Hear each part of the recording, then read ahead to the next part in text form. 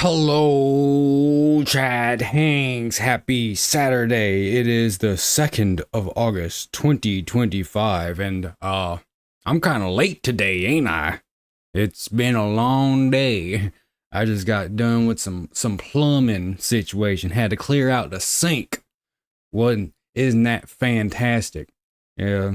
Make sure whenever you like shave or do anything with your sink, make sure you if you can take the plunger out of the center of it at the bottom, that blocks it. If you can take that out and clear around that, that's usually where a lot of blockages happen. So before you call someone and you have to pay them a bunch of money because they think you're dumb. But I still made it. I'm still here. I'm still queer. And I still have a nice cold can of beer. Except it's not beer, it's Mountain Dew, and I'm about to crack one open with the boys. Regular flavor today. I think when I'm done with this 12-pack, I'm not gonna buy regular flavor Mountain Dew anymore. I don't really like the taste of it. Baja Blast and Voltage, that's a top tier right there. That's the end all be all of the Dew flavorings. But maybe I'll just get some of that flavoring stuff, some energy stuff. Cut the soda out entirely. But let me get that crack. Yeah, and smoke it. And pour one up for the homies.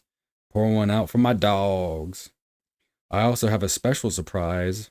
I got something in the mail. And I'd like to show it to you all. Let me pour this. Yeah, that's some good stuff. The green nectar. I like how it only comes up to half of the double cup. I guess that's... maybe that's half. I don't know. It's weird when cups are tapered, so the bottom is larger than, or the bottom is smaller than the top. So then at the halfway point of the distance, it's not actually half of the volume of the cup because it's going to take more at the top, but less height. Getting into freaking 4th grade geometry here. But anyway, it's contained in its container like the end of Indiana Jones, and I'm ready to sip it up. And I got that backup dancer, my homie H2O, dihydrogen monoxide. It's delicious as always. But I wanted to show you something. I wanted to show you something real special. Let me get the, where is it? There we go. Video capture.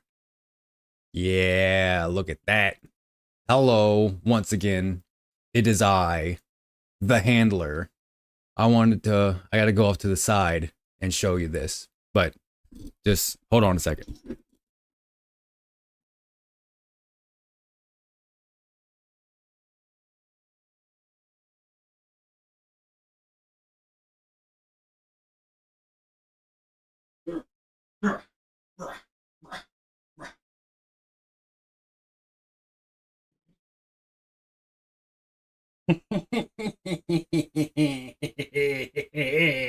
It's mine. It's finally mine. This belongs to me now. Black sheep walls, I'm going to kill myself. And it's me. Look, it's me on a t-shirt. So sick. Incredibly sick. The sickest. The illest. So yeah, I'm now the proud owner of a Black Sheep Wall shirt. Probably the only person within like 100-mile radius, but it's because I'm cool like that. It's because I'm hip. I'm hip with the times. Uh, excuse me. Sorry. I've been waiting forever too. I ordered this shirt like 3 weeks ago, and 2 weeks after I ordered it, I was like, "Hey, you got my shirt?" Okay, and it was more like 10 days. I was like, "Hey, you got my shirt?" And they're like, "Oh, our print on demand system is on the fritz. We're gonna have it shipped out to you tomorrow." And then 4 days pass. I'm like, "Hey, any updates?"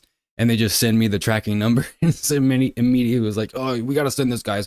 We gotta send them a shirt."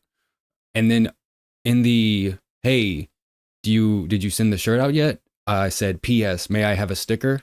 They didn't give me a sticker, but they did give me a code to Bandcamp, and it was a album of 39 songs of their 2024 releases from different bands. Found some cool stuff. This band called King Crow, Kintsugi, Kintsugi by King Crow. Good song, good song. There's another song called Legend by Exocrine. It's all like metal relatively. Some of them are like softer and nicer to listen to, like softer stuff, but mostly all pretty Black Sheep Wall-esque type metal and fucking pirate metal or symphonic metal, all kinds of crazy shit these kids get into these days. But yeah, now I can wear a shirt around that says "I'm going to kill myself," so you know it's real, you know it's for real. But enough of all that. Get out of here, handler. No one wants to see you anymore. We want the pink guy. I need to, I don't know, make something out of green guy here. And then look, I forgot I have a right arm and legs. So I need to I don't know. I need to take the cover picture again and like take the PNG of pink guy, but also do something with green guy. They look so happy. They're such good buddies. I'm just letting them know real quick. Hey, I'm gonna fucking do it, man. I've had enough of this. I've had enough of this. But anyway, get that out of here. And I didn't wash the shirt yet. You're supposed to wash it inside out, cold, and then low heat to get a bunch of chemicals off of it, because apparently they use chemicals to make the ink bind to the shirt. So I need to do that. But I just wanted to wear it until the show. I'm gonna change back into my other shirt and put that shit washing later. But yeah, I got the shirt. I finally have myself on a shirt. I finally have merch. I'm the only person in the world who technically owns Simon Stranger merch, because nobody who owns a Black Sheep Wall shirt knows what Simon Stranger is. I'm the only one in the know, you know? I went back to the Ireland shirt though. I love my Ireland shirt. Thank God for the Irish, the original Africans, you know what I'm saying? Or is that the Italians? Anyway, let me move my ring light. I don't even know why I use this thing. I guess for light, because it's really bright, and so I don't need the whole light, because I have one of those like circular light fan combos. It looks like a halo light. It's like a ring light for your room, and it's so bright. Even whenever you dim it, it's pretty bright. Though, to be honest, whenever you dim it, yeah, it's still really bright. But it lights up the room. But I don't know. I like being in a little goblin cave with minimal light, because I'm a cretin. But anyway, I have some stuff I wrote down. Not much, actually. It's one thing and then the songs of the day. Multiple songs of the day, because I thought of some good ones and also heard some good ones today. But the 2024 releases compilation album by Season of Mist. That's the code I got with the shirt, in case you want to go check that out on Bandcamp. Pretty good. I don't know if my code will work, but if anyone out there is listening, it's all the letters are lowercase, by the way. 22QU-3NC5. That's bandcamp.com/yum. Season of Mist 2024 releases compilation. I don't know if it's a one-time use code, but, and hopefully like I'm not doing anything wrong. I mean, Season of Mist, I think they're a record label. I think that's the label that Black Sheep Wall signed to. But You know, if it works, it works. If it doesn't, it doesn't. However, I can get you a code that guarantees you get something for free because GOG is currently, you know what? Let me pull it up. And it's kind of unfortunate because there's kind of one good game out of all of it, and maybe one other one that I heard about, but I don't think it's a good. It's the games itself are not really the point of it. It's a greater statement the company's trying to make. GOG is currently giving out free games for as protest against MasterCard and Visa censoring NSFW. GOG protest? GOG. Yeah, GOG is giving away a selection of adult games to protest censorship. One of those games, however, is Postal 2, so it's worth it just for that. 13 games will be free to download for the next 48 hours. Yeah, starting today. Oh, no, that was yesterday. So today might be the last day. Tomorrow might be the last day. You might want to get to it, just in case. In partnership with the developers, game marketplace GOG has launched a new website called freedomtobuygames.com. Here we go. Censorship is quietly deciding which games you can buy. We are fighting back.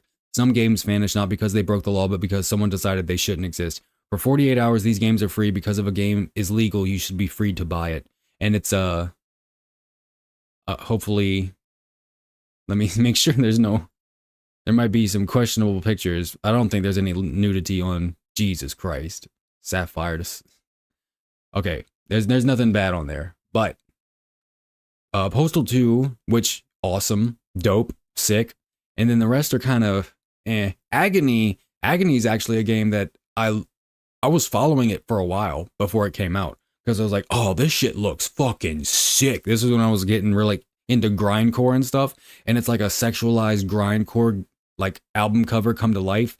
But it was touted as like a horror, maybe action adventure type of thing where you're a demon going through the pits of hell. I've kind of forgotten all about it because when it came out, apparently it wasn't good at all. It was just like a lot of shock value stuff, which is kind of why I was into it. But at the time, even I was still like, well, if it's just shock value, see kind of stuff like that all the time.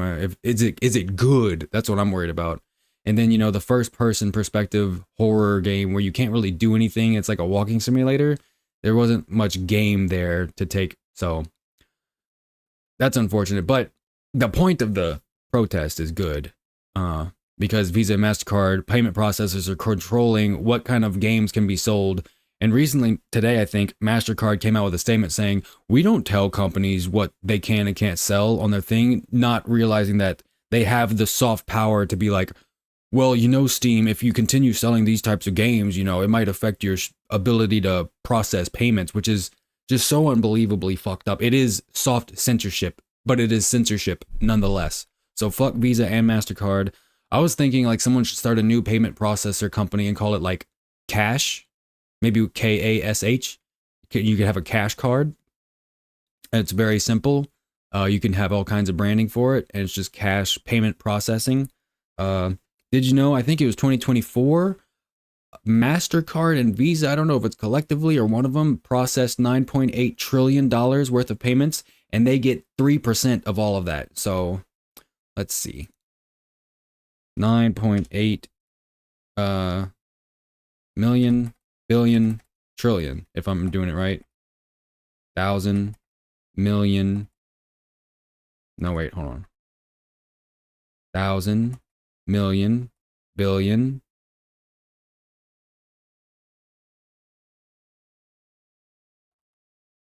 This is wrong. So it would be 98 trillion times 0.3. That earned them a total of $1,000,294 billion. And they're like, oh, well, you know, if the fucking Karens in Australia send us 1,000 emails, it might affect our ability to make almost $300 billion a year. Fuck off. And governments, the UK is enacting like this Online Safety Act shit. And it's only being used to take down things that the government doesn't like. It's all really fucked. And now people are kind of at this crossroads of whether they trust corporations or governments more. And they're both so low. But government certainly has a much longer history and reputation of just completely fucking people over. So maybe Maybe corporations will become mini governments in the future. That would be wild. Other games is Leap of Love, being a Delta. I don't think that's Iota, Kappa, but being a dick. And you know what's weird? Okay, so a lot of people are saying, "Oh, it's just Gooner games." Well, that's the thing they're going to come for first. And the funny thing is that I think these are all like run-of-the-mill Gooner games, and the ones that got removed, well, itch.io removed all NSFW, so it's already going in that direction. But the first round of it, people were saying, "Oh, they're going to just take like the really fucked up stuff, like things in the game where people are doing illegal stuff, even though nothing illegal is actually happening in the games themselves. They're not illegal to sell.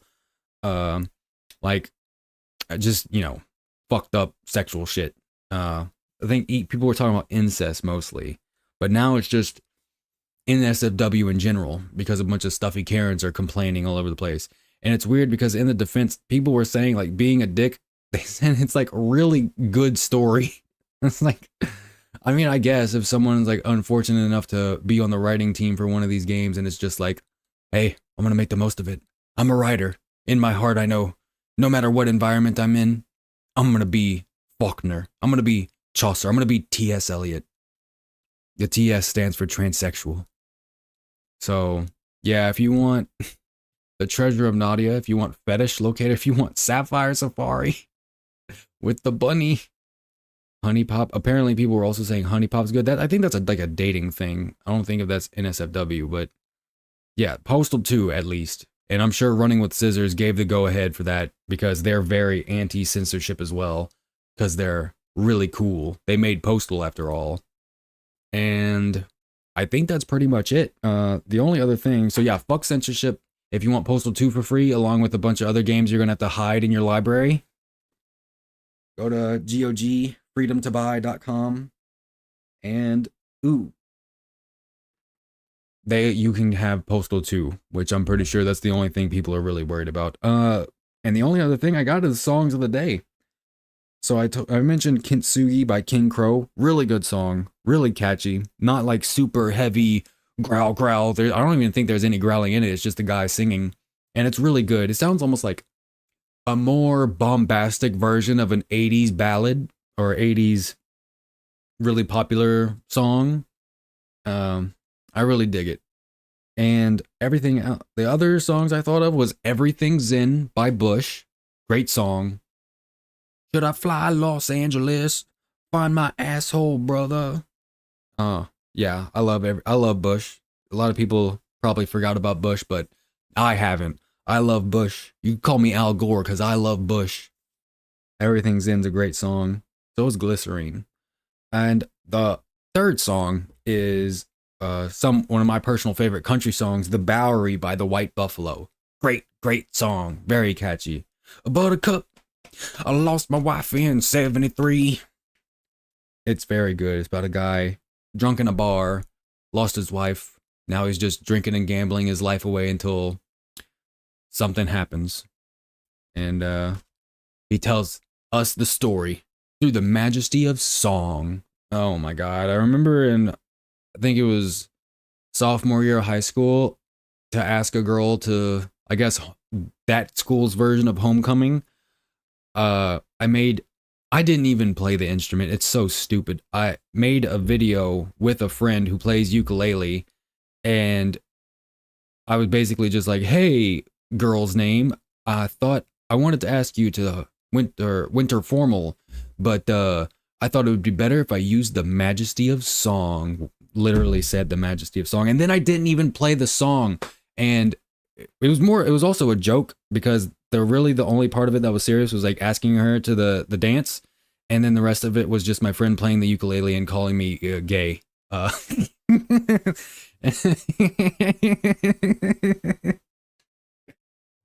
Hey, it worked though. It worked. For the dance part, not anything else. But hey, we all have our gay moments, you know? How it goes. That's just life, man. It's a series of moments where you're called gay, and you call other people gay, and then you die.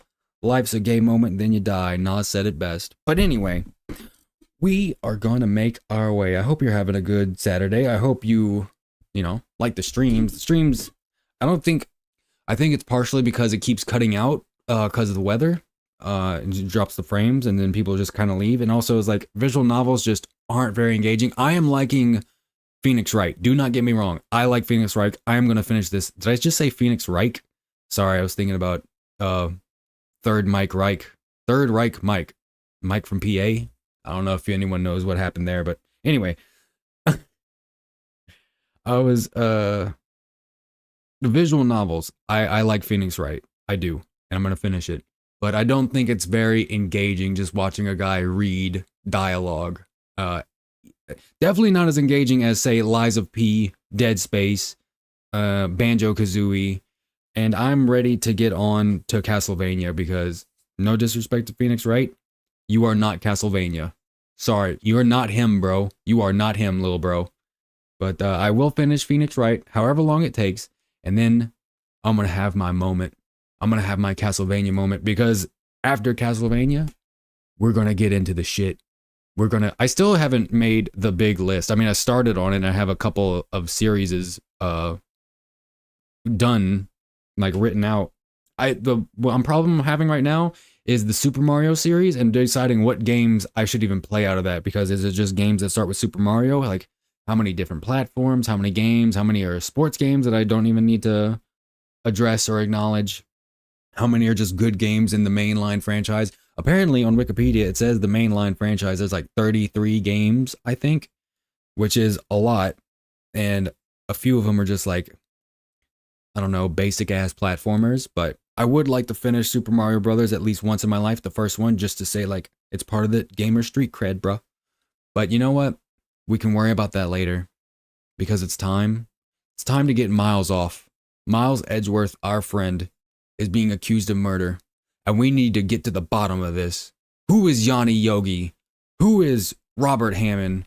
Who is Phoenix Wright, really? Who is Miles Edgeworth, really?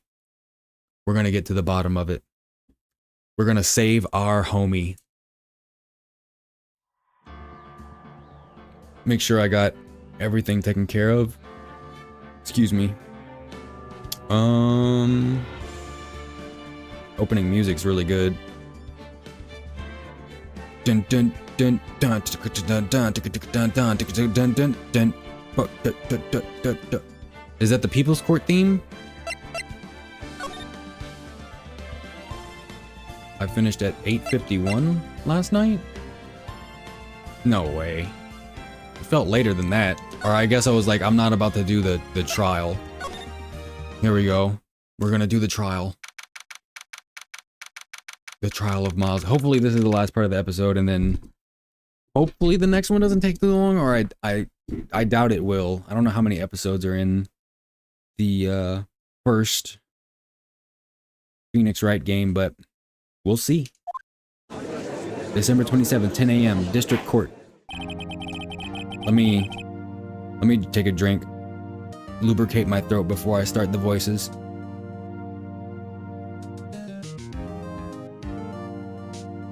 All right. Actually, hold on. I just got to the bottom of my water bottle. Let me refill it.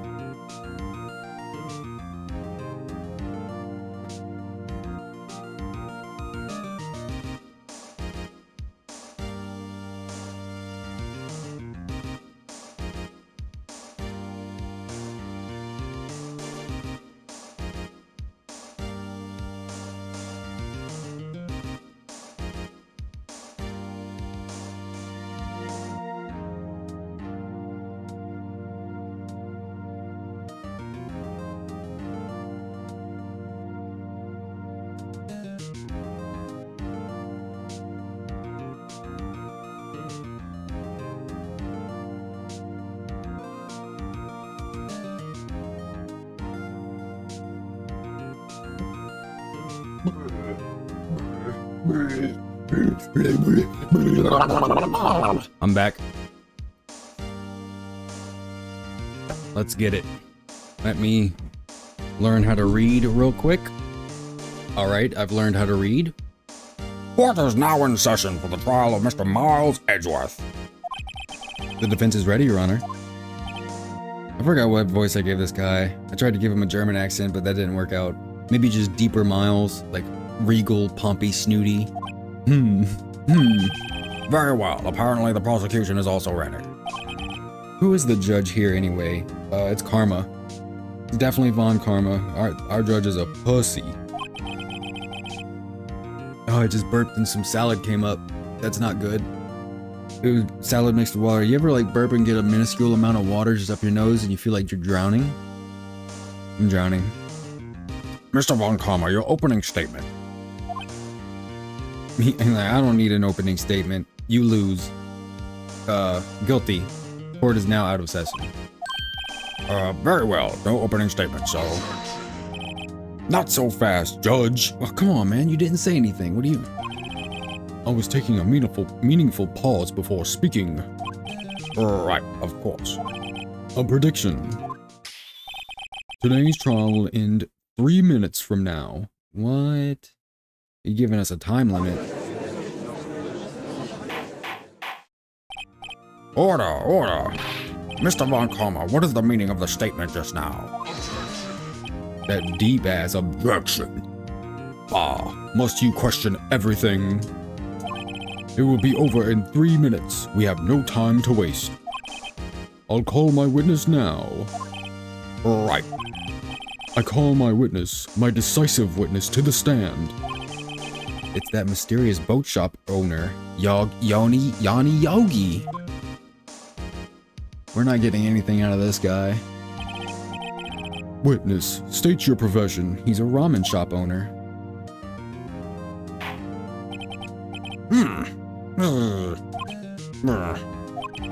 I am the proprietor of the restaurant The Wet Noodle at Gourd Lake. And I also rent boats. The night of the incident, you were in the boat rental shop, correct? Yep, I was. I feel like I want to make him sound like, I don't know if anyone remembers, was it In Living Color or the Wayans Brothers show?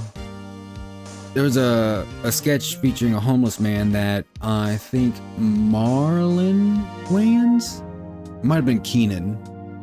One of them, he played this homeless man called Anton Jackson. I'm of the Jackson 5. I'm Joe Jackson's secret love child. That's what I'm trying to make him sound like. Please testify. Wait a second. We still haven't heard who this old guy is. Raise an objection. Wait a minute. The witness hasn't stated his name yet.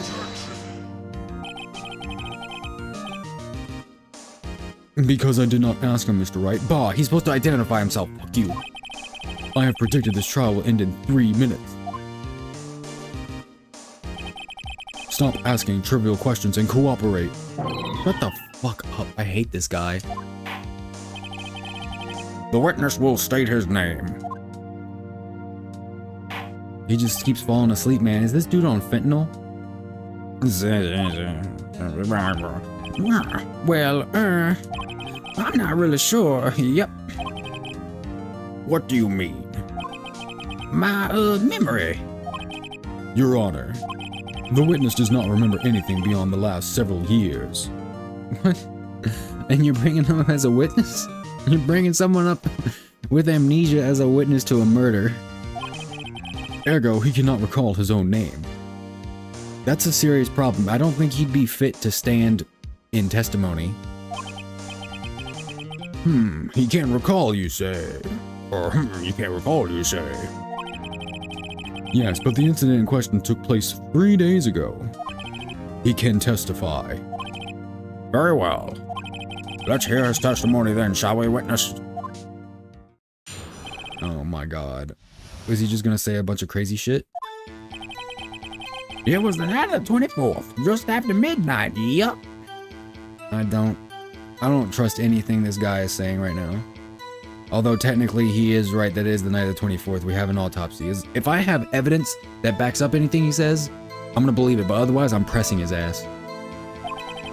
I was in the restaurant where I rent boats, as usual. Then I heard a bang. Yep. When I looked out the window, I saw a boat just floating on the lake. Then I heard another bang.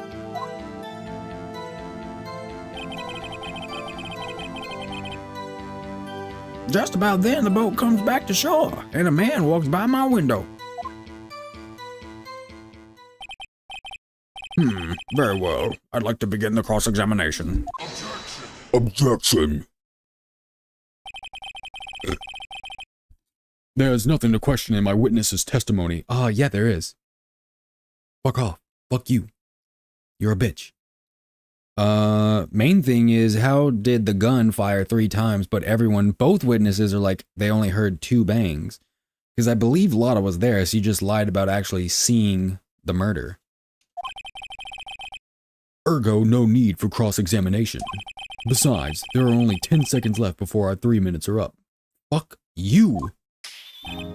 Judge, your verdict now. Yes. Fuck all the way off, Judge. Oh my god, these people need to be arrested. Mr. Wright, I'm cross-examining. Shut up. What are you saying? Of course I'll cross-examine the witness. Very well, you may begin. Now he's just raging out.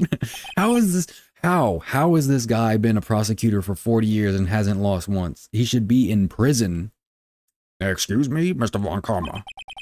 3 minutes just passed. I see. Well then, let's just take our time. You may cross-examine the witness. That's right, fuck you, von Karma. Alright. It was the night of the 24th, just after midnight. Okay. I was in the restaurant where I rent boats as usual.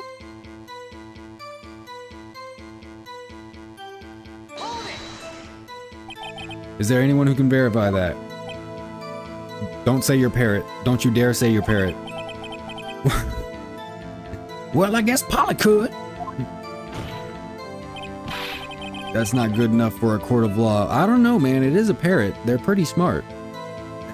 Wait, dude, if the parent knows about the DL6 incident, I think it's smart enough to remember whether or not a guy was next to him. But I guess you can't actually ask them, can you? Mr. Wright, exactly what's not good enough? Your Honor, this Polly is a parrot.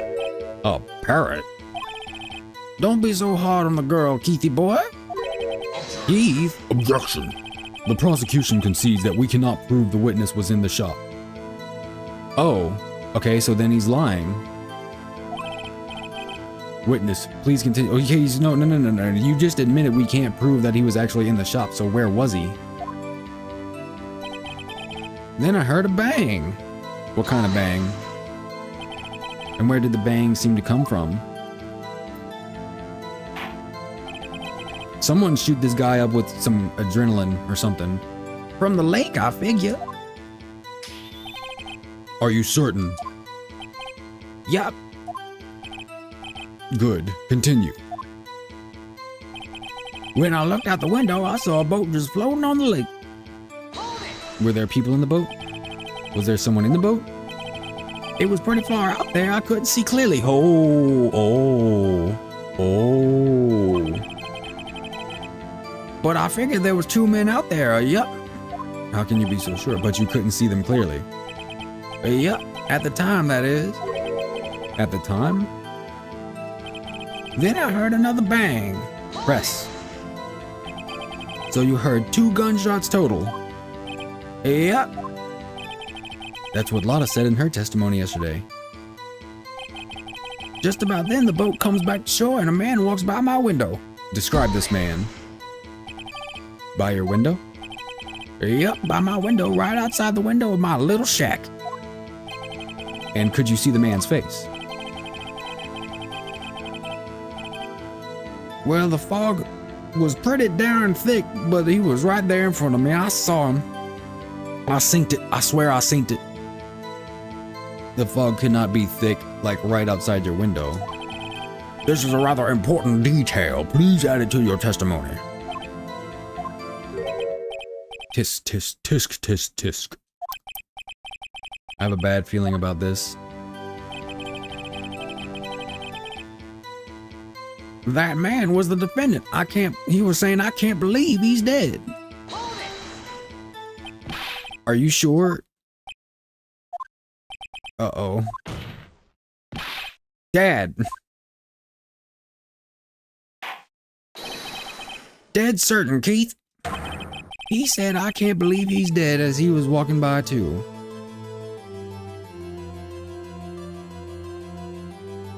I mean, it doesn't prove he killed him. He's like, oh, I can't believe that guy's dead. What the hell?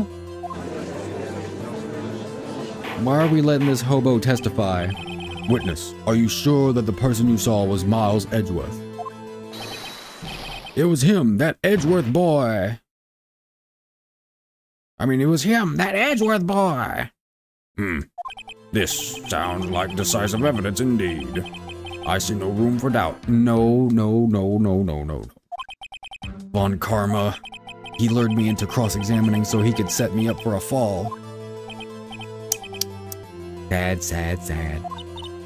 Nick, I don't like the way things are going here. Everyone in the courtroom is glaring at us. I'd better act quick or this trial is going to be over. Raise an objection. Your Honor, we proved in yesterday's trial that it could not have been Edgeworth who fired that gun. Mr. Wright, are you referring to the fingerprints from Edgeworth's right hand found on the gun, and the photograph showing a man firing with his left hand? Exactly. What? That is easily explainable. How?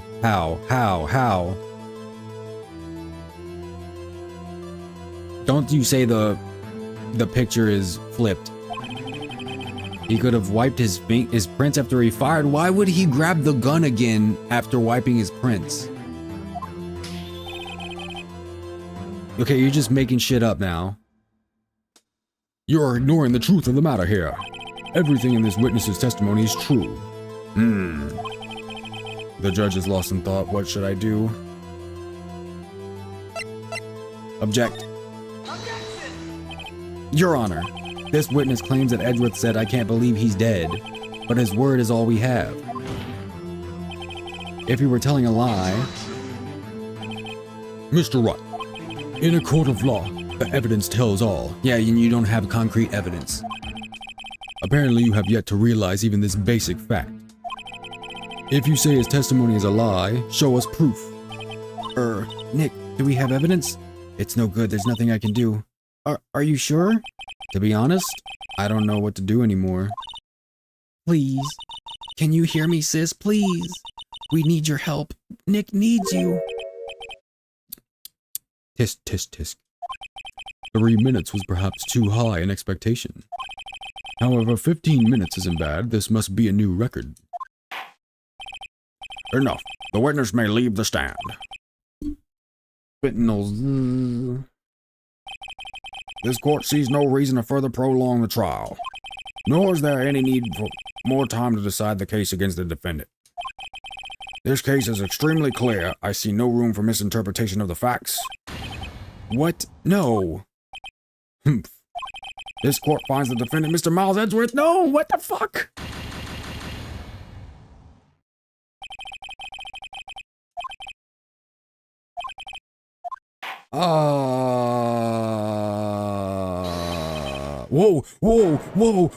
Whoa. Fake out. Who was that just now? Me. Huh? Whoa. Larry, what are you doing? Did you just break into the courtroom? What are you doing here? Listen, you gotta listen to me. I was there in the park the night of the murder. I knew it. He was one of the boats. Maybe he... Wait a second. Maybe Larry was the guy who walked in front of the window saying, I can't believe he's dead. I wasn't sure about it until just yesterday. But today I remembered it. Remembered what? The gunshot. I heard it too. The singular gunshot? Order. What is the meaning of this? The verdict has been decided. I call for adjournment. One moment, Mr. von Karma. So you say you heard a gunshot? Yeah, I did. A gunshot that night. I was sitting here in the audience listening to the testimony. Then I realized something he said was different from what I remember. A contradiction. Anyhow, I can't just sit here and let you call Edgy a murderer. It's just not right. I'll testify. Let me testify, please. Let me testify. I'll suck your dick, please. Order, order. Well, this is the first time something has happened like this in my court. I'm not quite sure how to proceed. Don't let Von Karma tell you what to do. Don't let him tell you what to do. You are your own man. Please make your own decisions. Please be your own person, human being. You need to break free from his gaslighting ways. He has NPD. Please, free yourself. Judge, you have already given your decision. The trial is over. Nick, this is it. Larry's given us one final chance at this. She's right. If only it wasn't Larry. He could make things even worse. Mr. Edgeworth was just declared guilty, Nick. It doesn't get any worse. You're right. Okay. It's morphin' time. That's what he says. He turns into a Power Ranger and just kicks Von Karma's ass. Your Honor, if there's another witness, it's our duty to hear him speak. Right here, right now. A waste of time. The verdict cannot be overturned.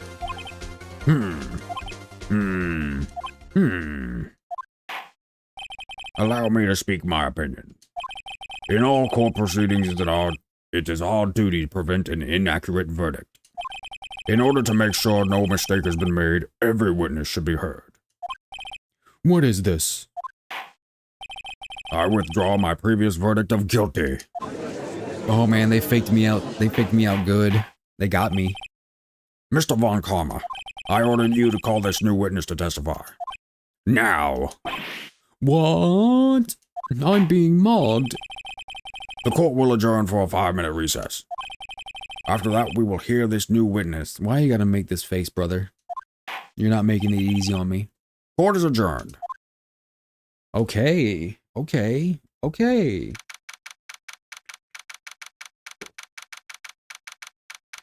December 27th, 10:28 a.m. District Court, Defendant Lobby number 2. Woo! That was close. That was too close. Sorry to keep you on the edge of your seat like that, Edgeworth. Yeah, that dude might be having heart problems. I've seen worse. Yeah, right, Edgeworth. You were sweating bullets! I just wonder what Larry plans to say in there. Larry was at the lake that night? Yeah, wasn't he like looking for the air tank or whatever? Yes. He said he went looking for the steel samurai balloon that flew into the lake. Looking at his like little Santa Claus outfit. Oh. Oh right. And he found the balloon in the air tank that night. Yeah.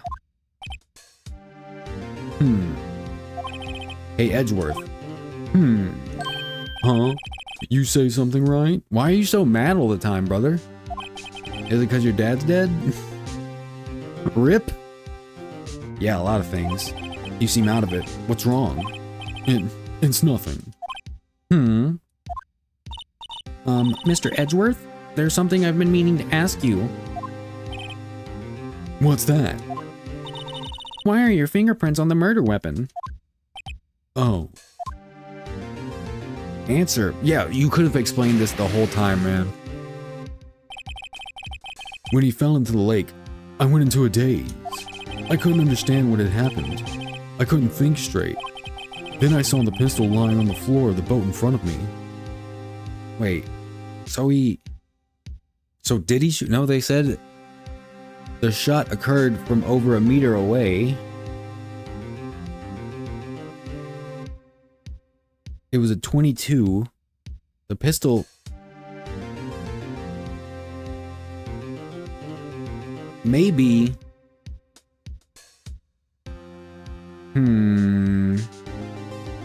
Maybe... he tried to shoot Miles. It missed.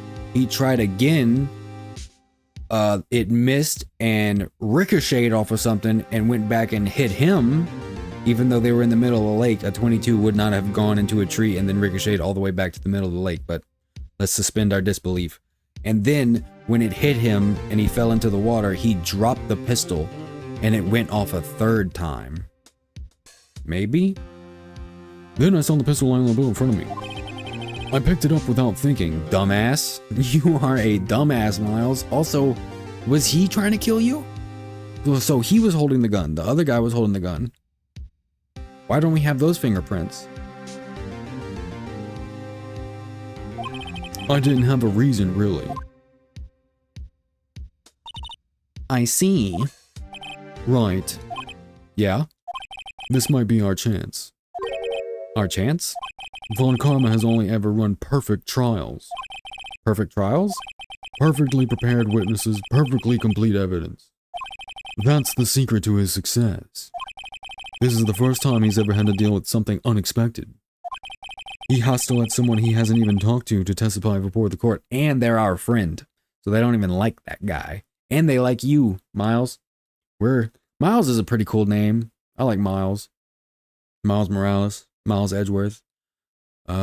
Miles Teller? Yeah, Miles Teller. I should watch Whiplash. And that someone is Larry. What are you getting at? It's likely his testimony will be full of holes, right? That's right, Nick. No 10-minute trial this time. We'll milk this one for all it's worth.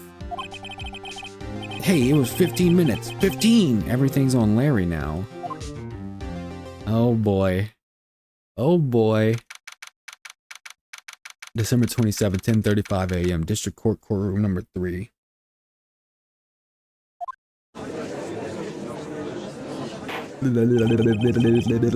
Court is now back in session. Witness, please testify to the court about everything that you saw on the night of December 24th. Right, leave it to me. Please, Larry, don't mess this one up. I hate to admit it, but you're our last chance. Disapproving murr. Von Karma didn't even have the time to prep his witness. True, I think this would have been, with the new witness, in like an actual court system, this would have been like, well, I guess technically there's a law in this country saying that trials need to be 3 days, or like an indictment or whatever. I think these are indictment proceedings, so like, if Miles is guilty here, he goes to actual like jury trial for murder if he himself pleads not guilty. This is, I mean, at least that's what it seems like the real life equivalent would be. I don't even know actual law. I don't know why I'm talking. And stop yapping, get to trapping. I just hope Edgeworth is right about this being our big break. Let's hope so. Let's hope so. That night I was out on a boat on the lake. I was looking for something and I found it. So I quietly slipped the boat back in at the rental shop dock. Then, just as I was thinking about going home, I heard this bang. I looked out over the lake, but I didn't see a boat. So after I heard that single gunshot, I went home. Single gunshot? Wait a second. But he told us initially he was gone before the actual murder happened. He was on the lake, but he heard a gunshot.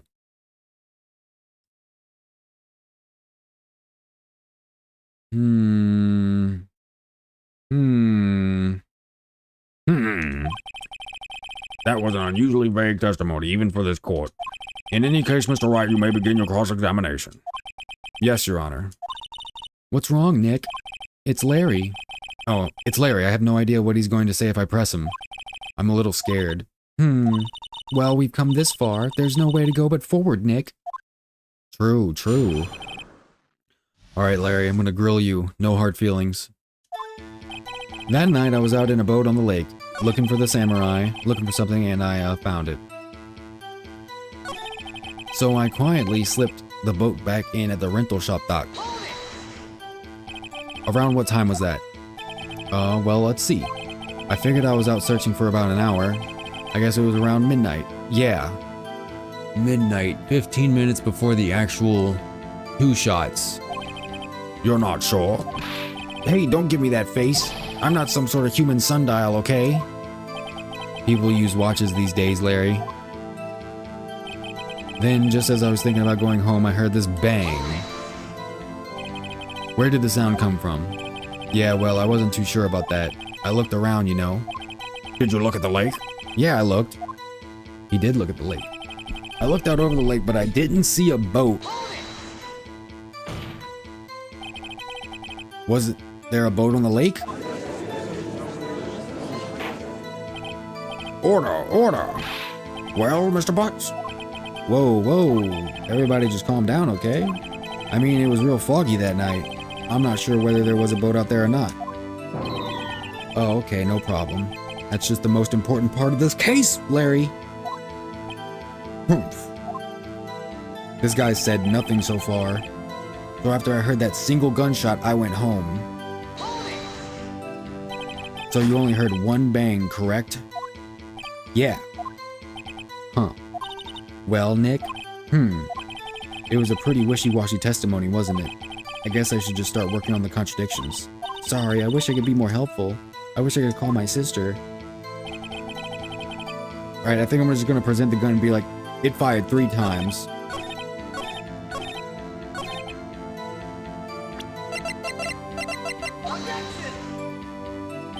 This evidence clearly reveals the contradiction in that statement, Your Honor. It says it was shot 3 times. Why are you...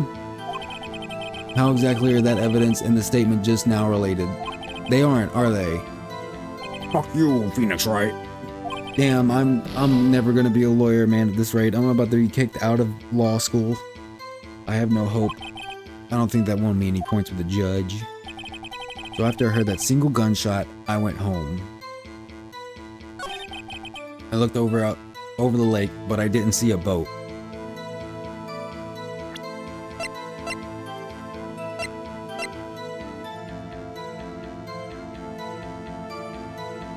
Oh, hold on. That shot was at 11:50.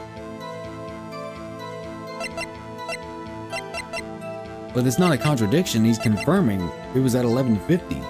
So there was a gunshot at 11:50, then 2 shots with the same gun?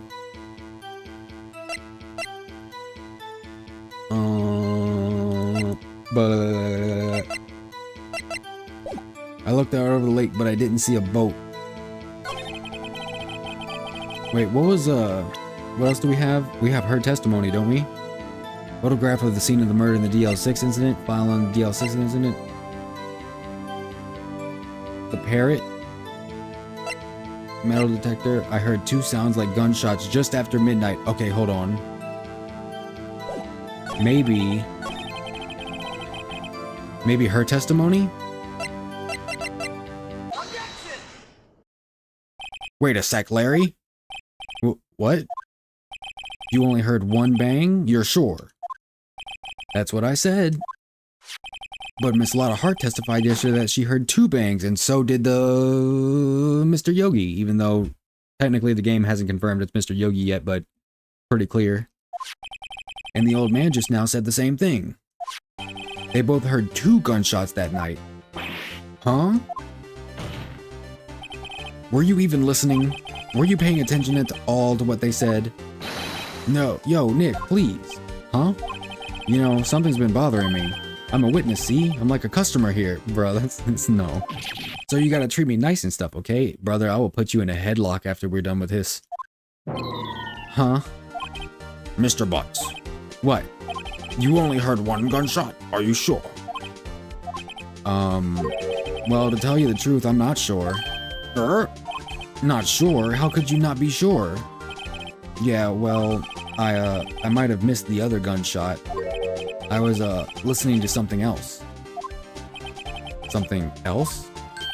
My radio, dude, with my headphones. Oh, no. What? Fuck. Order, and stop that booing. Mr. Butts, you were listening to the radio with your headphones? Yeah, so what? That a crime? I listen to my radio. Everybody listens to the radio. What's the big deal? Nobody listens to the radio anymore. People in 2001 thought 2016 we'd still be listening to the radio. You mean Spotify radio? Man, remember Pandora radio? Mr. von Karma, your opinion? Waste of time. I do not accept this witness nor his shoddy testimony. Well, Mr. Wright, should he continue the testimony? Yes. Your Honor, please allow the witness to continue this testimony, please. Bah. Nothing is more pitiful than a lawyer who doesn't know when he's lost. Very well, Mr. Butts. Please give your testimony and be sure to include details like your radio. Right. Leave it to me. What were you listening to at the time? I wouldn't if there were any other way out of this, believe me. Fudge. It's lonely being alone on Christmas Eve. You chose to be alone. You were out looking for the samurai. That's why I was listening to it all requests show on the radio, see? I was listening to it real booming loud like, but I'm sure I heard that gunshot. I remember exactly what the DJ was saying when I heard it too. What was the DJ saying? You were listening to your radio at a high volume? Very irresponsible. Yeah, what's the big problem? Can't a man listen to his radio in peace? Isn't this a free country? Well, it's Japan, so no. Apparently, the defamation and, like, libel slander laws in Japan are, like, crazy strict. Like, you can't even imply things about people. Anything that would, like, tarnish their reputation, they can more than likely sue you for, if it's not true. Yeah, so... I learned that from a lawyer recently. Me, I'm the lawyer, because I'm Phoenix Wright, ace attorney. I truly believe Larry has no idea what the problem here is. No, he's kind of dumb. But he keeps, like, getting baddie girlfriends. I don't know what's going on with that. I think he made up the model girlfriend thing. He might be a stalker. Judge, can you believe a word this witness says? What he heard was probably nothing more than a drum beat from the radio. True enough, it is difficult to believe this testimony. Okay, why is everyone missing the fact that the gun fired 3 times? Like, is that just... Like, was it fired earlier in the day or something? It's difficult to believe this testimony. Objection! Yes, object, Phoenix, object. Wait, Your Honor. Or wait, Your Honor. The witness said he remembers exactly what the DJ said when he heard the gunshot. Excuse me, DJ? An announcer, the guy who says things on the radio. Anyway, what this means is when he heard the sound, no music was playing. Oh. The DJ only talks between songs, so he could have heard the gunshot from the lake. I'd like to cross-examine the witness, Your Honor. Very well, Mr. Wright. I can't believe I'm continuing this charade. If you say charade, you're an asshole. It's Charade. But Charade's a good movie. Starring Audrey Hepburn and my man, Cary Grant. It's lonely being alone on Christmas Eve. Why are you such a loser, Larry? So you turned on the radio? Right. I just wanted to hear someone's voice, you know? Oh, poor guy. You don't know what it's like out there alone on Christmas Eve. Alone! Pretty sure Phoenix was alone, too. I shouldn't have said anything. That's why I was listening to an all-request show on the radio, see? Do you by any chance remember the name of the program you were listening to? This has nothing to do with the case, Your Honor. Objection sustained.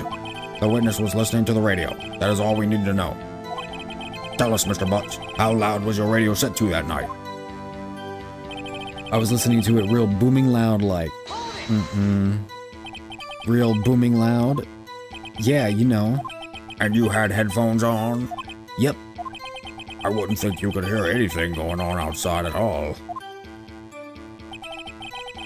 But I'm sure I heard that gunshot. Can you prove that? No, of course you can't. Nah, I can't prove it. But I remember that moment real clear. I mean, while I was talking about it, it came back real clear to me, you know? I remember exactly what the DJ was saying when I heard it too. What did she say? Mr. Wright, please cease these pointless questions. What possible good could knowing what the radio DJ said do us? Indeed, Mr. von Karma has a point. I'll allow the question only if you see some reason why we should care.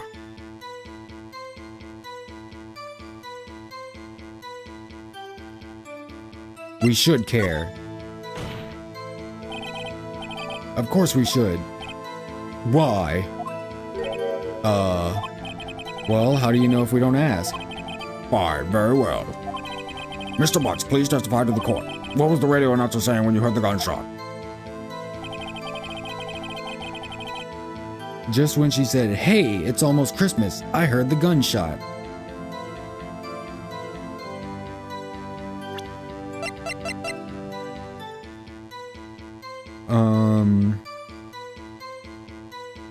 Well, maybe this is like, hey, no, this picture proves that really did happen. Nope, wrong time. Damn it, fuck. How exactly? No, I suck. Sorry, Your Honor. I'm trash. I'm a trash lawyer. Just when she said, "Hey, it's almost Christmas," I heard the gunshot. Are you sure? Of course I am. She had this real sexy voice. Maybe Von Karma was right. I'm not sure how that helped us at all. This is the most ludicrous testimony I've ever heard. But there is one gleaming ray of hope in there. I've got to press it until we get to the bottom of what happened. It's lonely being alone on Christmas Eve. That's why I was listening to an all-request show on the radio, see? I was listening to it real booming loud like. But I'm sure I heard that gunshot. I remember exactly what the DJ was saying when I heard it too. Just when she said, "Hey, it's almost Christmas," I heard the gunshot.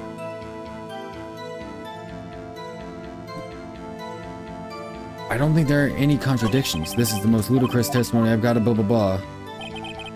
Being alone on Christmas Eve? So you turned on the radio. Right, I just want to hear someone's voice.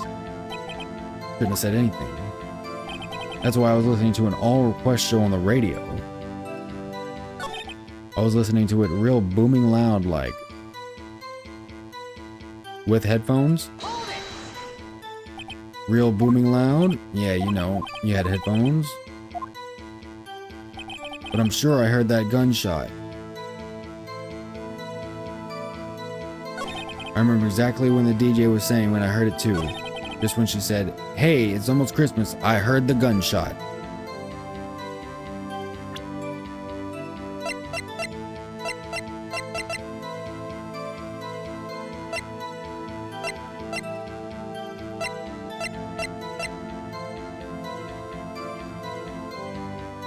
What about the testimony?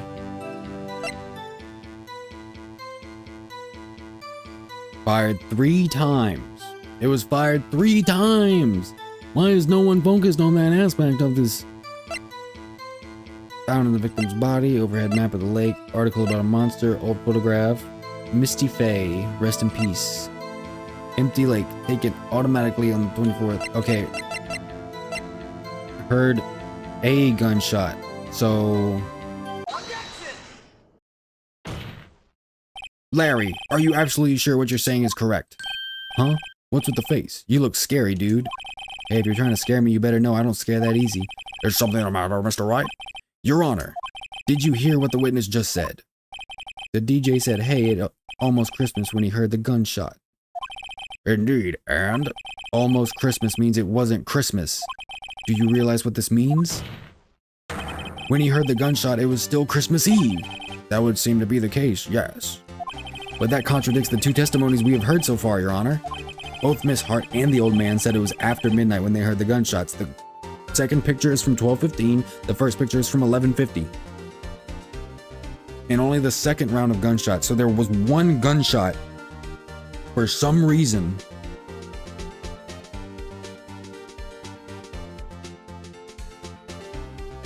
Maybe Robert Hammond was trying to kill Miles. In other words, when they heard the gunshots, it was already Christmas. This is a clear contradiction, Your Honor.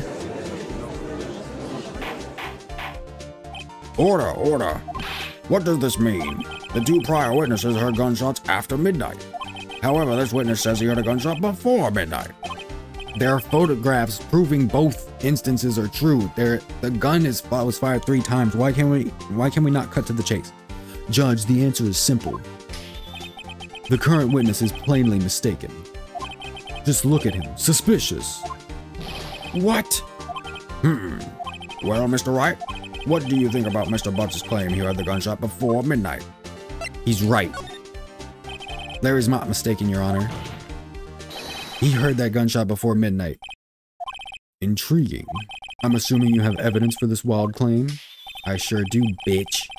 Show me evidence there was a gunshot before midnight. Bazinga! Look at this photograph. Look at this photograph!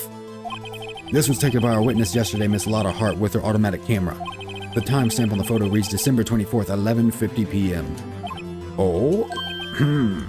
But there's nothing on the lake in this picture. Your Honor, the real issue here is not why nothing is shown in this photograph. It is why this photograph exists at all. What do you mean? Your Honor, this photograph was taken by an automatic camera. That camera was set to go off in response to loud noises. Aha! Correct. There was a loud noise on the lake at 11:50 p.m. This is why this photograph was taken. In other words, when Larry heard that gunshot, it was most definitely still Christmas Eve. Indeed, it would seem that is the case. Then where does that leave us? Miss Hart testified that she heard the gunshots after midnight.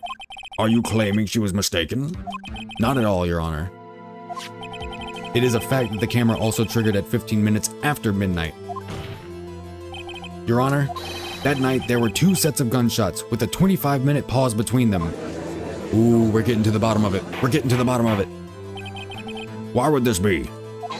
Objection! Don't be fooled, Judge. That camera was set to respond to loud noises. Yes? There is no proof that the loud noise at 11:50 was a gunshot. Yes, there is. Why, the witness could have sneezed, triggering the camera. Hey, my nose was clear that night, man. Clear! Well, Mr. Wright, there's no turning back now. Can you prove that the loud noise at 11:50 p.m. was indeed a gunshot? Please show the court evidence if you have any. I'm gonna go with the gun. It was fired 3 times.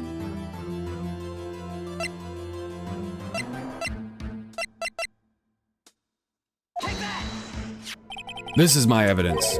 The murder weapon? Something about this pistol was bothering me, Your Honor.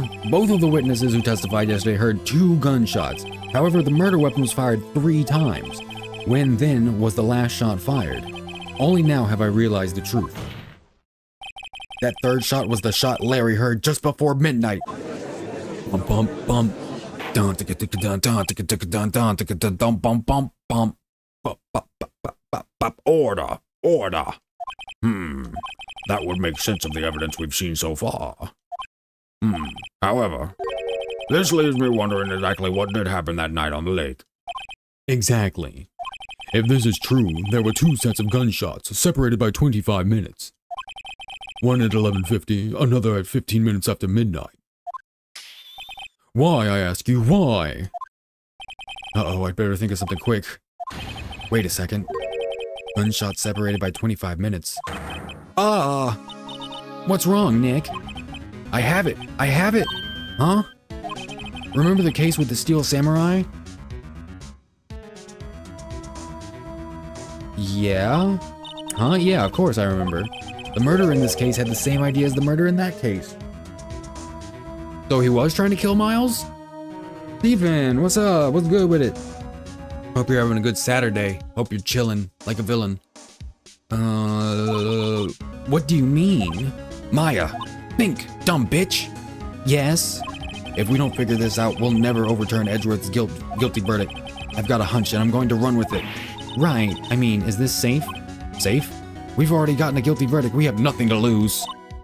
You just watch and let me know if I say anything that sounds fishy, okay? Right, Nick. Your Honor. Yes, Mr. Wright. The testimony just now has cleared up this entire case. Has it though? I really don't know what happened. What do you mean, Mr. Wright? Tisk, tisk, tisk. So, you finally realize the truth. There can be no other murderer here than Miles Edgeworth himself. Von Karma, you old bitch. Wrong, Von Karma. A man was shot that night, but it wasn't Edgeworth who did the shooting. Listen, rookie. Listen, rookie. Take a deep breath and consider the facts. At the time of the murder, one boat was on that lake. This was shown by the witness's photograph. The defendant, Edgeworth, and the victim, Robert Hammond, were on that boat.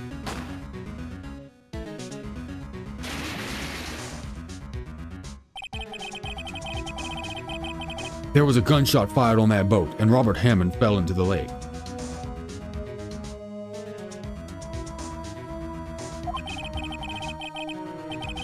The distance of the shooting was 1 meter. It couldn't have been suicide.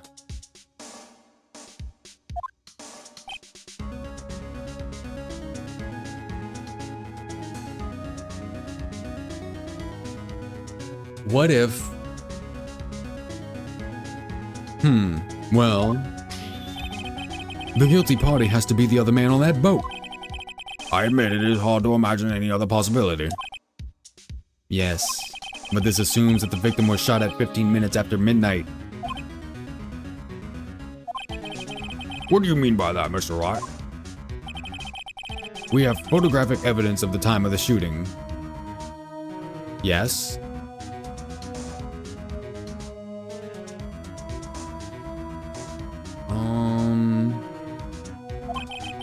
The timestamp on the photo says 0:15, or 15 minutes after 12 midnight. But Larry heard a gunshot 25 minutes before that. Robert Hammond was killed then, 25 minutes before the shot on the lake. That's the only way that Edgeworth could be innocent.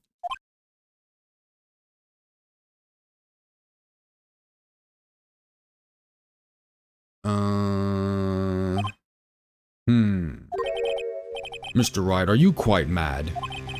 Explain who the two men on the boat are.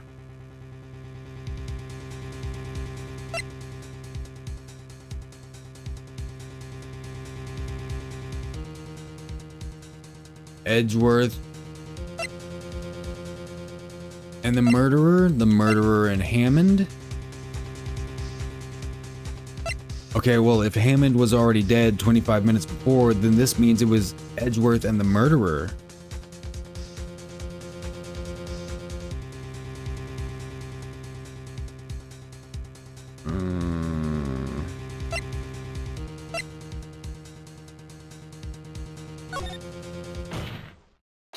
Of course, it was Edgeworth and the murderer. After the murderer killed Robert Hammond at 11:50, he assumed the guise of Mr. Hammond and met Edgeworth. What the hell is going on? Storming out, so a chill inside kind of day. Hope you've had a good one as well. I didn't expect this game to have good music. Its music is fucking catchy as hell. Charming story, funny. I dig it. And I do not play visual novels. The only one I ever played was Doki Doki Literature Club, and I skipped way through that just so I could get to the fucked up parts, which kind of like softened the blow, but you know, it'd be like that sometimes. But yeah, hope you've been having a good one. Need to take another sip. Better have some water on hand. Oh, delicious. Delicious and nutritious. What? Are you serious? Yes, Edgeworth won't tell us why he went to the lake that night. He probably wanted to kill Robert Hammond. However, I have a hunch. That night, Robert Hammond called Edgeworth to the lake. Now, Edgeworth didn't know Robert Hammond's face that well. Yeah, he was only 9 when that happened. That's why he didn't suspect anything when the murderer took Robert Hammond's place. I'm not sure what to make of all this. Ludicrous. Mr. Wright, tell us the name of the murderer then. The murderer's name? Yonni Yogi?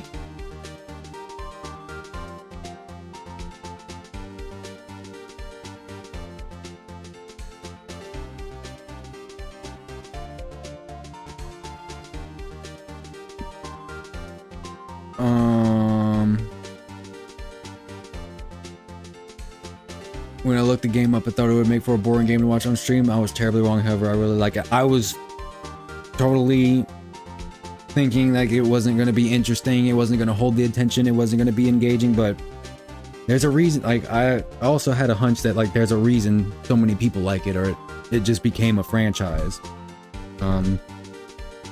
It's not just, you know, pick dialogue and shit. There's a good bit more to it, and you actually, you know, there's some gameplay to it. You got to use the old brain. It's almost like puzzle solving, really. The murderer's name, right? It's, I don't want to get this wrong. Would it have been Lotta?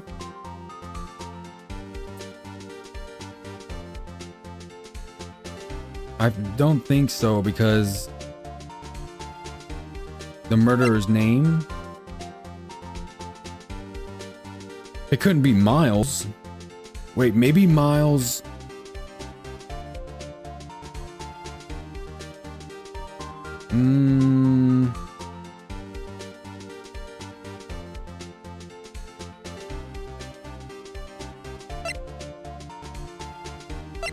I don't know.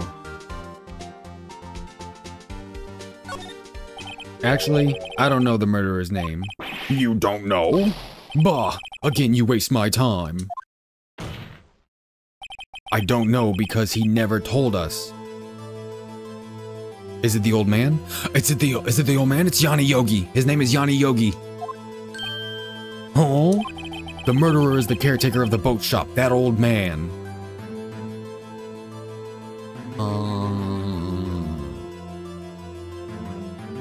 Because that was his attorney? He got him off for the murder of somebody? And then he murdered Gregory Edgeworth? I think? I honestly don't know. At 11:50, he was the one who killed Robert Hammond. The caretaker of the boat shop? Where did he do this? There weren't any boats on the lake then. He didn't do it on the lake. Why would he have to go all the way out on the lake just to shoot someone? May I suggest that the real scene of the crime was not on a boat? What? Well then, where did the murder take place? In the boat shop? On the shore? Show the judge where the murder really took place. Oh,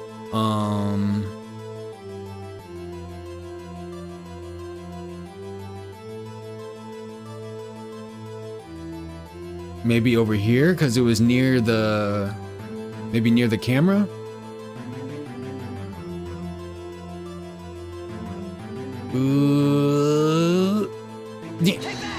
Did I get it right? Around here, maybe? Maybe, Mr. Wright. And does this maybe include the reason why the killer would choose that spot? Yes, well, maybe because there is no good reason the murderer thought we'd never expect it.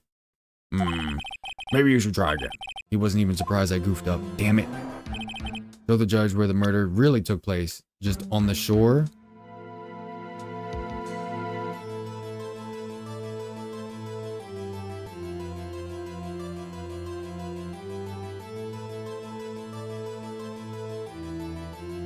Near the hot dog stand? At the boat shop? Here, of course, the boat shop where he lives. The way he could meet with the victim without anyone seeing. Do you have proof that the boat shop was the scene of the crime? Recall Larry's testimony, if you will.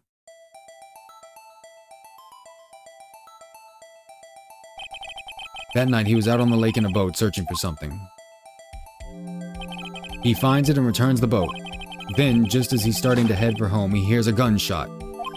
He heard a gunshot, Your Honor, even though he was wearing headphones at the time. In other words, the gunshot was very, very close by. Hearing a 22? A 22 is not that loud. It's like I don't know, like a really hard hit from a hammer in an empty house on a piece of wood. Like or two pieces of wood coming together. 22 is not loud. You ever seen one of those like concrete nailer things that uses a 22 to drive the nail through the concrete? You put like a 22 blank in the thing and the nail at the bottom of it, and you like hit the top and the nail fucking pops the nail through the concrete to like fasten stuff to the concrete, like wood and shit. If it was 22 LR pistol, it would be pretty loud. Yeah, but it'd be like the quietest a gun can be. It is loud, don't get me wrong. I guess for a gun, it's not loud. 22 LR rifle is pretty quiet. If it was a 22 LR pistol, it would be pretty loud. Yeah, that nail driving tool is definitely a lot louder than a rifle using 22. The fuck would you use a 22 rifle for? Bird? Hunting birds? Hunting birds out there, huh? Okay. In other words, the gunshot was very, very close by. And where would that be if he had just returned a boat? The boat shop. It's not near 9mm, however. Hell no.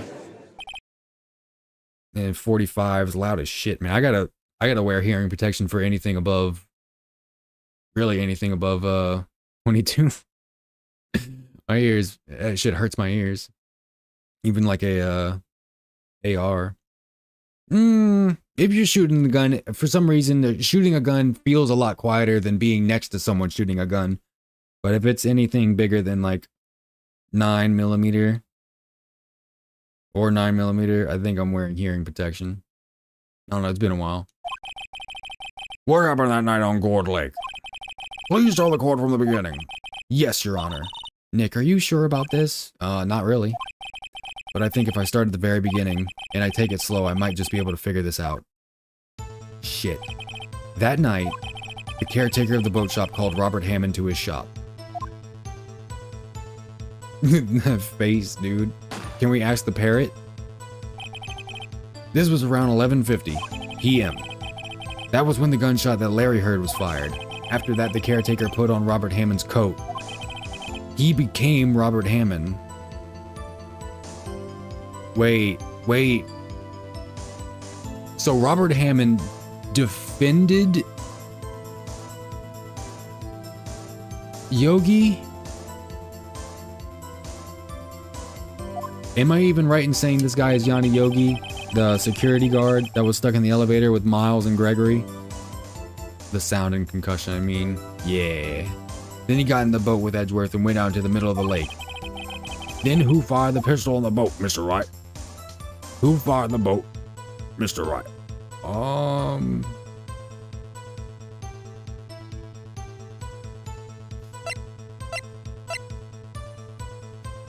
I guess the boat shop caretaker? It wouldn't have been Miles. The old man fell out. Who fired the pistol on the boat? I guess he tried to shoot Miles? Why would he do that, though?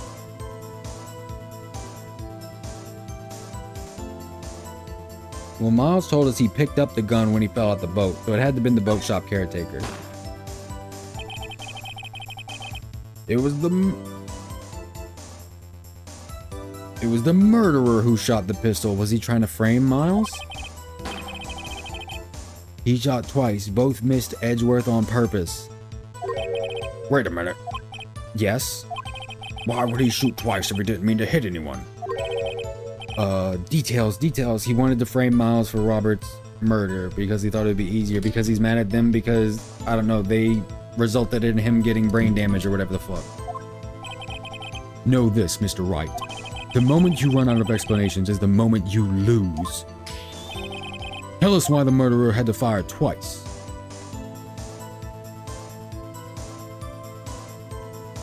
To create a witness.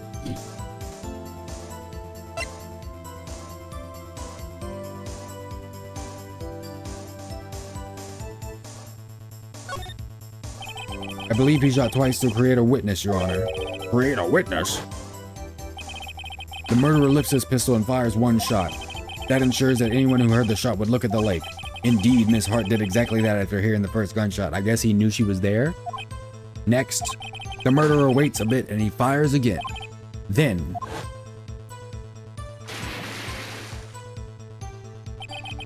the murderer jumps from the boat himself, leaving the pistol in the boat behind him.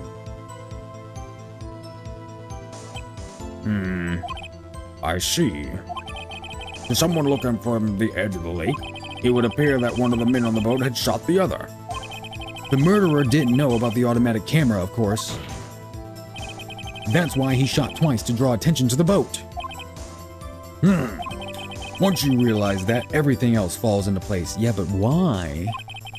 The boat shop caretaker swam back to his shop. Then he put Mr. Hammond's wet coat back on the body and threw the body into the lake.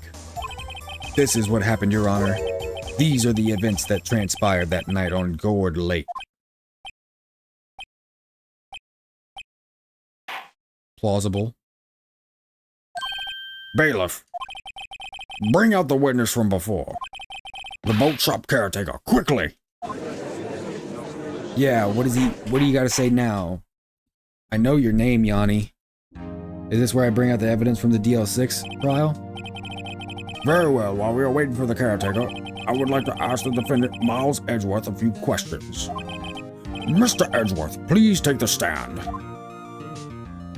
Come on, Miles, don't fuck this up for me.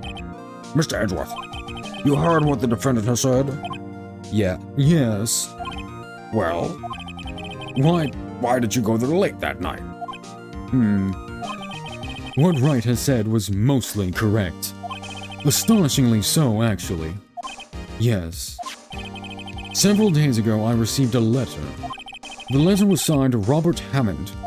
He asked me to come to the boat shop by the lake at midnight on Christmas Eve. He said he had something very important to discuss with me. Something important? I'm sorry, I can't say what it was. The facts of your father's murder. Oh my god, stop being such a fucking emo, Sasuke Edgeworth. This song is the one that gets stuck in my head. Yeah, it's like the best kind of elevator music.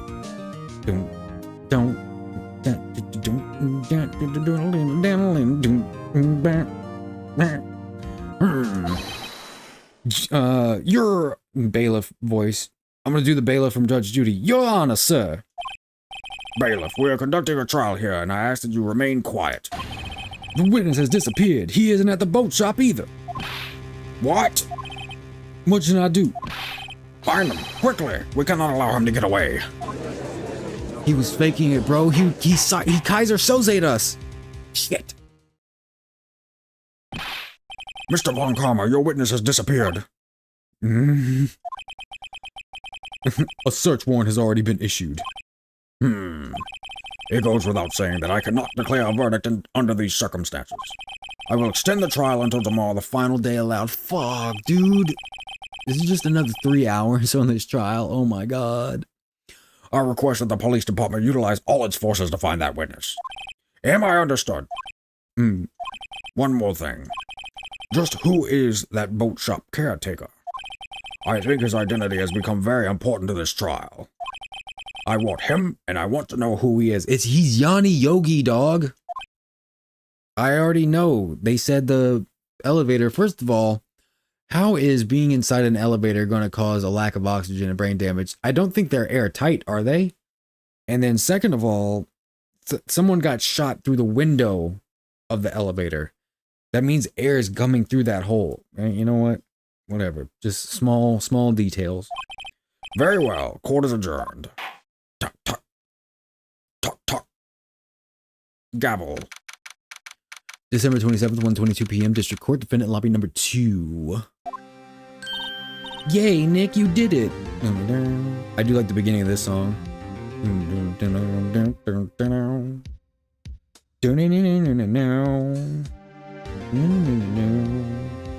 It's a good one. Yeah. Well, at least we got out from under that guilty verdict. True. We saved Miles. And what about Larry? That was something else. Even Von Karma didn't know what to do with his testimony. Larry really helped us out. Sure, once I sifted through his unique testimony. Still, he did save us. I just wish our cases weren't so down to the wire all the time. I know what you mean. Sometimes I feel like it's us on trial instead of our clients. We are on trial, Maya. A guilty verdict for them is a guilty verdict for us. It's a stain on our record. We must never lose. Hey, Edgeworth.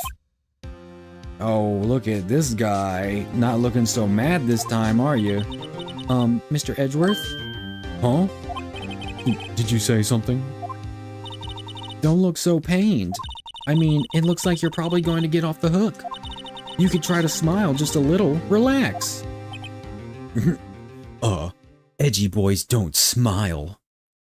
Sakura.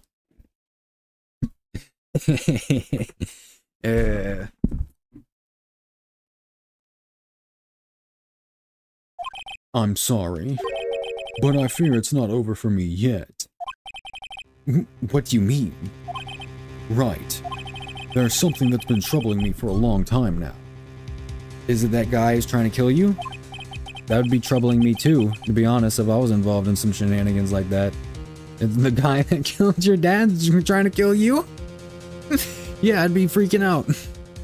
And I don't know whether or not to tell you, I'm literally your lawyer. Your life, it literally rests in my palms. I am the singular person on this planet that you should be telling me every single aspect, in fact. Tell me your opinions on Israel. I was just kidding. It was 2016. It wasn't cool. The only people worried about Israel in 2016 are people who were worried about Israel in 1945. I don't know whether or not to tell you. Edgeworth? No, there's so little time left. I want to tell you, to get it off my chest, but... My clan, the Uchihas, they were wiped out by my brother Itachi. Did you know that the guy who voices Sasuke in English, Yuri Lowenthal, voiced Spider-Man, Peter Parker, in the new Insomniac games? Pretty cool. Cool voice actor. I can't make up my mind. I want to tell you my real feelings. What is this about, Edgeworth? It's a nightmare I've had. A memory of a crime that I committed. Did you shoot your dad? A crime you committed? A memory of a murder. Wait. Did you accidentally kill your dad and then you let everyone blame Yonni Yogi and that's why he wanted to frame you? Oh, is that what's happening right now? To be continued. Oh, shit. We're only an hour and a half into the stream. An hour 34 minutes. Save your progress, please. This is day 4 of the trial. So, technically, it's supposed to be out of our hands by now, according to the laws of the land. December 27th, 2:11 p.m. Wright and Croat law offices. I'm gonna take a drink. And some water, which you better be drinking as well. If you're not drinking water, I will find you. And I'll unplug your fridge. I will do it. And you're gonna think your fridge is broken. You're gonna be like, what the hell? And you're not gonna check the outlet. You're gonna be like, oh no, our fridge is broken. You're gonna replace it. And when you replace it, the old fridge, you're just gonna see that the old one was just unplugged. And you'll be like, fuck, we bought a new fridge. That was like $3,500. And you're gonna have a whole brand new fridge that you can't do anything with. You already took it out of the box. Nothing you can do about it. Percy Williams, what up? I hope you're having a good Saturday. It's Saturday. What was Mr. Edgeworth talking about? A memory of a crime that I committed. A memory of murder. Drinking Chick-fil-A lemonade. Swag? That's like half water. Do you really think Mr. Edgeworth killed? I don't believe it. Not Edgeworth. Maybe when he was 9. All 9-year-olds are capable of murder, if you didn't know. Some painful memory has been troubling him recently, but he'd never take someone's life. Never. Nick. Yo, how's everyone doing? Yo, Chicky Wiki. What do you think of my performance today? Had him swooning in the aisles, huh, Maya? Nick, how'd you get into this office? Maya, call the police. Swooning? Me? Oh yes, I do remember feeling faint. Right on, tell me the truth. It was like love at first sight, right, brother? C-17! Right, Nick? Huh? Me? Well, maybe my heart skipped a beat or two. Valley of the Shadows. Just serious, straight face, completely dropped. I think you can do better than that. Come on, I saved Edgeworth in there, dude. Edgy! I saved old Edge Boy. You guys should be bowing before me. Yeah, bow before your hero. Alright. Larry, you can leave. Tell me about today's trial. Oh my. Gotta go through this trial one more time. Please let us get a guilty verdict. Or a not guilty verdict. And a guilty verdict for old man murderer over here. Larry, you really helped out the trial today. You did. If you weren't there, Larry, I'm sure Mr. Edgeworth would have been found guilty.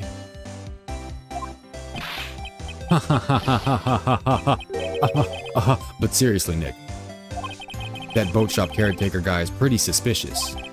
But Edgy ain't off the hook yet. Way to spoil the mood, Larry. Hey, I'm just a guy sitting in the audience, you know? But from where I was sitting, Edgy seemed pretty edgy. Oh my god, he really is Sasuke. I mean, can you really know he's telling the truth about that night? I mean, probably. Why did the caretaker leave, huh? Nick? I don't know. But what I do know is, I'm going to believe in you two until the end. Us two? Edgeworth and who else? You mean me, right? Nah, he means me, right, Nick? Yeah, you, Larry. Not me? You're not involved with the case, Maya. You were literally sidekick. But why you, Larry? Huh? Actually, yeah. Why me, Nick? Enough with the silent treatment. Edgeworth, tell me about him. Nick, why do you trust Mr. Edgeworth so much? I mean, he's changed recently, true. But when we first met him, he was kind of a jerk, don't you think? You didn't know him back then. In the before 4 times. Back when he wanted to become a defense attorney. Wait, was that when you two were classmates? And 9 years old, he wanted to be a defense attorney at 9? Yes, in grade school. They saved me, Miles and Larry. They saved me and I'll never forget it. From what? A tiger? That's why I became a defense attorney, you know? What? Hey, Larry, what's he talking about? Huh? Sorry, I kind of forgot. Okay, Nick, out with it. I'm going to hear this story today and that's final. Okay. Kind of a long story, so hang in there. Ooh, Phoenix lore. It was the very end of 3rd grade. I was on trial, a class trial, for the murder of the class hamster. A class trial? A class action lawsuit? Was it a class action lawsuit? What is that? What is that from? I think one of the guys from Hey Arnold laughs like that. You remember Larry? Spring, end of 3rd grade? A kid in our class got his lunch money stolen. Lunch money? Our school was really small. Every month, kids would bring in an envelope with money for lunch from home. Every month. So you paid lunch rent? Huh, I see. Anyway, this kid's envelope disappeared, with $38 still inside. Ooh. Oh yeah, now that you mention it, I do remember that. I can see why you forget, though. You were out of school that day. Anyway, the envelope had been stolen during PE class. I was coming down with a cold, so I'd skip PE that day. I was the only one not in class. So, they thought you did it? Yeah. The kid in class said I should be put on trial. Just a bunch of children Lord of the Flies type shit. Trial? So the next day we held a classroom trial with me as the defendant. Oh, Tiny Phoenix. Aww. Where's Tiny Larry? And Tiny Miles? I didn't do it. Guilty, he did it. Guilty, it was you, thief. Give the money back, you're such a meanie. No one play with him. Just admit you did it. You can't hide the truth. We're not gonna play with you anymore. Yeah, not borrow my eraser. You shouldn't really be allowed to read it anyways. Give me back my 50 cents I loaned you. Hey, did you rob that bank the other day? Damn. Now, Phoenix, you know you shouldn't steal people's money. It's not right. In the end, even the teacher thought I'd done it. Go over and apologize, Phoenix. No, sad Tiny Phoenix. No! I didn't know what was happening. I was so sad I couldn't stop crying. Everyone was staring at me like I'd done it. I tried to apologize. I went to where the boy whose money had been stolen was sitting. That's when it happened.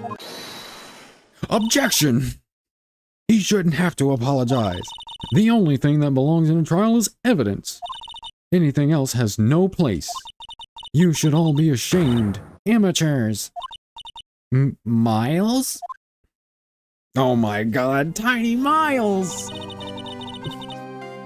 It wasn't you who stole my money, was it? No. Then you shouldn't apologize.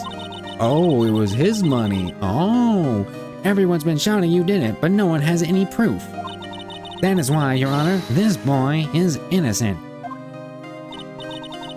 But Miles, it was your money that was stolen. Yeah, he did it. He's the one. We don't need proof. Make him say he's sorry. Why don't you all just shut up? Whoa, Tiny Larry. This is always how it is. Everybody ganging up and picking on one person. Larry, you need to wear, like, actual clothes to school. What are you doing? Just think how he feels. He said he didn't do it, so he didn't do it. The homies. The homies pulling up for me. Very well. I will replace the money myself, bro. That's $38 out of her, like, yearly teacher salary of, like, $70. This class trial is over. Where's the evidence? Well, then who stole the money, though? Phoenix, you were the only one outside of class. What if Miles stole his own money? After that, the three of us were the best of friends. Really now. Wow, I had no idea. She's crying because of that. Crying harder than I did when I was 9 years old. Yeah, I had no idea either. I mean, I forgot. That's what I learned That's when I learned what it meant to be alone. Totally alone without a friend in the world. You did a good thing, Larry. Yeah, well, I was just lucky that I took the day off from school. If I'd been there, they would have thought I'd done it. So I took it kind of personally, see? When something smells, it's usually the butts. What happened after? Anyway, Edgeworth and I talked after that class trial. That's when I heard his father was a defense attorney. I remember his eyes would shine when he talked about his father. My father is the best. I'm going to become a defense attorney just like my father. A famous defense attorney. He's so nasally. Then a few months later, he suddenly transferred to another school. Dun dun dun. The DL6 incident. Right. I'm not sure, but the transfer probably had to do with his father's death. That's so sad. It was several years later when I heard Edgeworth's name again. There was an article about him in the newspaper. The headline was something like, "Dark Suspicions of a Demon Attorney." What the hell? Fabricating evidence, manipulating testimonies, covering up facts. The article said he'd do anything to get a guilty verdict, just like his mentor, Von Karma. But why? What happened? I mean, that's not the Edgy I used to know at all. That's what I thought too. I tried to get in touch with him I don't know how many times. He never replied. I guess he didn't want to see his old friends. I couldn't just drop it though. I wanted to meet him, to learn why he'd become who he became. That's when I decided. To become a lawyer? Oh, fuck. The full cycle of Phoenix background. Wait, you don't mean that's why? That's why you became a defense attorney? To meet Edgeworth? Just to meet a guy, not for like to pay rent or for justice, because I wanted to meet the guy I knew in 9th grade or 4th grade. If I was a defense attorney, I knew he'd have to meet me whether he wanted to or not, in court. And then I beat his ass 3 times. Edgeworth believed in me, and I believe in him. He's in pain, and no one's on his side. I'm the only one who knows the real Edgeworth. Just fuck already. I'm the only one who can help him. Whoa, Nick. So, is that why you helped me out for free? Yes. I helped you because I believed in you. Except I don't remember saying I'd do it for free. You just didn't pay. Aw, Nick. Nick. We have to save Mr. Edgeworth. It's the last thing we do, okay? Okay, so Miles is the same age as me, and you call him Mr. Edgeworth. Why do you not call me Mr. Wright? Why is that? 17-year-old child? Just a thought. Right, it very well may be. First, there's that rental boat shop caretaker. We need to find out who or what he is. He's Yonni Yogi. I'd settle for who. I guess I can clean out some of this evidence I no longer need. Okay, let's go. Alright, we're done. Alright, we did clear out some of the evidence. We still have Parrot. Get the fuck. Anyone at the detention center? Oh, hey, Miles.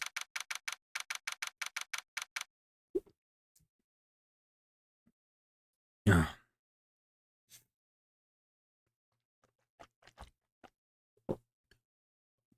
Alright, water drank. Mimic that behavior. Edgeworth. Don, don, don. You look as grim as always. Humph. I'm still in jail, asshole. Mr. Edgeworth, I heard the story about the class trial.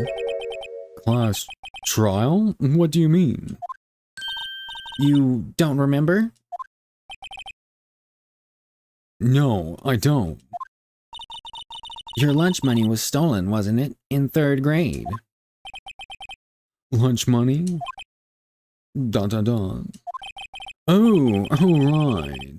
Why didn't he bring his own lunch? He was rich. I seem to remember something like that. Nick, I think you're the only one who really remembers. Well, yeah, it was a formative memory of his. Everyone else is just kind of doing what they do.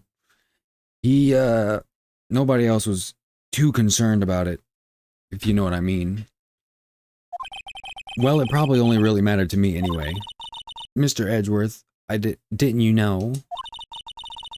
That trial was the reason Nick became a defense attorney. Dun dun dun. Ridiculous.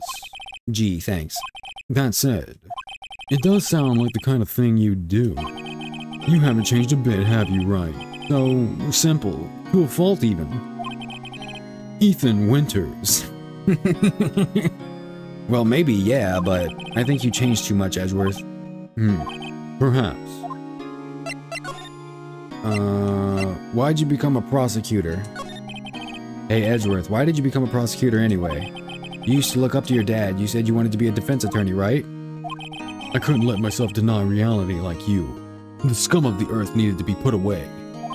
What do you mean? My father was taken from me, and you want me to defend criminals? If they're innocent, they're not criminals, Miles. I'm sorry, Wright, but I'm not that good of a person. What? One suspect was apprehended in your father's murder, right? Yes, the man trapped in the elevator with my father. His name was Yonni Yogi. He had to be the shooter, any way you look at it. Yet, he was found innocent. That defense attorney got him off the hook. Robert? That would be Robert Hammond. On that day, 15 years ago, doodly doodly doodly doodly, memory waves, memory waves. Flashback. The 3 of us were trapped in that elevator for 5 hours. When we were rescued, we all suffered oxygen deprivation. I had lost all memory of the murder. Lost your memory? Even now, I can't recall what happened in that elevator. I don't think that's how elevators work, man. And the 2 grown men in there could have pried the doors open just a little bit, just to let some air in. That was the crux of Yogi's attorney's argument in court. He claimed Yonni Yogi had not been sound of mind due to the oxygen deprivation. He did end up with some brain damage, that's true. Yogi was released due to a lack of evidence. Innocent. I mean, why was... Okay, if the shot... I guess it could have gone through Gregory and through the window. I don't know, man. Why would he have shot him, though? Because he went crazy? Due to oxygen deprivation? Maybe? I don't know. Might be a bit shaky on the writing. That's when I changed my mind. I started to hate defense attorneys. Much like you, Wright. Tell me about Von Karma. Tell me his weaknesses. Tell me his mistress's name. Tell me all the things about him that Mr. White blackmailed him with.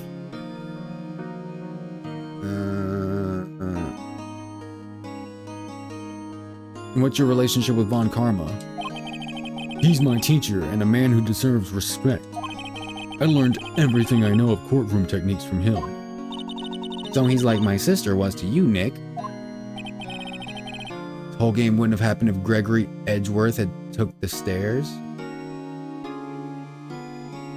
Maybe. If Seth MacFarlane had gotten on that plane, this game wouldn't have happened.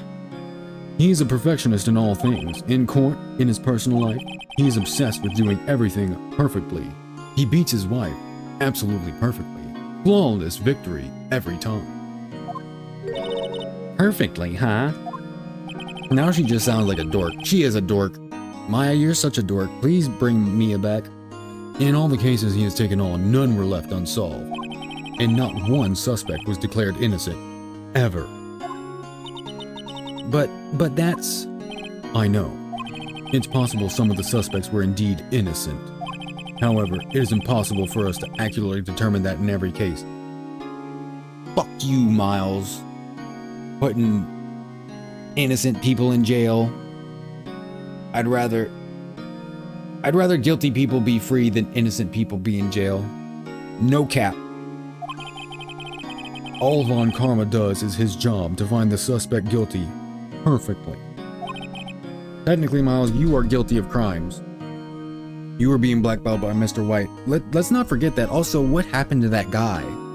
Can I be in the trial to make him go to jail, please? In any case, it's nigh well impossible to find a weakness in him. Should a weakness appear, he would do everything in his power to make it go away. Edgeworth, if what you're saying is true, you're headed for a guilty sentence tomorrow. He's right. Now's not the time to praise the enemy, Mr. Edgeworth. It's a strange situation in which I find myself, I'll admit. No kidding. Well, what do you know about...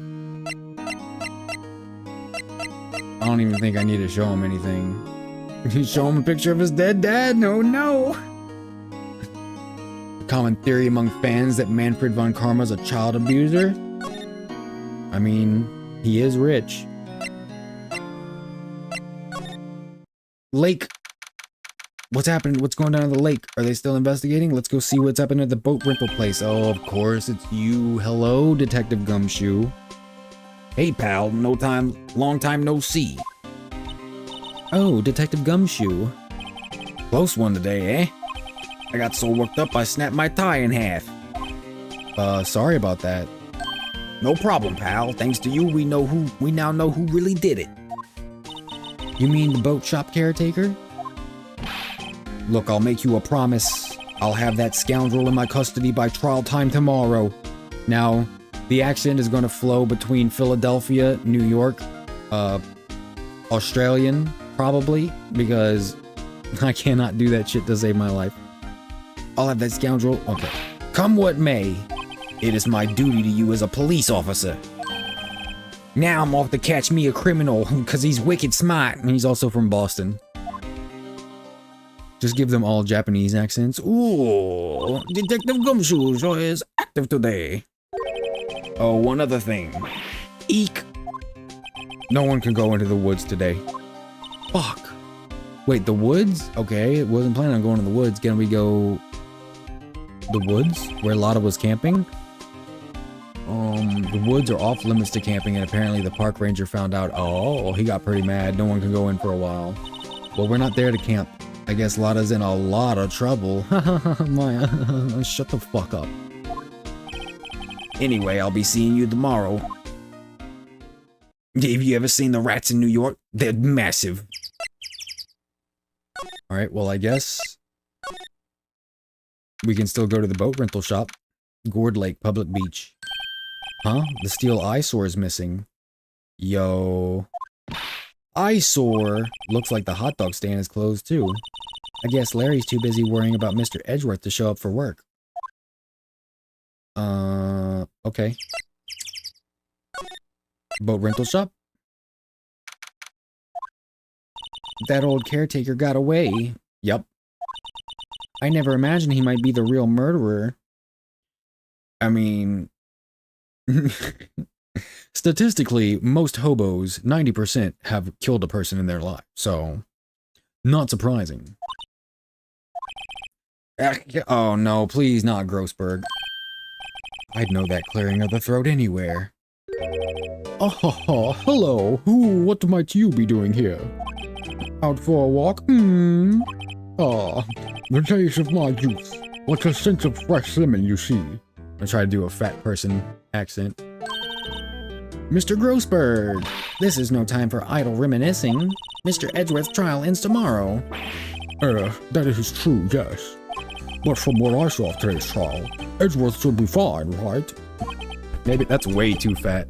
Well, I'm not so sure about that. What do you mean by that? Well, I'm not sure. If you find anything out, come by my office at 1. I may be able to offer you some assistance. Thanks. Bye. What do you think Mr. Grossberg was doing here anyway? Doing some covering up for the DL6 incident? Who knows? The boat rental shop doesn't look like anyone is around. The caretaker must have run for the hills, right? Yeah, looks like it. He didn't seem like a bad person. Can we... No clues here. Forest. Nick, the forest, there's someone in there. What? No way. You're right, there's a few policemen in there. They must be looking out for the caretaker. Good luck. Oh, I was about to say, did we find him already? Why would he hide right outside of shop? Murder took place in the boat from the dock. Apparently the police took away the actual boat that was used that night. Space for one more boat. Okay, can we go inside the... Yeah, here we go. Oh, he just abandoned Polly? What the hell? Why would you abandon your bird, sir? Your bird is just waving around there for anyone to see. Nobody's home. Hello, brah. Hey, it's Polly. I wonder where your owner's gone, Polly. Hello, square. I can't believe he'd run off and leave his poor parrot to fend for herself. Hello. Polly, where is the caretaker? Maybe I should take care of Polly, Nick. You probably shouldn't just kidnap her. The police know about her anyway. I'm sure they'll do something. Well, okay. Sorry, Polly. He says I can't take you. Great, now the bird's going to hate me. We do have the code to the safe, though. 1228. Everything's cold. Looks like he didn't turn his heater on. I guess he hasn't been back here since the trial. Hello. That reminds me, Nick. Polly here knows the number to the safe, right? Yeah, that's right. 1228. Polly, what's the number to the safe? 1228, square. Let's open it, Nick. Come on. I'm sure there isn't any money in there. Maybe there's a gun? Maybe there's a gun. Aww. But hey, he keeps it locked, right? So there must be something of value in there. I'm not so sure. Maya, why are you trying to rob this old man? Okay, Nick, let's see what's in there. I guess there might be a clue or two. The only thing in here is a letter. Oh, a letter. Aw, boring, bruh. You were the worst law partner ever. There's no name or signature on this thing. It's handwritten in very precise, clear letters. Get your revenge on Miles Edgeworth. What? Edgeworth? Nick, why would Mr. Edgeworth's name be on here? How should I know? I'm going to read the whole thing. Oh, snap. Get your revenge on Miles Edgeworth. It also says this is your last chance. Now is the time to get revenge on the 2 men who ruined your life.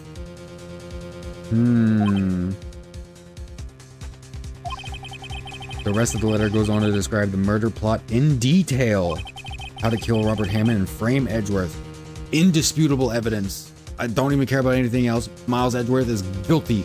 I mean, innocent. 1000% not guilty right now. Calling Edgeworth out to the lake, getting on the boat, firing twice. This is exactly what I figured out today in court. Phoenix, you're so smart. It's all here in perfect detail. What do you think it means, Nick? I don't know, but it looks like these instructions for that caretaker. Did someone... Hold up. Hold up. Grossberg was around here just now. No way. Did Mr. White Did Mr. White plan this out? I don't know, but it looks like there are instructions for that caretaker. When he killed Robert Hammond and called out Edgeworth, he was following instructions. But who could have written that letter? And what does it mean to get revenge on Miles Edgeworth? Look, I don't know, okay? But one thing's for certain. This letter is an amazing clue. Yes, absolutely. Letter from the safe added to the court record. God damn. This is like the best evidence we could have gotten. Gourd Lake Public. Gourd Lake entrance. Hey Miles, look, we found the conspiracy. We found the conspiracy, Miles. Look, Miles, Edgeworth, see this letter? This came out of the safe in the shack where that boat rental caretaker lives. I see. Revenge on me? Who is that old guy anyway? I don't know. Could he be an innocent defendant who got declared guilty or something? Nice, Wright. But I don't remember that old man. Not at all. So he was following this letter then? Which means there was someone else behind it. Now is the time to get revenge on the two men who ruined your life. Robert Hammond being one of them. And Miles being the other. Two men, meaning myself and Robert Hammond. It also says this is your last chance.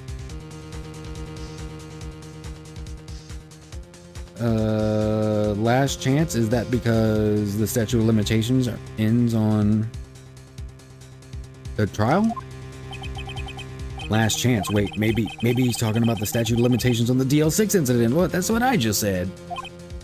Winning it up. Wait, that old man. What is it? Do you know who he is?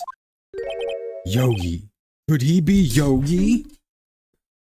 I've just been saying that the whole time. Yogi? Yogi Bear? The suspect in the DL6 incident. The one who was found innocent. Oh, snap. Tell me about Yonni. Yonni Yogi was a court bailiff at the time. We just happened to be in that elevator together 15 years ago. So he was the bailiff for a different court case.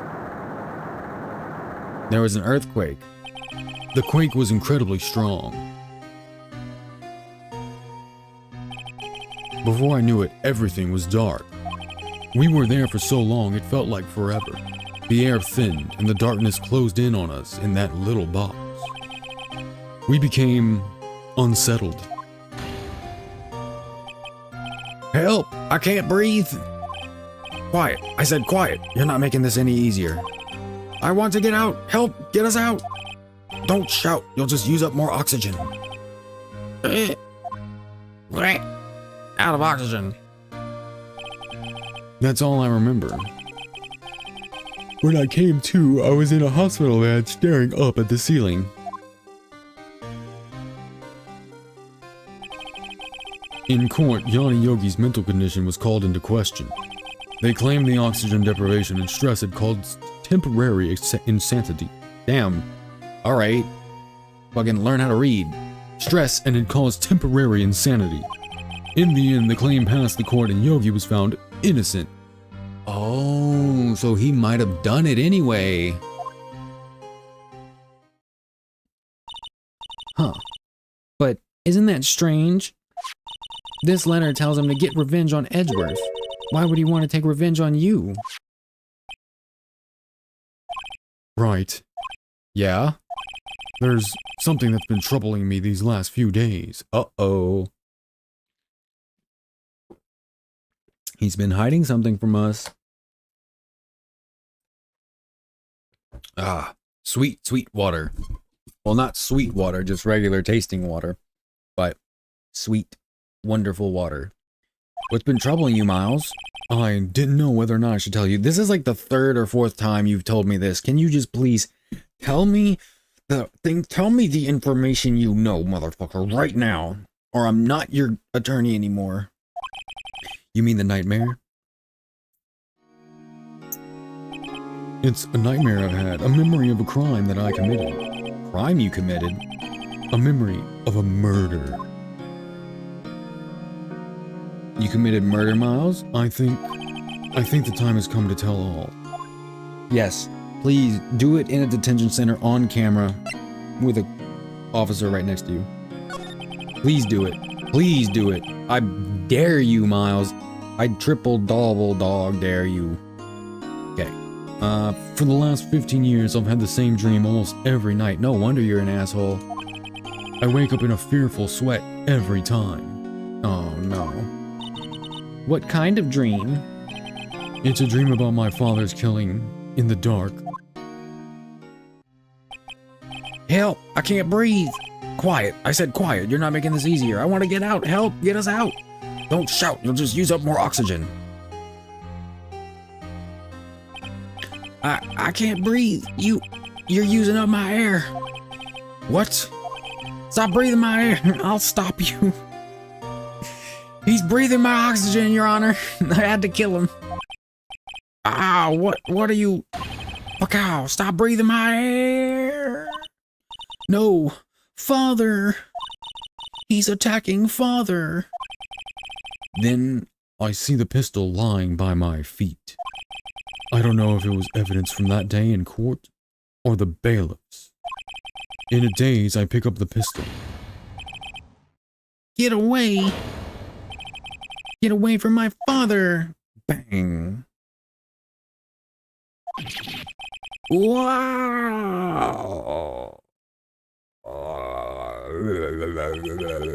And with that scream, I wake. Did he accidentally kill his dad?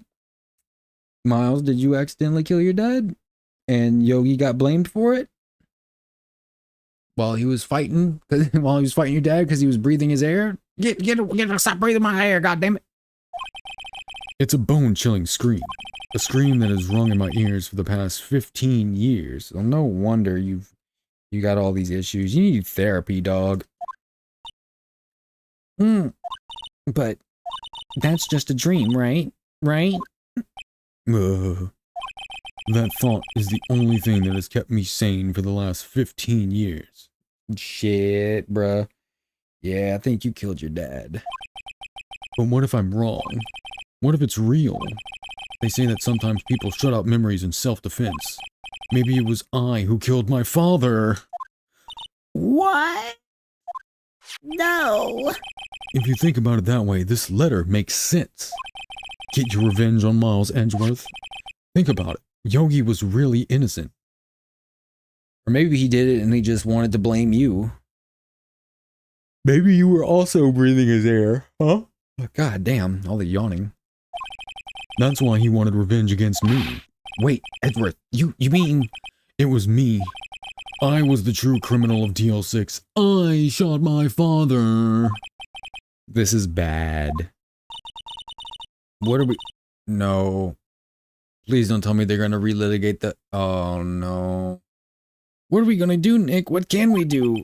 I don't know. Now, Miles is like on trial for 2 murders. I don't think there's anything we can do, like it or not. If there's someone else who knows a lot about the DL6 incident, maybe. Well, hold on.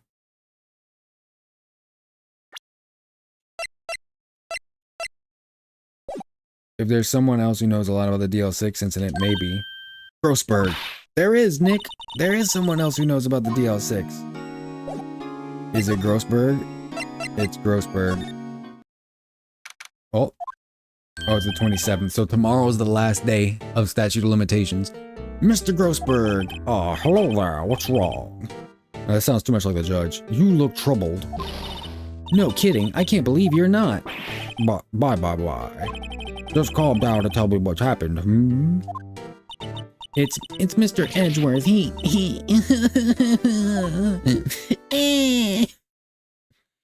killed someone. I see. So Edgeworth went to shot his own father. He sounds so fucking fat. It's only a dream. Only a dream. Huh. I wonder. What? If that's the case, then why do you two look so troubled, huh? Well, Also, consider this. Yogi quite certainly holds a deep grudge against Miles Edgeworth. that sounds way too much like the judge. So deep he'd want to frame him for murder. This leads me to surmise, that's his voice now, that Mr. Edgeworth's dream was not a dream, it was real. As you imagined. Miles Edgeworth threw the pistol to save his father. What? The pistol fired, and the deed was done. Wait, is Grossberg saying that, like, that's the truth? And now you're covering for Mr. White, aren't you? No! I don't believe it. Didn't you hear him? He threw the gun to help his dad. But it was an accident. He didn't murder his father. He killed his father, but he didn't want to. We're gonna charge him with unlawful... What's that called? Discharge of a firearm. Yogi was suspected of murder, and his career as a bailiff was irrevocably wrecked. Thus he sought revenge on Miles Edgeworth. That's a stupid fucking voice. This was his last chance, of course, with the statute of limitations so close. Tell me about the spirit medium, I guess. When Gregory Edgeworth was killed, the police called on a spirit medium. That was your mother, Misty Fay. I'm Gregory Edgeworth. I have been killed. The one who shot me was the bailiff, Yonni Yogi. Maybe the spirit of Gregory did not want to think that his son actually killed him, so the ghost lied. But if the bailiff, like, you don't know if he was, like, crazy or oxygen deprived and he actually did it. Also, whose gun was that? Yeah, Yogi was found innocent. That's when my mother left us. Oh, man, so many destroyed families. What about Keith and Meg? What happened to Keith and Meg? We must know. Everyone called her a fraud. That's right. Everyone thought she was, you see. Yet, now that I think about it, it seems the one who lied was Gregory Edgeworth's ghost. Alright, so everyone in this universe just casually believing in ghosts? Right, that's fine, that's fine. Gregory Edgeworth must have known who shot him. I don't believe it. So you're saying he falsified his testimony? That Edgeworth's dad lied to protect his son? It's only a possibility, mind you. But a possibility nonetheless. All the fancy lawyers have the same accent. They sound like, Jan, I think that's his name, from, Attack on Titan Abridged. You're just a peasant. What do you know about Edgeworth's father? He was a defense attorney, without peer. It sounds trite, but it's true. Well, he may have had one peer now that I think about it. Your mentor, Mia Fey. Gregory Edgeworth worked for who? My sister. Gregory Edgeworth was very disapproving of Mr. von Karma's techniques. Based Gregory, based Miles' dad. Daddy Edge. That's no surprise. Von Karma is an extreme man. Forged testimonies and evidence are nothing to him. The result, he has a perfect win record in court. Who gives a fuck? Alright, I mean, I understand, like, lawyers probably pride themselves on winning. They're very competitive people, especially the higher ones. But being proud of your win streak is all about doing it fairly. Like, you have the skills, you didn't just cheat. I mean, I don't know, if you've ever seen lawyers, you know a lot of them are just scum. Absolute scum. To beat him, Gregory Edgeworth tried to call attention to his methods. And he lost. And died in despair, as it were.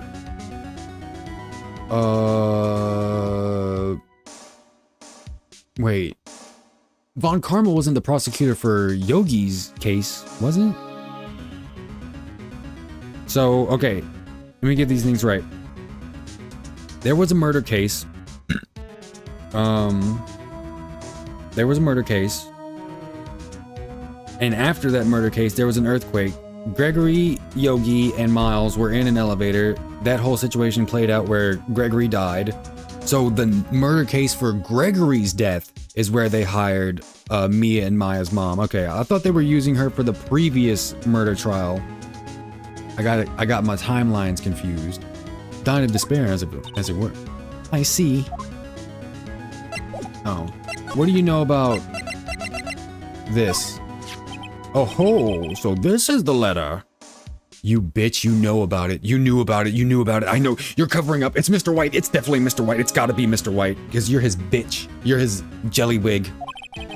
It does seem that Yogi was following this letter when he killed Hammond. But why kill Robert Hammond?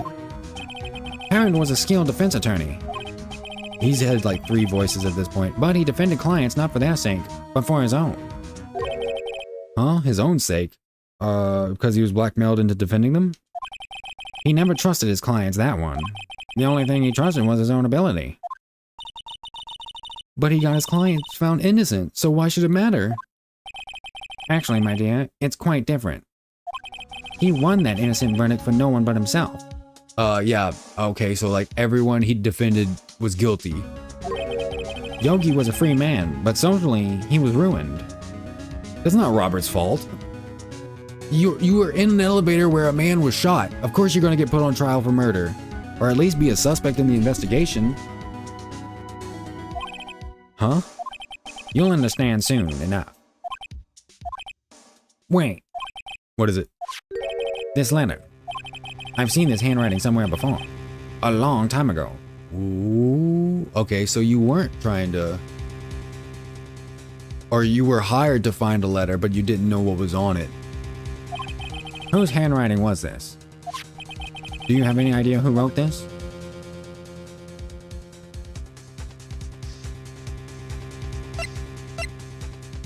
Now's your time to get revenge on Miles Edgeworth. It's gotta be Von Karma, right? Maybe he wanted to frame Miles? He was trying to get revenge on Miles because Gregory showed him as the piece of shit he was. Oh, it's gotta be Karma. It can't be either of these two. This guy is the one who was hired to do the killing, and this one was being framed for the killing. Why would either one of these write this? It's gotta be Karma. Could it be Manfred von Karma? Von Karma? Why would he have something to do with this? Well, I'm not sure. Von Karma. Von Karma. Wait, you're right, my boy. This is Von Karma's handwriting, I'm sure of it. I used to see it all the time in court reports. What? But that means the one who told Mr. Yogi to kill was Manfred von Karma himself. Oh my god. You know what? Not any better than Mr. White, so a decent replacement. What does this mean then? Why would Von Karma want to frame Edgeworth? Probably jealous of him being a great prosecutor. And also probably got tired of him losing to me. Prosecutor Von Karma, tell me about him. If it truly was Von Karma who wrote this letter, then he would know the truth. He would know that Miles Edgeworth had accidentally killed his own father. He'll say as much tomorrow in court, I should think. He'll press the point until the court finds Miles Edgeworth guilty. Oh no.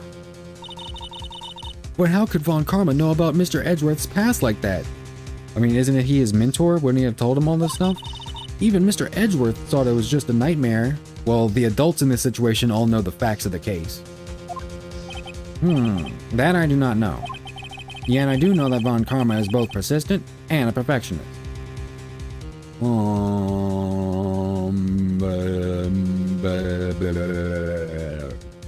Maybe... I don't know. He may be seeking to satisfy a grudge against Gregory Edgeworth by hurting his son. What do you mean? It was 15 years ago. Von Karma met Gregory Edgeworth in court, and Von Karma did win, but he didn't make it through the trial unscarred. Gregory versus Manfred. What happened in the trial between Edgeworth's dad and Von Karma? Von Karma got the guilty verdict he wanted. He won the trial. But Gregory Edgeworth accused Von Karma of faulty evidence. And though he lost the trial, Mr. Edgeworth's accusation stood. Good. It should have. It was true. Faulty evidence? It was the only penalty Von Karma had ever received in his career as a prosecutor. Gregory Edgeworth dealt a blow to his perfect trial record. Oh, wow. It must have been quite a shock for Von Karma. He took a vacation for several months after that, you see. A vacation? Yes, an unusual event for the man. That was the first and the last vacation he's taken in as many years of prosecution. He took one vacation in 40 years. Hell no, something's wrong with this dude. I believe every accusation against him now. Really? He doesn't take vacations? Like, go to the sea or, to the mountains? Don't tell me he's never been to Europe. Have you ever been to Europe, Maya? You have strange ideas about vacations, Maya. What do you... Europe, the mountains, the sea, those are all very normal vacation spots. Phoenix, I think you're the weird one. In any case, that was the only time he took a vacation from work. I believe the penalty upset him quite a lot. Odd. If he wanted to keep a perfect record so badly, why would he take such a long vacation? What do we do, Nick? Von Karma is going to bring up DL6. You can bet on it. What if Mr. Edgeworth pleads guilty to DL6? I won't let him. Yes, Mr. Wright. I hate to say this, but even accidental murder is murder, you know? Actually, it's not. It's literally not. It's manslaughter. Or second-degree murder. Or, unintentional homicide, something. But no. Accidental murder is not actually murder. It's manslaughter. Bitch. Especially when you're 9 years old and you're trying to save your dad. That's literally like an accidental death. So, shut the fuck up, Mr. Grossberg. I know that. I just believe in Edgeworth's innocence. Also, he was 9 years old. Like, can he really be tried? I can't believe he'd killed someone. Like, at no point did he have a inkling that he had the intention of killing his father. Like, that's a really big thing in, proving crimes, is intention. But Nick, it wasn't premeditated, that's for sure. So that's, like, first-degree murder off the shelf right there. Second-degree murder? I don't think so. If you threw a gun at someone, that is not trying to kill them. But if it goes off, that is definitely negligent homicide. I gotta stop doing this. I gotta stop saying all this Law and Order dialogue shit. Mr. Edgeworth admits it himself. No. His father must have lied to protect him from beyond the grave. I don't care. Chad, I don't care. I know he's not guilty. Mr. Wright, if you say so, I suppose I could go check again. The police files might hold something of interest. You can just go into the police station and grab their files. Why does everyone hate me in this universe? Mr. Grossberg, thank you. I can't promise anything. In fact, I think the chances of finding something are slim. I understand. The police materials, Okay. Miles, we've learned things. Never mind. December 27th, Police Department, Criminal Affairs. There's hardly anyone here. Everyone must be out looking for the old guy, Yogi. Ah, it's you. I don't think Gumshoe will be coming back today. He's staying out late looking for someone. Sounds like Detective Gumshoe is pounding the pavement for real. That just sounds odd, Maya. We were wondering if we could check out the records room again. Well, now I can't have just anyone running around in there. But this other lawyer, I'd probably let him in. But I guess Mr. Von Karma is in there now anyway. You can go in as long as he's there. Von Karma? Oh no. Yes, he just arrived, actually. Von Karma's in the records room. Nick, let's hurry. What if he's, like, trying to destroy evidence? Hey, you bitch-ass crook. I'm gonna start calling people crooks. Sounds pretty dope. Dusty as always. You look dusty. We were only here just yesterday. I'm sure they just haven't had time to clean. It's a record room, man. As long as the files are all put together. What's wrong, Nick? Nothing. I was just noticing that he isn't here. Von Karma. Oh, what is this? Huh? One of the drawers here is open. Someone must have been looking in it recently. The label says unsolved cases, evidence. Unsolved cases. Nick, DL6. The file for DL6 is completely empty.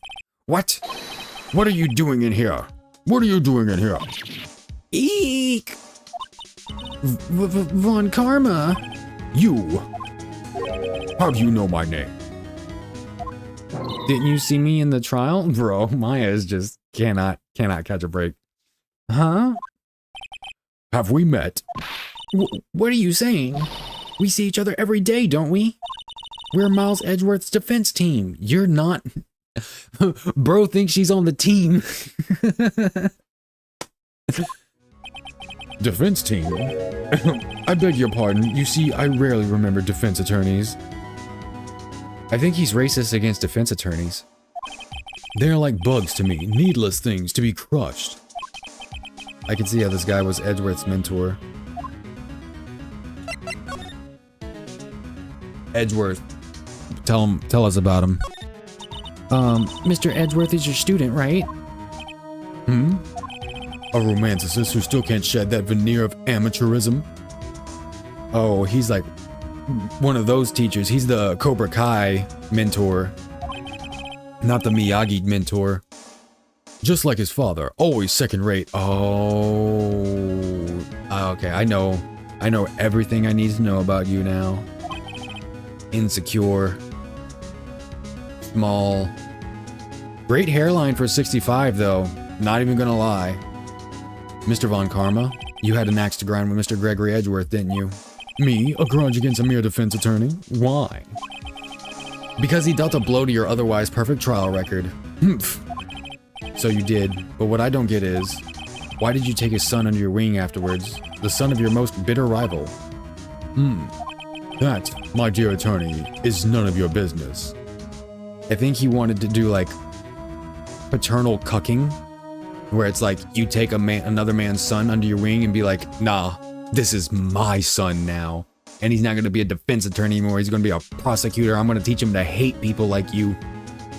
That's really dark, Manfred. What's wrong with you? Who hurt you? Can we get the Manfred prequel? Figure out his origin story. Tell us about tomorrow's trial. Tomorrow will be the last day of this trial. It's been a while since I've had a defense attorney last this long. Still, you will lose in the end. Miles Edgeworth will admit his own guilt. His guilt of 15 years ago, you mean? You're quite the researcher.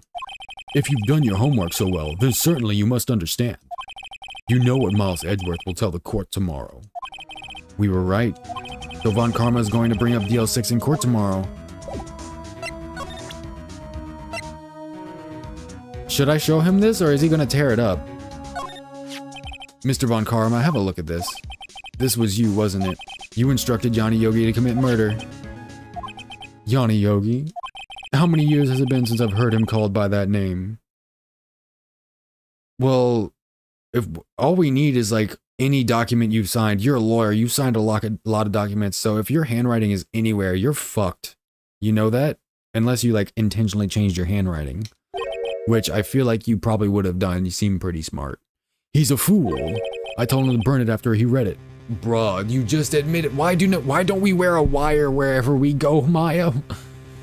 I mean, she's a witness. So you admit it.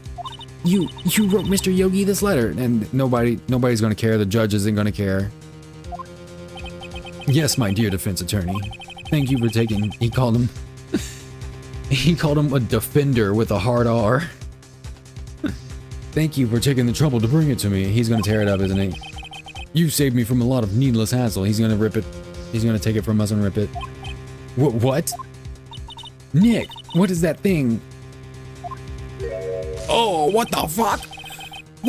Whoa, chill, bro. Chill. Run. Maya, run. Get the fuck out of there.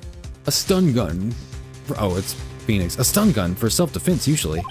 Indeed. 600,000 volts will course through your body like a dog touching an electric fence. 600,000? Oh, don't worry. People don't die from it, usually. Now give me the letter. Dude, he's old. Just punch him in the solar plexus right now. No! No! Whoa, what are you? Just beat him up. Nick, run! Ah! Did he just stun gun her? Maya! Out of my way. Wah! Wah! Waluigi. Wah! Wright looks pretty jacked, so he could just take that thing from him. Real shit, dude. He's like 6'4", broad-ass shoulders, and getting stun gunned by this old-ass man. Just one fucking uppercut to the gut. He got us. I got stun gunned by a fucking senior citizen. The letter's gone, of course, you stupid. I mean, we have a witness that saw it. We have 2 witnesses that saw it that we showed it to. And technically, 3 people that know it exists. If we find Yogi, but I don't think he'll admit. And he took the DL6 evidence, all of it. Okay, well, tell the police who find you on the ground stun-gunned. Are you about to get arrested? Is he gonna imply that you tried to assault him? Back to having no clues. Wait, Maya jumped first. Maya, is she okay? Maya! Maya! Oh shit. Maya, are you alright? Maya. Wake up. Maya, open your eyes. Right now. Laid out like a light. Laid out like that lady in Cincinnati. Maya. Now she's gonna start crying. The letter, did he take it? Huh? Oh, yeah. Are you okay? I couldn't stop him. I jumped as fast as I could, but one shot from that thing knocked me out cold. You know, stun guns don't actually, like, cause you to go unconscious. It just stops you from moving. This shit's hurt. It's like your whole body is like, frozen solid, but also kind of burning all at once. Wacky stuff. I'm useless. I'm low-key, you kind of are, Maya, but now is not the time to tell you that, so... It's okay, pat. It's fine. Let's go get you some ice cream. And some gummy bears. I'm no good as a lawyer or a medium. I can't even call my sister. Not even now when we need her the most. I wish I hadn't woken up at all. Oh, Jesus, Maya. Just chill out. Take a Xanax. Your sister has a drawer full of them. Grr, there has to be some way I can help her. I'd better do something about her self-confidence first. Huh? Maya. She's holding something. What is that? A bullet? DL6 incident, evidence number 7, taken from the heart of Gregory Edgeworth. From the heart? Shot to the heart, and you're to blame, darling. You give love a band name. Okay. I remember, Von Karma was holding this when Maya jumped him. Should have got on his neck. Maya should have, like, jumped on his back, wrapped her arm around his neck, and squeezed, and then just Phoenix just delivering all the body shots that he possibly could. Or just, like, slap the stun gun out of his hand. Like, if you slap the top part of an active stun gun, it's only going to shock you for the split second you're touching it. Plek! Still bears clear ballistic markings taken from Gregory Edgeworth's heart. That's crazy that both of those bullets... Is that also a 22? Wait, did they use the same gun? I'll prove it to you, Maya. You're most definitely not useless. Phoenix, I'm gonna stop you right there. Name one thing she has done besides channel Mia, who is actually the useful person. Actually, what has Mia done besides die on us? I'll prove it to you in court tomorrow. Well, she doesn't do anything in court. She got arrested. Okay, not gonna lie, she did get arrested for contempt of court and extended our trial at one point, so we didn't lose. So technically, she is useful for that. She's not useless, but she is kind of lame. Final day trial. Here we go. Here we go. Here we go. Oh, this is going to be tricky. I feel like we're going to have to go through a lot of stuff. And we never even found Old Man. What the hell? I thought we were going to go out and do that. Maybe there's a section where we go somewhere else and do find him, but I don't know. This is it. Judgment Day. T2? I never watched T2. I need to do that. I need to watch a lot of classics. I need to not only make a epic gamer mega list, I also need to make an epic movie mega list, and maybe music, although I feel like I've listened to most of the most popular albums. Maybe of different genres and different decades. Or books as well. Books are really hard to do. They take a while. You know, it only took me 6 hours to read 1984. I mean, that's not like a fast time, but I didn't realize that it would take only 6 hours to read the whole thing. It's a pretty short book.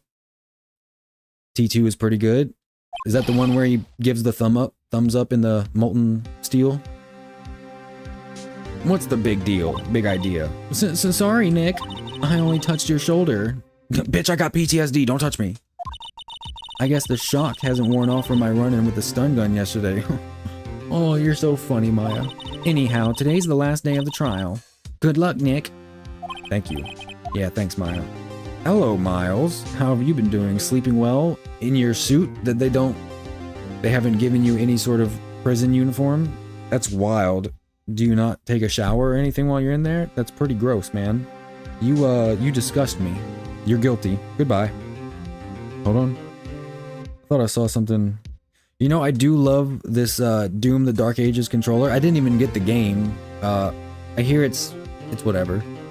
But the controller is fucking sick. The only thing I don't like is that there's these, on the thumbsticks, there's this like little raised, I guess, bevel around the center of the stick. So like on the outside, it's made of this like kind of rough rubber, and on the inside, there's like a little ledge, and on the inside of that is like a bowl. It almost looks like a tiny Beyblade arena. And there's this little bowl with a depressed thing in the center of a smooth thing, and right there on the lip, it's like it catches all like the stupid gunk shit that just gets caught on all kinds of stuff, and you gotta like clean it from time to time, and it's really gross. It's like how I imagine cleaning you know, the gauges that people put in their ears. It's like how I imagine cleaning one of those looks like. Disgusting. I hope it perishes. I need to get some like isopropyl wipes or something for it. Yeah, and the steel plant T-1000 was cool in that movie. Is that the guy? Is that the one that's played by that guy? Fuck, I forgot his name. But he's like in other stuff too. I think he played the dad in something. But you know, the one that's not Arnold. I hope Von Karma doesn't push him too hard. Isn't T2 also the one where the guy passes through the jail cell grate and is like, he turns into liquid and he like, you know, you see the bars go through his skin. Apparently that was super impressive back in the day that they did that. That was when CGI was pretty new still. Edgeworth. Whoa. Oh no. Not a rolling blackout. What are you doing? What are you doing? Did I just stun gun him? Sorry, I'm sorry. I just thought I'd cheer you up with a pat on the back. Wait, is she actually like electrified? Robert Patrick, that guy. True. Is he still alive? I feel like, I guess he's still alive. I know he played the dad in something. Hold on. I remember seeing him because, I mean, I recognize his face, but I've never seen T2. I mean, I recognize his face from clips of T2, but I remember him being in other stuff too. Robert Patrick. Movies and TV shows. He was in Terminator 2, Judgment Day, obviously. I don't know what that is. He was in Reacher, The X-Files, The Marines, Scorpion, Peacemaker, 1923. Bridge to Terabithia. No, I don't know about that. The Faculty, Copland, From Dusk Till Dawn, the series, Honest Thief, Last Rampage, Rush, Striptease, The Sopranos, Walk the Line? Wait, did he play Johnny Cash's dad in Walk the Line? He was in Wayne's World. He was in Safe House with Denzel Washington and Ryan Reynolds. Wait a second. Hold on. Hold on. I think I know. I think I know. One. Oh, oh, oh, oh. What, where?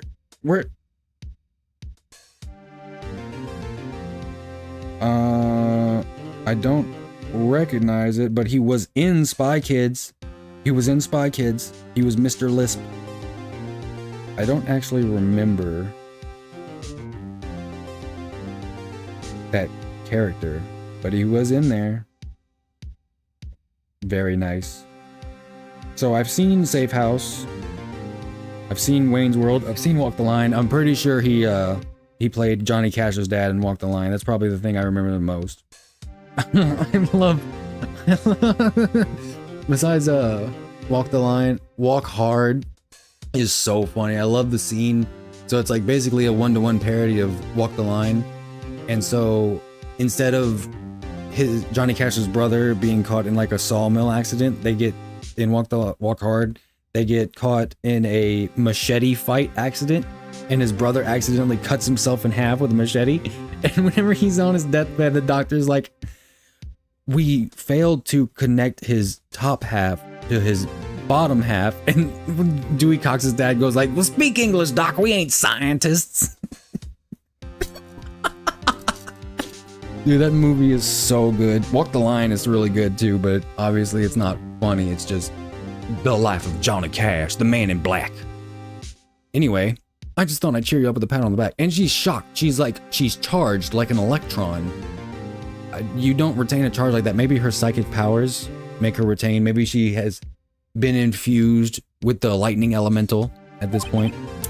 Maya, maybe you should go outside and discharge. Yeah, it's like, I don't know, touch a light pole or something. Right, good idea. Try not to electrocute anyone on your way out. Ooh yeah, pal. Oh, she shocked Gumshoe. What's gotten into that girl? Detective Gumshoe. Morning, Mr. Edgeworth. Good morning. How did it go, Detective? Have no fear. As promised, I've captured our runaway caretaker. I just brought him in. Took all night, pal. Thanks, Detective Gumshoe. You must be tired. Actually, after that shock I got in the way in, I feel pretty good. Yogi says he's forgotten his own name, but that has to be a lie. Why would he want revenge on Edgeworth if he couldn't remember his past? True! He does remember, and I'm going to prove it. Yeah, that mother lying. Okay, so if he doesn't remember, then why does he remember his kids' names who don't even, like, talk to him?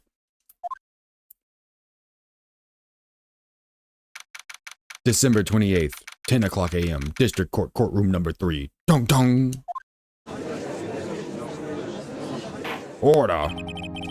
Court is now in session for the trial of Miles Edgeworth. The defense is ready, Your Honor. The prosecution is ready. Right. Very well. We've reached the final day of our proceedings in this trial. I ask that the prosecution submits decisive evidence. Sorry. I had to burp. My bad. I'm gonna take a sip before we go through this session. Delicious.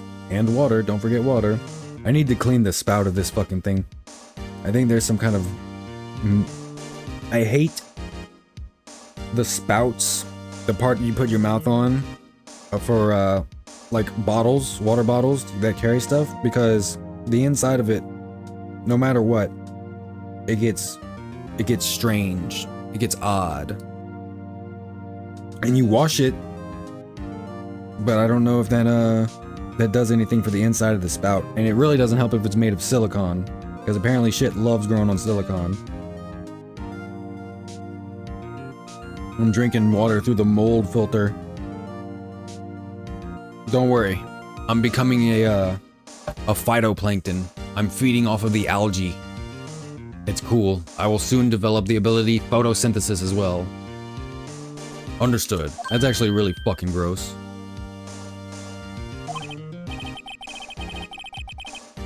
I'm gonna clean that shit tomorrow. Come on, don't be awed into silence by every little thing he says. He's a simp. The judge is a Manfred von Karma. They're in cahoots. He probably tops him. Very well, Mr. von Karma, your opening statement. Right. Thanks to Detective Gumshoe's efforts, the boat rental shop caretaker has been arrested. In yesterday's trial, the defense asserted that the caretaker was the murderer. However, the caretaker has yet to confirm this. The guy accused of murder hasn't admitted to it yet. Wow. Wow. Crazy. Wild. The caretaker murderer situation is insane. Fuck off, Von Karma. I'm gonna kick you down some stairs. I would like to ask the defense to cross-examine him as much as necessary. Oh, you definitely told him to lie. Very well. Please bring the witness into the courtroom. This fucking guy. Ladies and gentlemen of the court, I believe you all remember our witness. He lives in the boat rental shop on the lake, from where he witnessed the incident. In addition, he has currently lost memory of his name and identity. So why are we trusting anything he says? Witness, why did you run away yesterday? The witness was not running away, as he will now testify, bruh. So can prosecutors just tell witnesses to lie? I see. Very well, please begin your testimony. And then I guess like the legal system has no obligation to private defense attorneys because they're not part of, like, I guess the government? But then what about public defenders? Do they get access to all that information too? I guess prosecutors will obfuscate whatever they need to. That's fucked up, man. It's like starting to see all the holes in the legal system, the concept of legal system anyway. I mean, I guess it's better than not having one at all. If someone is accused of doing something wrong, just shoot them. That's the Old West legal system. But if they kill everyone that comes to shoot them, then they're innocent. And everyone who is going to shoot them is guilty. Ah, yes, the Old West justice. Why I left court? I'm really sorry about just leaving yesterday like I did. But I wasn't running away or nothing. I went to buy some food for Polly, you see. I figured I got nothing to do with this incident anyhow. I mean, I need one of these motive things, right? And I don't got one. All right. What if we were like, hey, I'm breathing your air right now. I'm breathing your air. I'm breathing your air. Stop breathing my air right now. They have to share any information with the defense. Oh yeah, like discovery and stuff. But they don't have to tell them what they've told the witness to say. Or they don't have to share things that aren't like physical evidence. They can poach the witness. So my testimony yesterday stands as is. Okay, but you do have a motive. Very well. And we don't have the evidence of that motive. But can we call Grossberg to the stand? Have him testify against Von Karma? Let's begin the cross-examination, shall we? He has to know his name. Yonni Yogi. You're Yonni Yogi and I'm going to prove it. Then how do you know Yonni Yogi's children's names?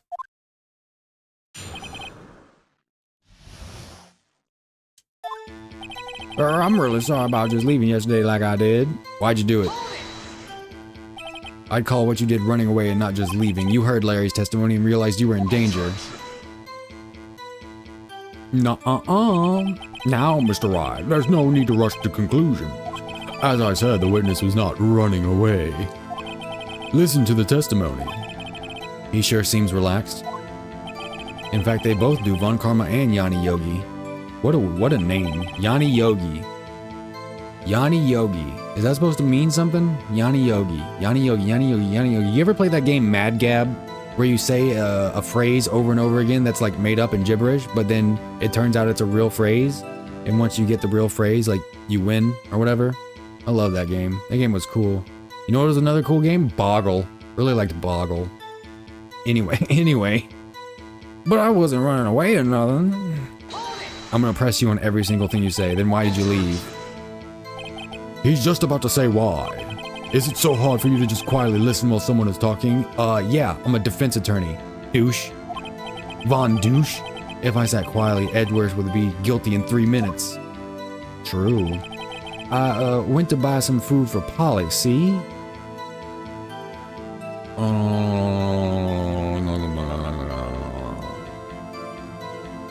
Okay, then why didn't you go back to the boat shop? Food? Well, Polly is a bit of a gourmand, you see. She only eats these high-quality bird pellets from France. Were you going to France? They only have them in the big pet shop downtown. Oh. But you weren't arrested until this morning. Why didn't you go back to the caretaker shack? Well, I kind of got lost, you see. The witness has trouble remembering things sometimes. When the police apprehended him, he was on his way back to the shack. Yeah, right. Nice try, Von Karma. No one's gonna believe that. I see. So he was lost. Please, Your Honor, come to your senses. Why do you know Keith and Meg's name if you don't remember shit? Explain that. I figure I got nothing to do with this incident anyhow. You have everything to do with this incident. Taken from Gregory Edgeworth's heart, still bears clear ballistic markings. Photograph of the scene of the murder. File on the DL6 incident. I still have your metal detector, Detective Gumshoe.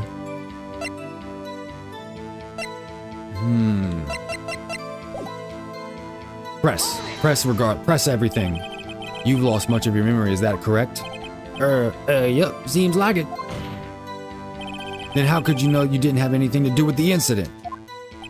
Or maybe you're lying about not having your memory, huh? You know exactly who you are. The witness has testified quite clearly that he has no memory of who he is. If you claim he's lying, then show the court proof. Grr. How am I supposed to prove what's going on in that old codger's head? That's impossible. I'm glad you've come to your senses, Mr. Wright. Very well, witness, please continue. I mean, I need one of them motive things, right? And I don't got one. How can you say you had no motive? I say you do. You had a grudge against Edgeworth and the victim, Robert Hammond. That's why you took revenge on them, right? Please don't make me repeat myself, Mr. Wright. This witness has no memory of anything beyond several years ago. Yes, he does. He can't hold a grudge. It's impossible. I have to prove he's lying about his memory. Otherwise, it's going to be the same thing over and over until the trial ends. Might I say something, Mr. Wright? Yes, Your Honor. You've been saying the same thing now over and over. You've been calling the witness's memory of the past, or lack thereof, into question. But does this really have anything to do with the current case? Yeah, he's lying. Of course, Your Honor. The witness has said he has nothing to do with this case and no motive. Both of these statements are lies. He's a liar. He's a great big fat phony. Order. Mr. Wright, there's a serious problem with your claim. Or are you saying you know who this witness is? Of course, Your Honor. Ho, now this is interesting. I would like to know myself. So who is he? Don't play dumb, Von Karma. Mr. Wright, please tell us this witness's name. Yonni motherfucking Yogi. His name is Yonni Yogi, a former court bailiff. Oh, Yogi? That name seems familiar. Oh, Yonni Yogi from the DL6 incident. It figures the judge would have heard of it. It was such a famous case. But what does this mean? Your Honor, if this man is Mr. Yogi, then he has a clear motive. Tisk, tisk, tisk. Jumping to conclusions again, Mr. Wright. This witness is Yonni Yogi. Fascinating. However, how do you propose to prove this to the court? This is a court of law, as you may recall. You need proof. And allow me to repeat once more that the witness has lost his memory. This is it. I have to do this now. If I can't prove he's Yogi right here, right now, then I've got nowhere else to go. How does he know the name of Yogi's kids? Nick, how are you going to prove it? How can you prove that he's Yonni Yogi? It's okay, it's actually quite simple. Your Honor, please take this man's fingerprints. Oh. Then we'll compare them to the fingerprints on file for Yonni Yogi 15 years ago. Did he burn them off? I see, that makes sense. Yes, tisk tisk. Huh? I'm so very, very sorry, Mr. Wright. Why? The witness has no fingerprints. Bro, what the fuck? What kind of Ted Kaczynski ass shit is this? What? No fingerprints? Oh, you see, before I worked as a caretaker, I worked at a chemical plant. I burned my fingers working with the stuff. Yep. What? Yogi, you sneak. Okay, what about toe prints, identifiable scars, anything? What, I mean, we could do like some psychological evaluation to see if his, mental faculties is proportionate to, like, I don't know, oxygen deprivation, brain damage. Yogi, you sneak, you burned your fingerprints off to hide your past. Well, if the witness has no fingerprints, I guess we will not be able to prove his identity. No. Hiss, hiss, hiss. Well, what would you do, Mr. Wright? It seems that the case has been decided. No. No. I know what happened. I know everything. I just can't prove it. But no, I can't let it end like this. I can't lose. There has to be another way. There is no one who can testify as to who this witness is. No one. Let's find his kids. Nick, what are we gonna do? I didn't even consider that man have erased his fingerprints. What do I do? Hiss, hiss, hiss. Well, Mr. Wright, perhaps you'd like to cross-examine his parrot for a little comic relief? Hold on. Yeah, very funny. You're a sore winner, Von Karma. Wait a second. Cross-examine his parrot? What is it, Nick? No, you're not going to. Your Honor? The defense would like to take Mr. Von Karma up on his proposal. Take Mr. Von Karma up? Oh, my proposal? Exactly, Your Honor. I would like to cross-examine the witness's pet parrot. What the fuck is this court? What is this story? Order. Well, what do you think, Mr. Von Karma? Need you even ask? This is a farce. I object. Wait a second. You were the one who suggested to cross-examine the parrot, Von Karma. I have a right to do so as you suggested.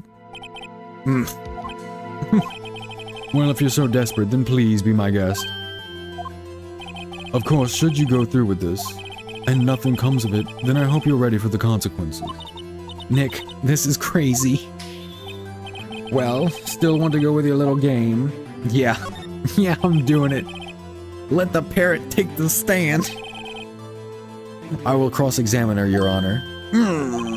This is the most ridiculous thing I've ever heard.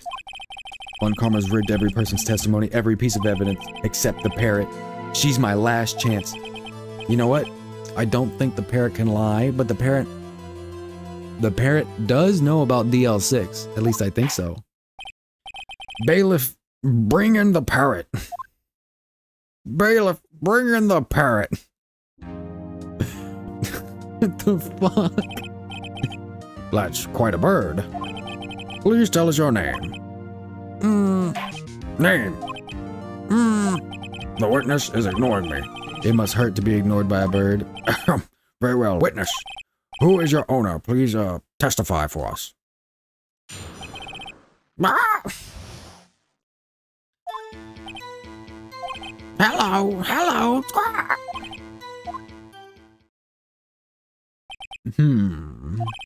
Certainly the most concise testimony we've had so far.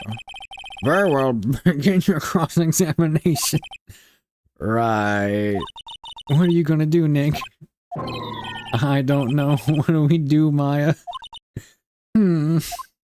Get Mia, please. If there was ever a moment to show up, right now is that moment. I'd like to take this moment to thank everyone for liking the stream. I truly appreciate your patronage, but thanks for watching regardless. I'm also going to take a sip. I'm almost out of drink. Almost out of that drink. Okay. Who's your owner? Hello.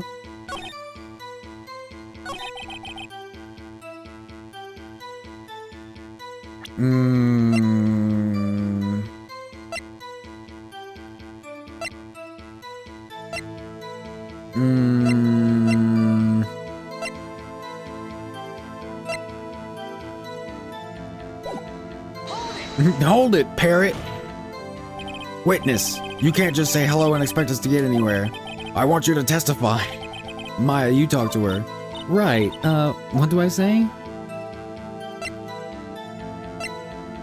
What's the safe number?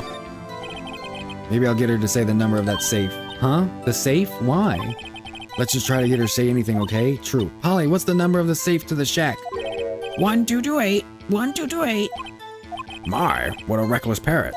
Well, Mr. Wright, you aren't claiming that this number has something to do with the caretaker. Actually, it does. Actually, it does. That's why I had her say it. Huh, ridiculous. How can the number to a safe tell us who the caretaker is? Show us your proof. What could possibly link this number to the caretaker's true identity?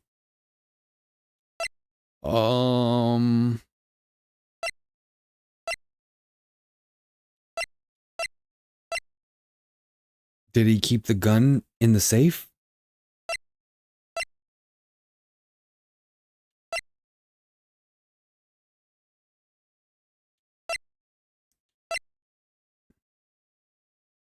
One, 2, 2, 8, 12, 28, 12, 28, 12, 28, 12, 28. The DL6 case file? What is this obsession you have with that case? It's 12/28. It's December 28th. Oh shit! I didn't put it together. Mr. Wright, where in this file is something related to that safe number? Case summary. Victim data, suspect data. It's got to be case summary. It's on the case summary page. The case summary? Specifically, the date on which the DL6 incident occurred. The date of the incident? December 28th? Why, that's today's date, 15 years ago. And the number on that safe is 1228. Ah, He used the date of the DL6 incident as the number for his safe, Your Honor. That's how important that date was to him. I see. It certainly is an interesting coincidence.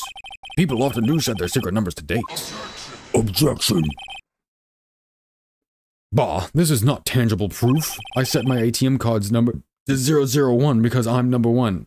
I'm gonna rob you after we're done here. I'm gonna take your ATM card. This has nothing to do with the date. Nothing. Indeed. Alone, it is a little weak for evidence in a murder trial. Dude, please bring up the fact that he knows his kids' names. We would need some other corroborating evidence. Where am I going to find that? Nick, We're getting closer. One more. If we can just get one more piece of evidence. Right, but what? humph. Very well, witness, you may continue. Well, I guess we should try to get some information out of her.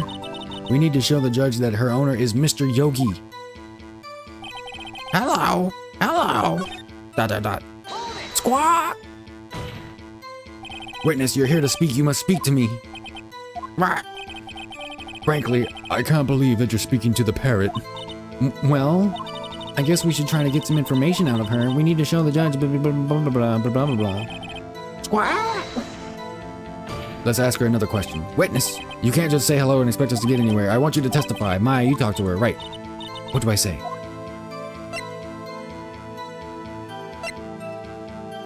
Don't forget the DL6 incident. Have we forgotten something? As I recall, 2 days ago. Polly, have we forgotten something? Squawk. Don't forget DL6. We're so good. We're so fucking good. We're so back. We're so back. It was so over, but now we're so back. If you can get Polly to say that here, that will prove that the caretaker had something to do with the L6. Polly, have we forgotten something? Hello. No. Please. No. That's not what you're supposed to say. Forgot something. We forgot. Hello. Uh-oh, it's not working, Nick. She won't say it. This is ridiculous. Why won't she say it? Something the matter, Mr. Wright? Wait. Don't tell me Von Karma expected this. He couldn't have retrained the parrot, could he? Did he train her not to respond when we asked if we got forgotten anything? Hello.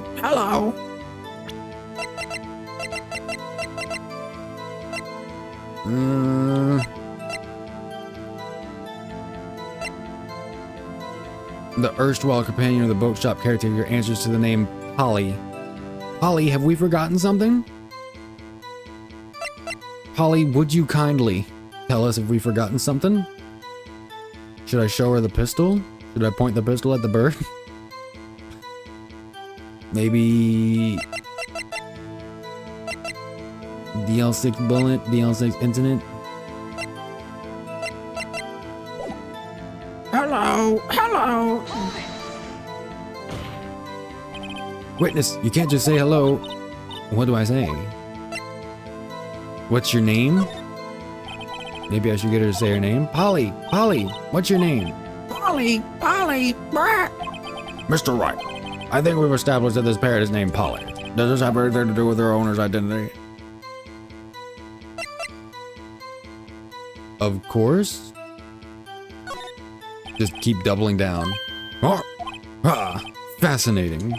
You claim that the parrot's name will prove her owner's identity? Then show us this proof. Nick, don't you think you're taking the bluffing a little too far? Listen, we're not here to answer the question of who is the caretaker. We're here to prove that he is Yonni Yogi. All we have to do is tie the name Polly to Yogi. Your Honor, the proof that the parrot's name reveals the caretaker's identity is...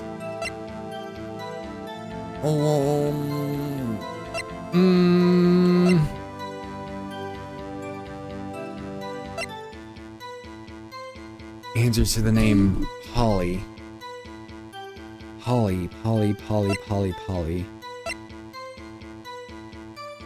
Murder weapon, 22 caliber, fired 3 times, bears prints, found in victim's body, overhead map, Gourd Lake.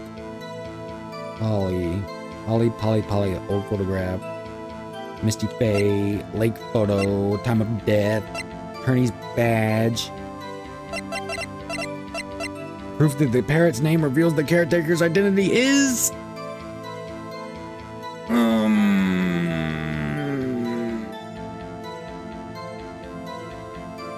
Yonni Yogi, Polly Parrot. Is it the parrot itself? Mr. Wright, I had hoped you would have learned this by now. Making random guesses here is a waste of court time. Uh-oh, wrong again. That is all. Witness continue your testimony. Fuck. You gotta say shit. Please. Witness, you're here to speak. You must speak to me. Frankly, I can't believe you're speaking to the parrot. Well, I guess we should try to get some information out of it. We need to show the judge that our owner is Mr. Yogi. Hello.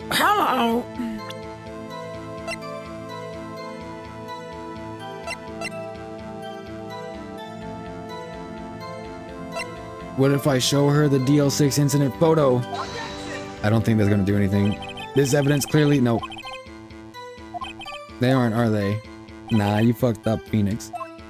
Please think the facts over before making accusations. I don't think that won me any points with the judge. oh, geez. Collar pull. Hello. Witness, you can't just expect to...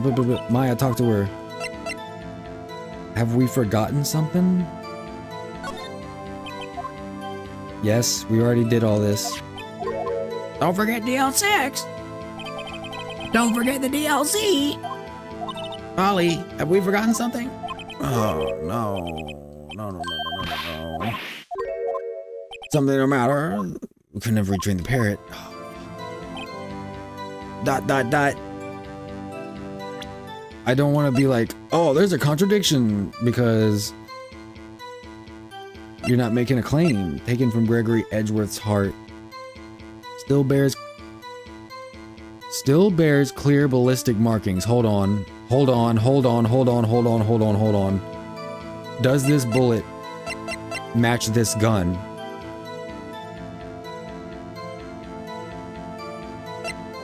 Ballistic markings match the murder weapon's barrel.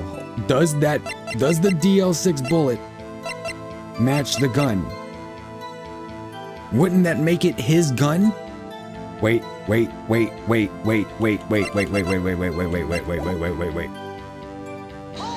Where's the part where I show him evidence?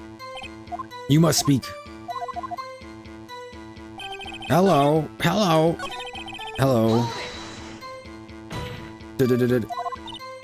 What do I say? What's your name? Does this have anything to do with their owner's identity?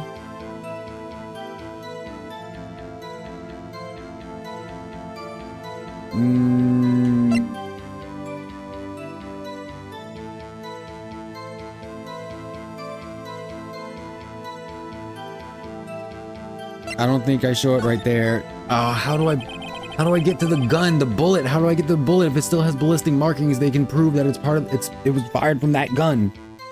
I guess it doesn't really have anything to do with that. No. Please only ask questions pertaining to the matter at hand. Very well, witness, continue your testimony. Fuck. The bullet.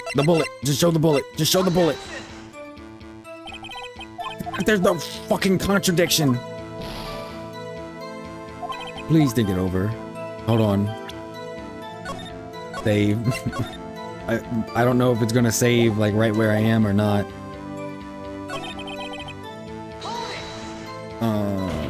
I want you to testify. Okay, maybe I go to what's your name, then it's like, what is the evidence that proves? Of course, it does. Huh, fascinating. Show us the proof.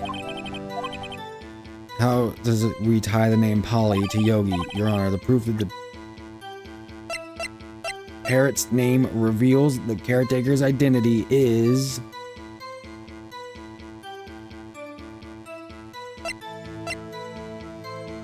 What about prints from the person who actually shot the shit?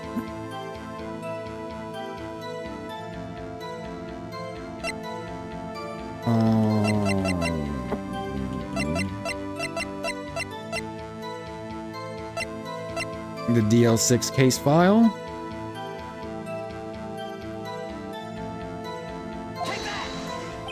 The DL6 case file. That's quite a large file you have there. Which page is this proof on then? Show us or stop wasting our time. Very well, Mr. Wright. Please show us the page where in this file is the information connected to this parrot's name. Suspect data. It's on the suspect data page. This page is all the information about Yonni Yogi. Right after he was arrested, his fiance committed suicide.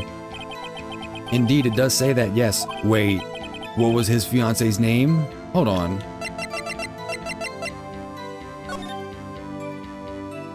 Air in the elevator was oxygen depleted at the time of incident. No clues found on the scene.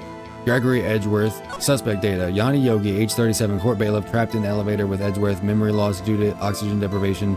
After his arrest, fiance Polly Jenkins committed suicide. I never read the fucking file. God damn it, Phoenix. You're supposed to read the file before you go to court. What was his fiance's name? Polly Jenkins. Polly! Exactly, Your Honor.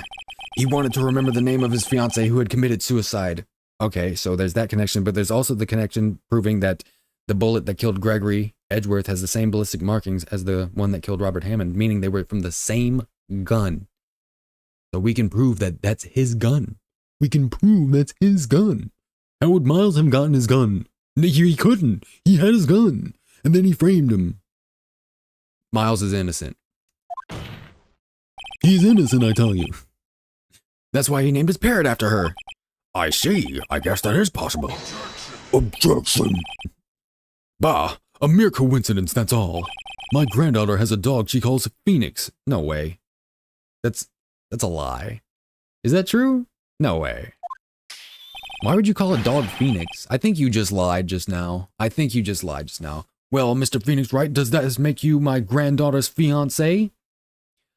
Bro, there's a difference between someone I've never met having a pet named after me and a man whose wife committed suicide and him naming the parrot. Okay? Okay, Mr. Disingenuous. She's only 7 years old. Well, you've already written one pedophile into this story, so I don't know. Everyone tells Maya how hot she is. I mean, she is whenever she's Maya, so definitely some questionable stuff going on here. That's enough. I think we've reached a conclusion here. This is a mere coincidence, that's all. True, that is a possibility. Dude, that's literally the most, like, razor-thin coincidence of all time. How is he gonna have a safe that the date is the date of the murder, and then a parrot named after the the fiance that committed suicide from the same date of the same murder. And he also, like, we need to figure out if he has kids named Keith and Meg. Is he just making kids up? Like, does he not have kids? And then he, like, acts like he has, like, brain damage? Come on, man. Come on. Also, like, well, I guess this was 2001, so people could still get away with not having, like, bank cards and stuff. He might have just had cash all the time. And the boat rental shop would be a cash-only type of shop. I bet he wouldn't have card readers. Maybe he bought everything with cash. But okay, then the boat rental shop must be like under someone's name. What's his name under? Like he must have ID and stuff. Come on, man. Like, think. Brain blast. However, two coincidences at the same time seems more like a pattern to me. Good judge, based judge. Thank you, judge. What are you saying?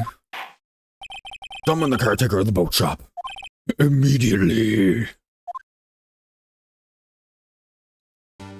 What's up, fentanyl addict? Witness, tell us your name. Objection. Wait. This witness, he doesn't remember. No. No, it's okay. Huh? Whoa. No, ain't no way, bro. Ain't no way, bro. Ain't no way, bro. I've accomplished... now he doesn't talk like a crackhead anymore. I've accomplished what I've wanted to do. I'm done. Nick, he looks totally different. This is the real Yogi, I think. Finally.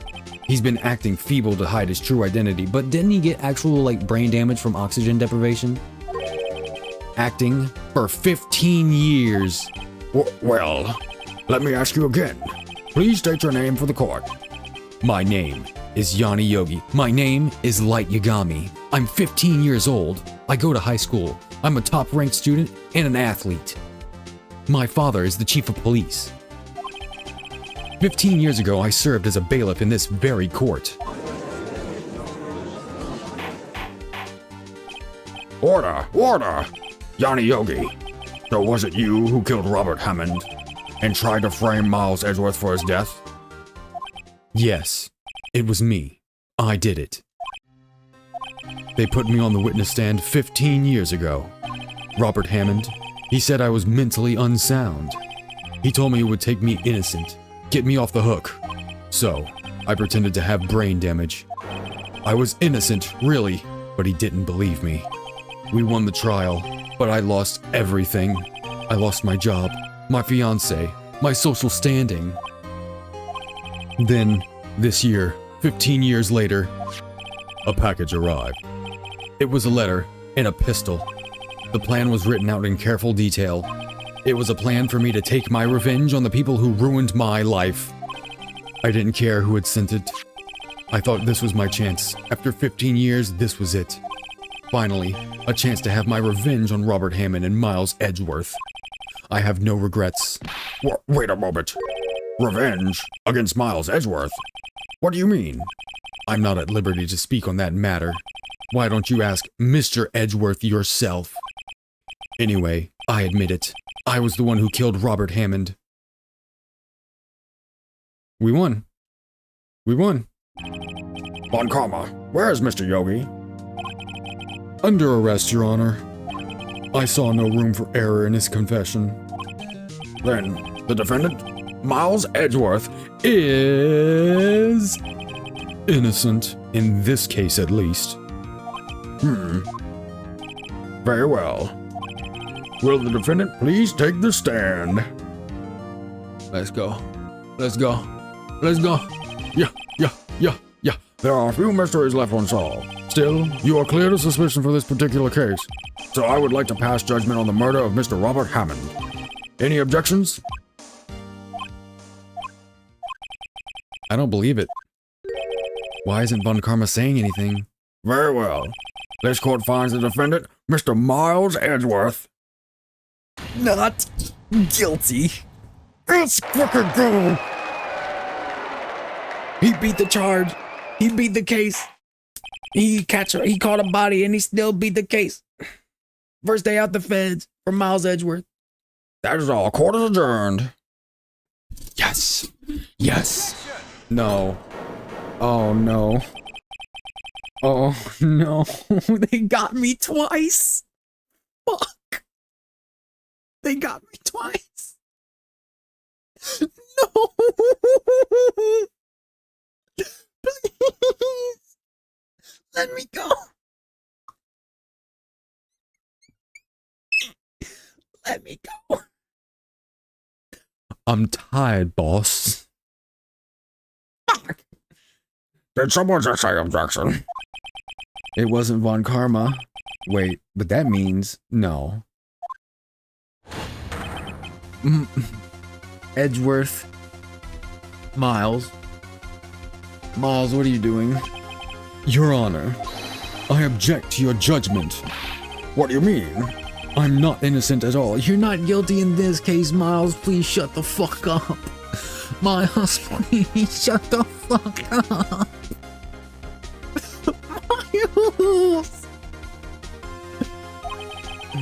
As we have heard, Yonni Yogi killed Robert Hammond in revenge. But revenge for what? Nick, Edgeworth is trying to confess. He's going to say he's guilty. Well, that's not this case. That's not this case. It's a totally different case. He's going to tell them he was the murderer in the DL6 incident. Bruh, it's literally the last day for the statute of limitations. You could make a public... Dude, just confess publicly tomorrow and people will treat you like you did, okay? But right now, we need this. We need this win, okay? What the He's going to tell them he was the murderer in the DL6 incident. He's going to tell them he killed his own dad. Uh-oh, what do I do? Raise an objection. The judgment has already been passed. I object to Edward's outburst. Objection. Didn't something like this happen yesterday too? I believe a certain witness raised an objection after a guilty verdict was passed. That would be Larry. We must hear this new statement. We must hear Miles Edgeworth. He's right. We have a duty to hear Mr. Edgeworth out. He's not going to confess to killing Robert Hammond. That's what this whole case is about. You are currently being charged with the murder of Robert Hammond, and it has been proved undeniably beyond a shadow of a doubt with a confession from the actual murderer that you did not do it. So in this case, you are not guilty. And I guess we should run the other case because it's the last day, 15 years, statute of limitations. Miles, you can just like go to therapy instead. For 15 years, I have a recurring dream. A nightmare. It's only a nightmare. That's what I told myself. But now, I know it wasn't a dream. Yonni Yogi wasn't the killer. You mean in the incident where your father died? Okay, you were 9 years old. You can't be tried as an adult. From the distance of the shot, it wasn't suicide either. Everything was as clear as day. The murderer. The criminal in the DL6 incident. It was me. Your Honor, I confess my guilt. I am guilty for DL6, the statute of limitations which ends today. The culprit is me. Well, then why are you pointing at me, bruh? Shut up. Point at yourself. Order, order. This is certainly unexpected. The defendant declared innocent is confessing to a different crime. A crime for which the statute of limitations runs out today. I'm not really sure how I should deal with this. Not guilty on the murder of Robert Hammond. Just not guilty on the murder of Robert Hammond. Bah, it's obvious. We hold a trial right here, right now. Holy fuck, dude. We try this man for his crime of 15 years ago. I think I would like to take a 5-minute recess. During this time, I will consider the appropriate course of action to take. Court is adjourned. Fuck, dude. Okay, hold on. I'm not quitting. Take a swig, especially of some water. You better do it. I swear to God. I'm gonna take 2 minutes to just eat some chips real quick. Hold on. And I'm also gonna put my desk standing.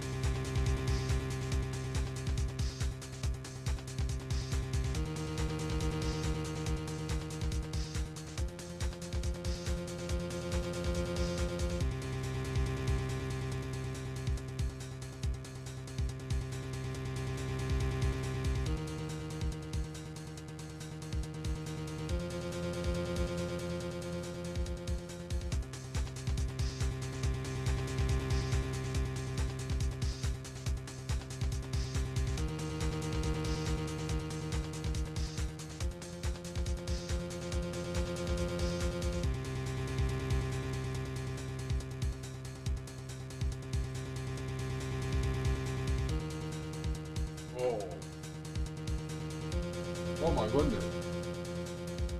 Oh my goodness. I got some potato chips. Well, technically they're not potato chips, they're tortilla chips. Doritos to be specific.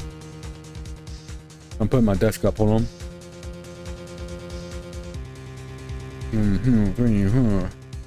Cool. You know what? It's cool ranch Doritos too. Probably, I don't know if it's the second best flavor. I'll tell you what the best flavor of Doritos chips right now. I'll tell you the God's honest truth. Spicy sweet chili, the purple bag. They're the best. They are the best ones.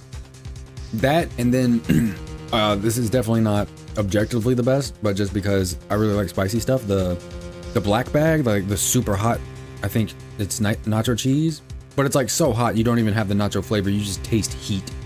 I love hot shit. Diablo sauce, Takis, all that. My favorite, sorry. My favorite hot food, hot snack, definitely hot fries, for sure. What we used to do, we'd go across the street to the Circle K from our apartment back when I lived in the city. And I'd get a bag of hot fries, put it in one of those red and white fry boats. You know, they have the little paper ones that you get like a chili dog or something in. I'd put a small bag of hot fries into that. And then I'd go to the gas station. I'd put it in the gas station's cheese and chili counter that they have that you do hot dogs on. I concur with the spicy sweet chili, absolutely. It's so fire. And they also had diced onions and jalapenos, so I'd put chili, cheese, diced onions, jalapenos on the hot fries, and I'd eat that.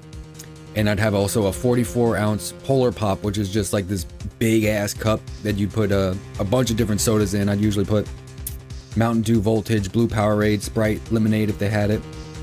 And then I'd have bathroom problems for the next like 10 hours. And it was worth it.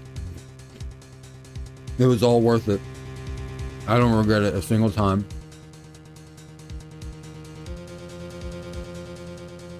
Oh, I'm almost done, I swear.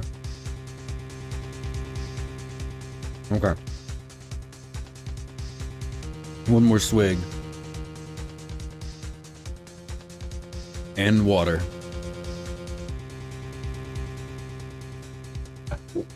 Delicious Doritos. December 28th. That's my ex's birthday. I'm sorry, Wright. Fuck you. You lost me a not guilty verdict in a way that wouldn't even be possible in a real legal system. Fuck you, Miles. And you still have the gall to have one eyebrow slightly raised when you're looking around like you're condescending. Like you're better than us. Where's your father right now, huh? What happened to your mother? Where's your mom? Try Ritz Toasted Chips, Sweet Habanero. They are so good. Ritz Toasted Chips, Sweet Habanero. I'm gonna have to. Habanero's some hot stuff. I love habanero stuff. I'm sorry, right? I also want to try those Cheez-It, like, I don't know what they're called, Snapped, whatever they're called. They're like a chip, a Cheez-It chip. Cheez-Its gotta be my favorite, like, cracker snack, I think. I love Cheez-Its. I've just wasted all of your effort. You sure did, Miles. Thank you for acknowledging that. They aren't like Ritz crackers at all, though. That's fine. I love Ritz crackers. I love putting peanut butter and, like, jelly, maybe. You know what's really, really fucking good? You take a Ritz cracker, put some peanut butter on it, and then take some Smucker's ice cream fudge, a dollop of that, and put it on top of it. Eat that. It's like a Reese's cup, but a cracker. It's so good. And then something my grandma does sometimes for like holidays, she'll make chocolate covered Ritz crackers. They are so fucking good. Oh my god. No, I'm definitely gonna try those Ritz Toasted Chips Sweet Habanero. I'm gonna have to check that out. I wonder if they're regular habanero, because I don't like the super sweet and spicy stuff. Like, I definitely want more spice than sweetness, but the sweetness definitely adds something to it. It's almost like, what's that sauce called? I think it's the sauce you make with like sesame chicken, maybe? No, I can't remember. This is some kind of sauce, but yeah, all that stuff. It's the bomb. Anyway, Gumshoe, what do you want? What are you talking about? I'm sorry, I was thinking about food. Mr. Edgeworth. I just don't believe it, sir. I don't even know what to make him sound like. I mean, you kill your dad? Shit, you killed your pops. It's fucked up. Back in Jersey, we wouldn't take that kind of stuff. I didn't want to believe it myself, detective. But it's the truth. Stop saying you murdered your dad. You accidentally discharged a firearm and it killed your dad. It was like, at the worst, you did manslaughter. I know, like, on your conscience, you killed your dad, but, like, calm down. Don't stop being so dramatic, Miles.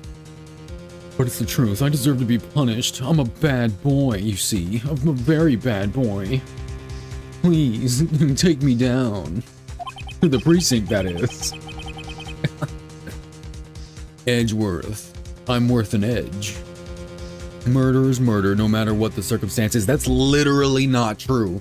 That is literally not true. There are different degrees of murder and different crimes for murder that wasn't intentional.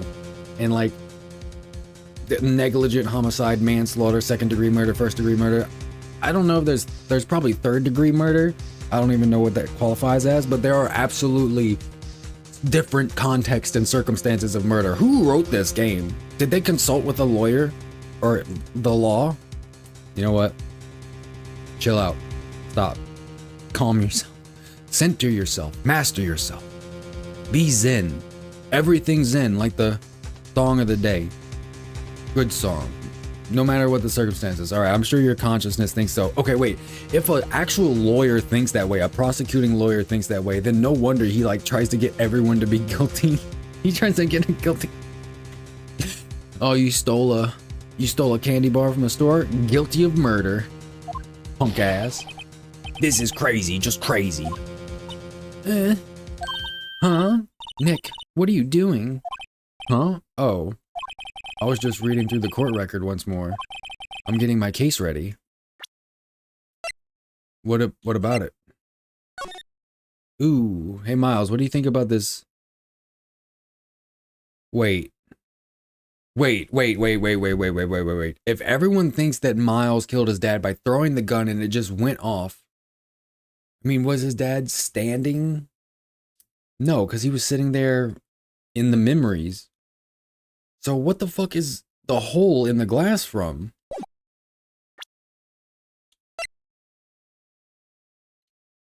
Check. Air in the elevator was oxygen depleted at the time of the incident. No clues found on the scene.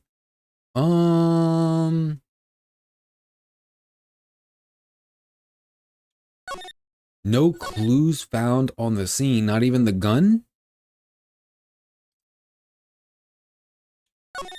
Defense attorney trapped in elevator returning from a lost trial with son. Miles Edgeworth, age 9. 1 bullet found in heart. The murder weapon was fired twice. Fired twice? Well, if Miles threw it and it went off, how could it go off twice? Some shit's not adding up. Shit is not adding up. Memory loss due to oxygen deprivation. Then we found out that was a lie. After his arrest, fiance Polly Jenkins committed suicide. I don't trust it. I don't trust it. I don't trust it one little bit. I'm getting my case ready. Your case? For what? Huh? Isn't it obvious? I'm going to prove that Miles Edgeworth is innocent. Huh? What are you talking about, pal? He just admitted to it. Yeah, he's dumb. He's racked with guilt. Of course he's gonna admit to it. He confessed that he did it in court. I'm sorry. Oh, I'm sorry, Edgeworth. But I don't believe your nightmare. What? It's just a dream. It's not real. The truth is right here in this court record. In any case, tighten your belts. The real fight is just beginning. I'll prove you're innocent. Trust me. Right. Thank you. That's literally all you have to say, Miles. What is with this pride? Shouldn't you be more, like, humble? Okay, so thankfully we won't have to go out after this and, like, find out more information because this is the last day we can have a trial about this. So if we don't come to a conclusion, he's just innocent, regardless. Now then, I would like to resume our trial. Judge, Miles Edgeworth has admitted his own guilt. He has confessed his crime. Let us begin by hearing his testimony. Then, though pointless, let the defense do their cross-examining. The statute of limitations on the DL6 incident runs out today. Though it's unconventional for me, I'd like to run this one by the book. I see. Does the defense have any objection? Nah, son. No, Your Honor. Von Karma, you knew this was going to happen from the very beginning, didn't you? Very well. Let's relitigate this motherfucker. This cold case 15 years ago. Will Miles Edgeworth Take the stand.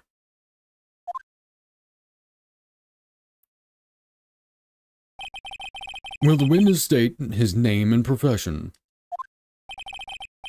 Miles Edgeworth. Now I have to make them sound different. Fuck. Miles Edgeworth. I'm a prosecuting attorney. Mr. Edgeworth. 15 years ago, you mistakenly killed your father, Gregory Edgeworth. Is this correct? It is correct. Then testify about this matter to the court. When Edgeworth was telling me about his dream yesterday, I noticed something. One detail didn't quite fit. That will be the key, but only if I can get it to work. Please, please. Yeah, when's Mia coming out, bro? You've been edging us about Mia the whole time. That day, I had gone to the courtroom to observe one of my father's trial. As we went to leave, an earthquake struck, trapping us in the elevator. Yeah? My father and Mr. Yogi lost their composure and began to argue. Just then, something heavy fell at my feet. I picked it up and threw it at Mr. Yogi. I wanted them to stop fighting. So you threw him a gun? A moment later, there was a single gunshot, then a scream. It was a terrible scream. I remember it to this day. That's all. So you remember everything, but like barely any details. And until now, you thought this memory was a dream. We were stuck in that elevator for 5 hours. The oxygen in the elevator ran out and I lost my memory of the events. Bah, the same claim Mr. Yogi has made. Okay, well now you don't believe him? You believed him at first, huh? Crooked ass. Very well. Mr. Wright, your cross-examination, please. Yes, Your Honor. He's gonna get my ass. So the gun went off twice. Just saying. That day, I had gone to the courtroom to observe one of my father's trials. True. As we went to leave, an earthquake struck, trapping us in the elevator. Was it an earthquake? Was there a report of an earthquake? I mean, I guess I have to believe him. There's nothing that contradicts that.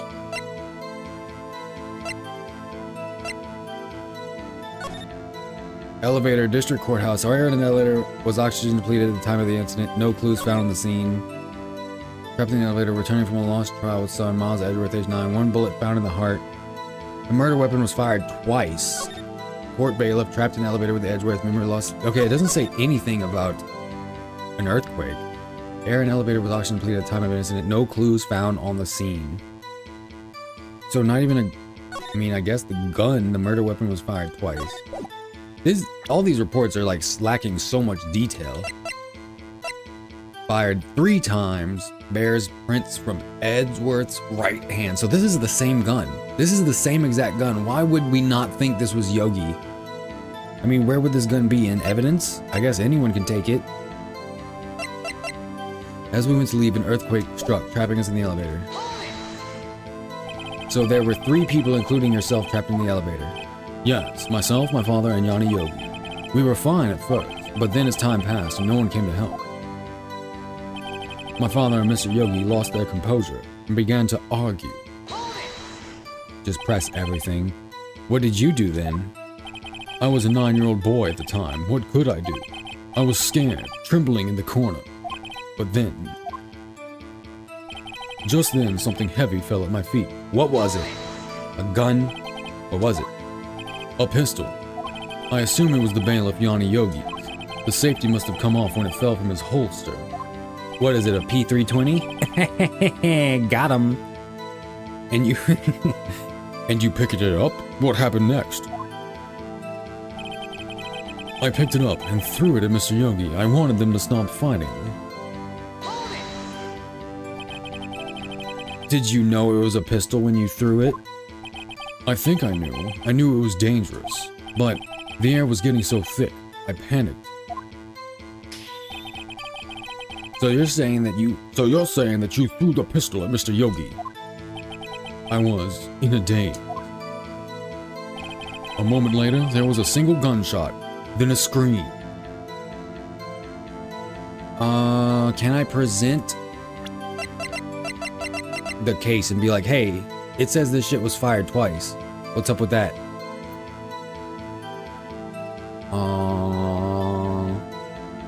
Single gunshot, then a scream. The gun fired once? Yes. I think after I threw it, I lost consciousness. Since then, they've echoed in my head every day. That gunshot and that horrible scream. The scream.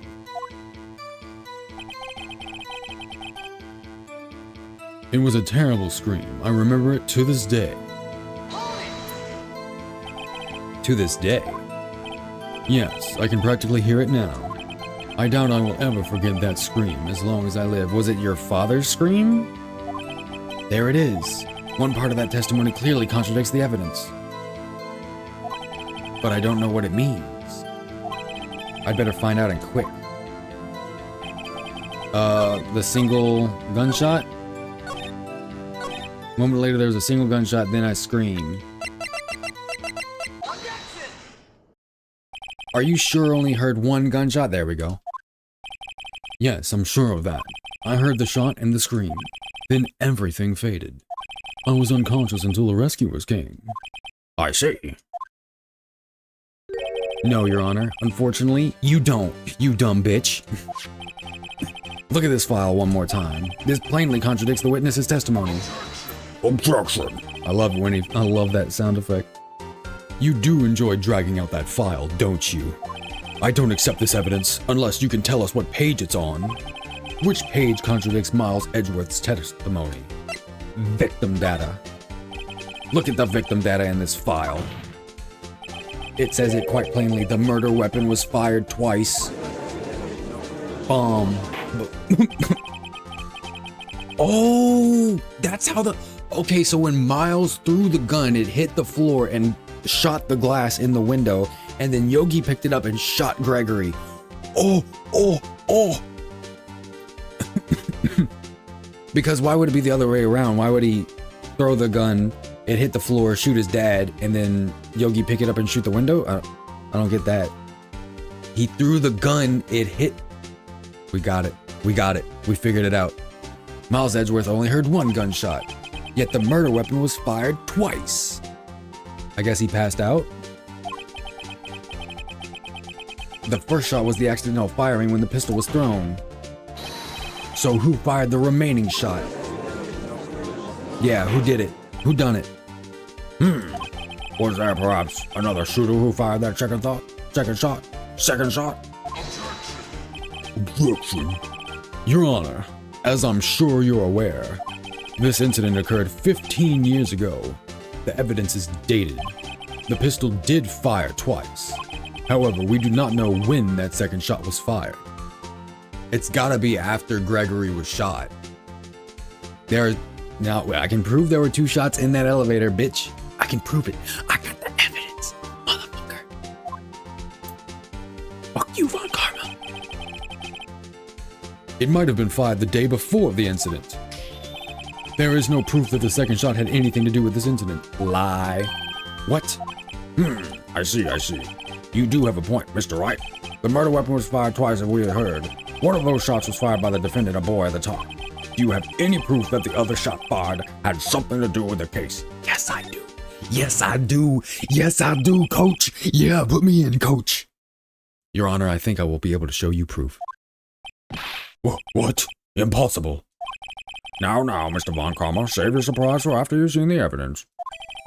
Very well, Mr. Wright, show us your proof.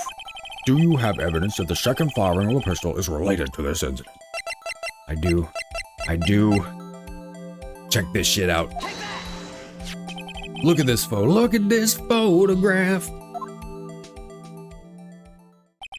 This is a photograph of the crime scene 15 years ago. I can see that the victim line there is Gregory Edgeworth. This proves the murder weapon was fired twice at the time of the incident. This photo proves it. So, let me get this straight. Do you not see the giant fucking bullet hole in the window? This photo proves two shots were fired? Where? Your Honor, please get a clue. Dude, this is the worst judge I've ever seen in my life. Show the judge the contradiction in the photo. Of course. Bazinga. I put my finger right in the hole. As should be obvious, the contradiction is here. I see a bullet hole in the door. Your Honor, Gregory Edgeworth was killed by a shot from the pistol, yet there is also a bullet hole in the elevator door. We also know that the murder weapon was fired twice. Thus, someone other than Edgeworth fired that second shot. The first shot was the one through the window, then the second shot was through Gregory. Order, order. Mr. Wright, what are you driving at? It's simple, Your Honor. At the time of the incident, 2 shots were fired. One went into Gregory Edgeworth's heart, the other hit the elevator door. Remember that the defendant lost consciousness after the shot he fired rang out. In conclusion, we must agree that the second shot was fired by someone else. Mr. Wright, but who could that someone else be? Bitch, what are you talking about? Who else? It was Gregory. He killed himself, and he shot himself in the heart. The murderer, of course. Objection. Also, von Karma. I'm gonna find a way to implicate you. I'm gonna put you under. I knew I should have stepped in before your wild fantasies got out of hand. Make some shit up real quick, right now. Come on, do it. Mr. Wright. Look once more at the DL6 incident case file. Look closely. Try the case summary page.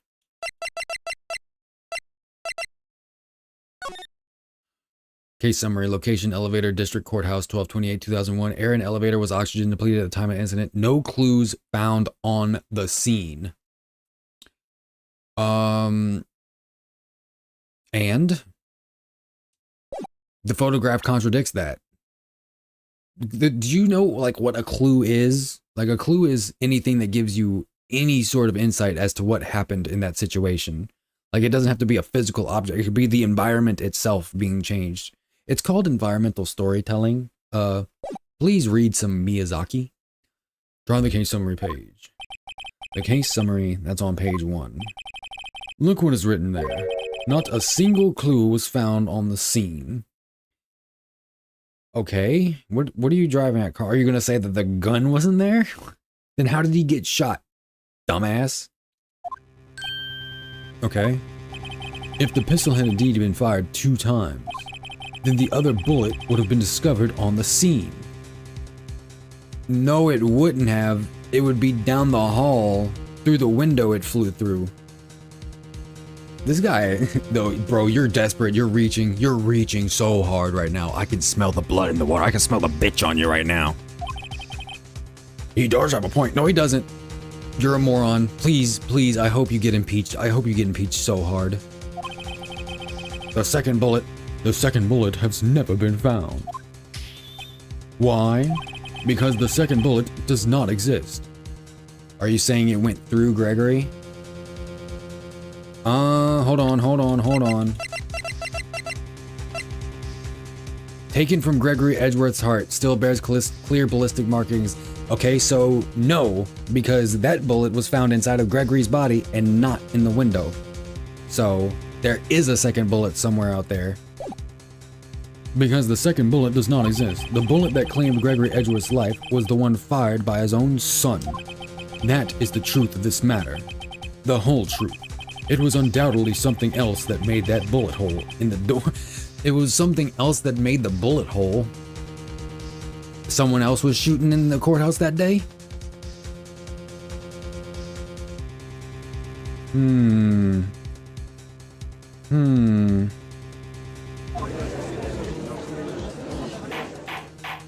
You're lying. It said the gun was fired twice though. Where is the other bullet hole then? Huh? Order. I will have order. Mr. Wright has proven one thing to us quite clearly. That the murder weapon was fired twice at the time of the incident. Yes, correct. However, as Mr. von Karma says, the second bullet was fired was not found. Only a bullet can make a bullet hole. Real shit. Von Karma, I think you need to go back to law school, brother. It is highly unlikely that the police merely overlooked the second bullet. They did. Because they didn't look outside of the elevator. Because they're stupid. Because this whole legal system in this area, oh my god, I feel so bad for the people who live here. So all we have is the single bullet fired. And I can prove it was from the same gun used to kill Robert Hammond. I can prove a lot of things, Judge. I'm kind of sick with it. Kind of dope at it. Not gonna lie. I'm the best in the game, dog. I'm afraid I have to discount the defense's claim. What the fuck is wrong with this guy?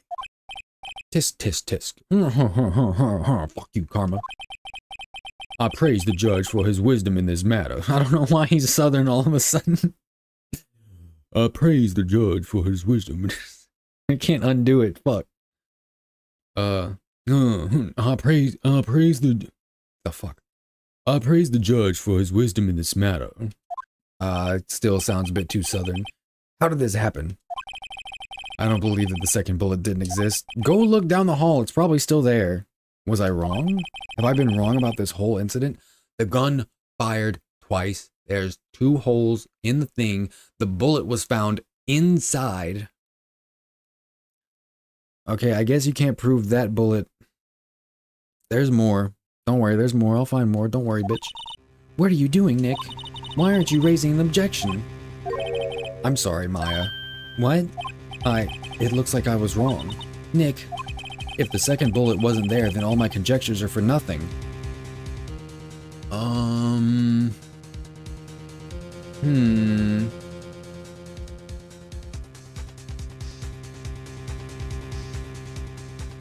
What if someone finds the bullet in the hallway? Like, Larry, go check the hallway. There might be a bullet there from 15 years ago.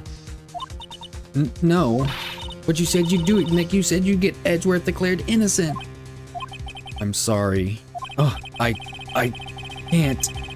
I failed you, Master. No. I have to go all out. Just this once. It's just when I saw that photograph, I thought that 2 shots had been fired. 2 shots were fired. I was so certain of it. I thought I'd won. I thought there was another person, someone else who fired the killing shot. Yeah, Yogi. But now, I was wrong to think it could be that simple. Hold on. Taken from Gregory Edgeworth's heart, still bears clear ballistic markings. Dude, it's literally Yogi's gun. There's another hole. Okay, so where's the other shooting incident recorded in the courthouse? You don't think they're gonna have a record of that? When was the glass ordered to be fixed?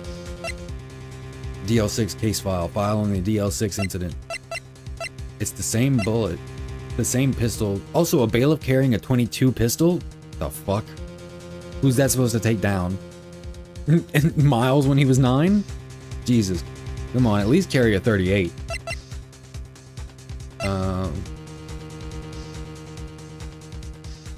DL6 incident. Okay, she wasn't involved yet. Okay, so none of this is relevant. None of that's relevant. This, okay, that's not relevant. This might be relevant because this has to be the gun that was used. Metal detector? What if we go in the hallway and use the metal detector to find the bullet? That would be so lit. I was wrong to think it would be that simple. This case has stood unsolved for 15 years. Nick. Mia, can you please make an appearance? Like, we need you so bad right now. I need the titties. I need the titties in my face to give me power, to give me strength. I'm like Goku holding his hands out for a spirit bomb, but instead I'm touching 2 spirit bombs. Mia's spirit bombs, you know what I'm saying? It seems that we have finally cleared up this incident. Only 1 bullet was found at the scene of the crime. That shot was fired by Miles Edgeworth. How do you know? Okay, first of all, it wasn't fired by him. It was fired by the gun he threw and it hit the ground or whatever the fuck. He did not shoot anybody. It was negligent homicide at worst. Precisely.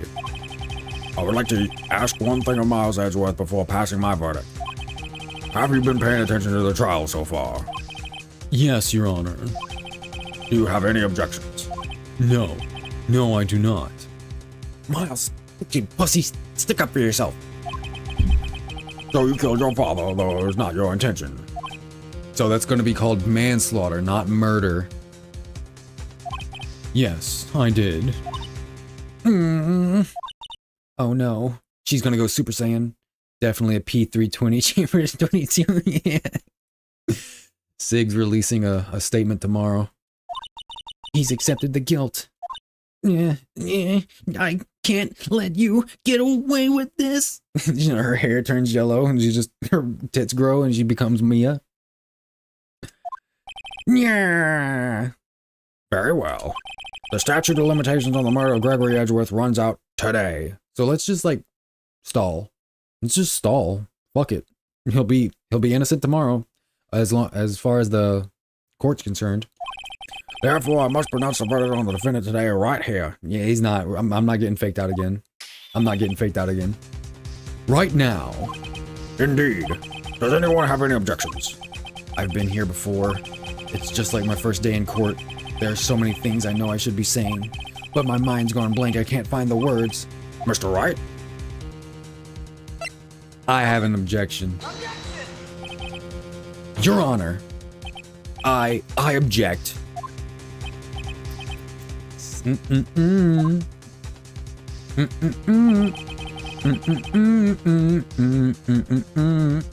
Mr. Rod, on what grounds? Why the fuck did I make him Southern?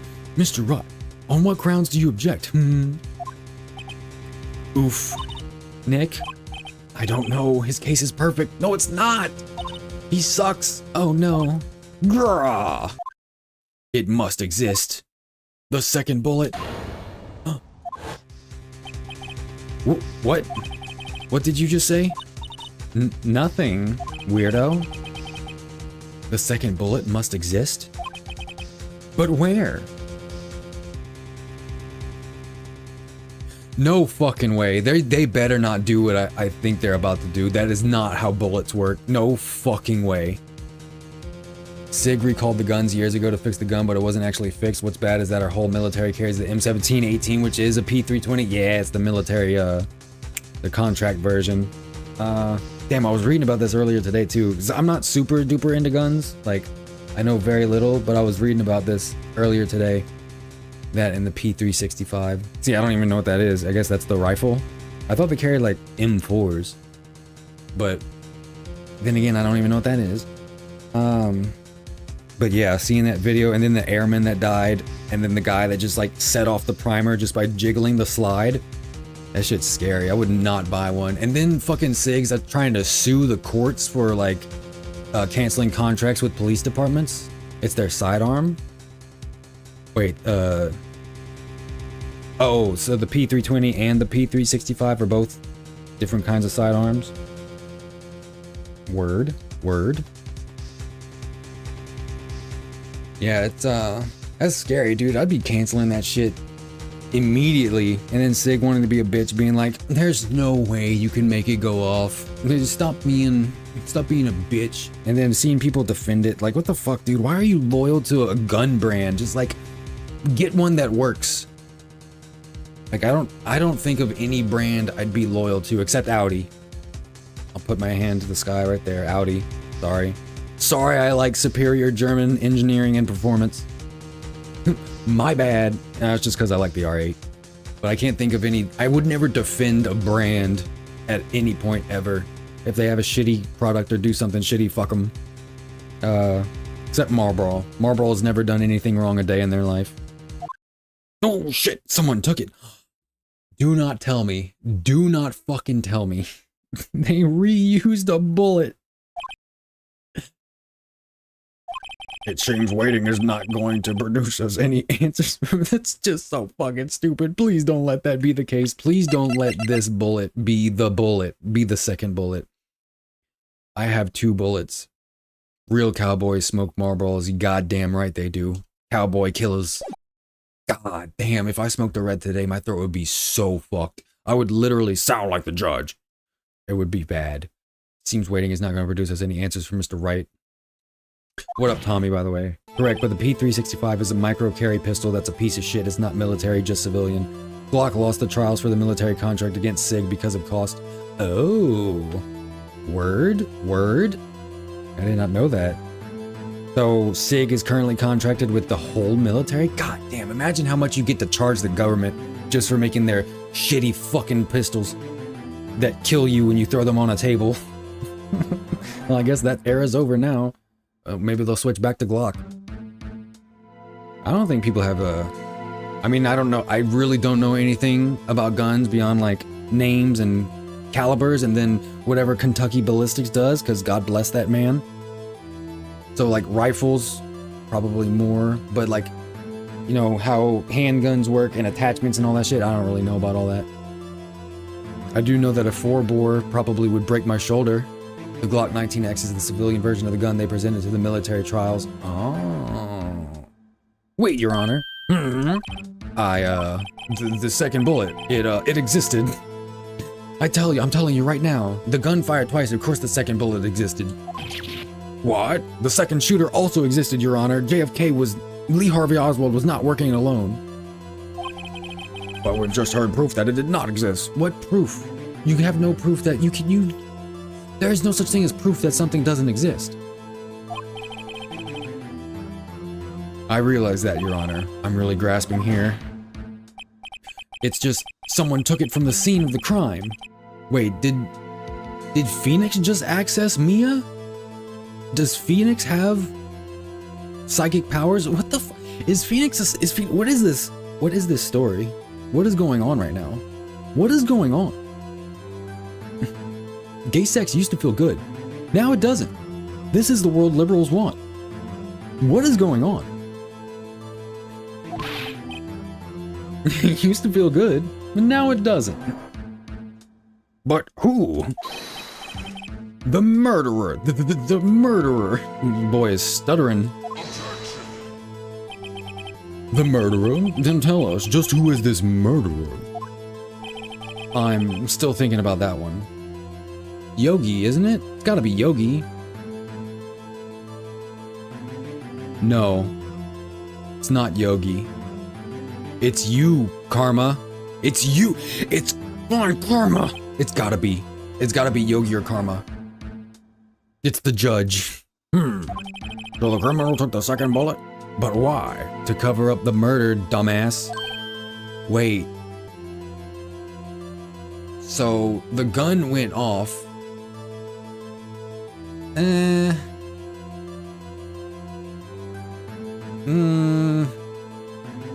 I don't know about all that. Because there was one bullet found in the body of Gregory. So that's gotta be... I don't know. How did he get that gun back? How did you get that gun back after 15 years? Huh? First of all, how would they have found it? It's not easy to find a stray bullet, Mr. Wright. You just look around. Cops do it all the time. Was there some pressing need for the murderer to search for that bullet? The murderer had to find it to cover up his tracks. Of course there was a need, that's why they took it. Bah, what possible reason could they have had?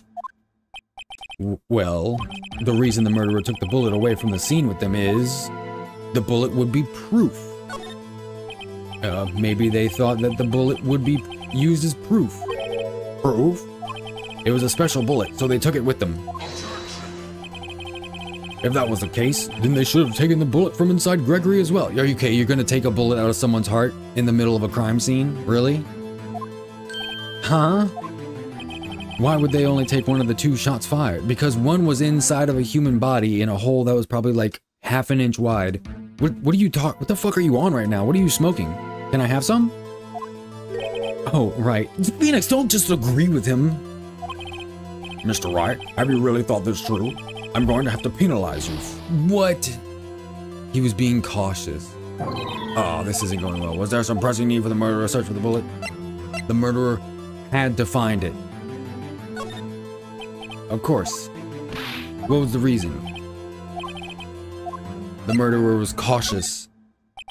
Well, the murderer was very cautious, sort, you see. That's why the murderer had to search for that bullet. If that was the case, then they should have taken the bullet from... Oh, no. Do not tell me. No, bruh, no. Can I please save Scum? Please tell me I can save Scum. The murderer had to find it.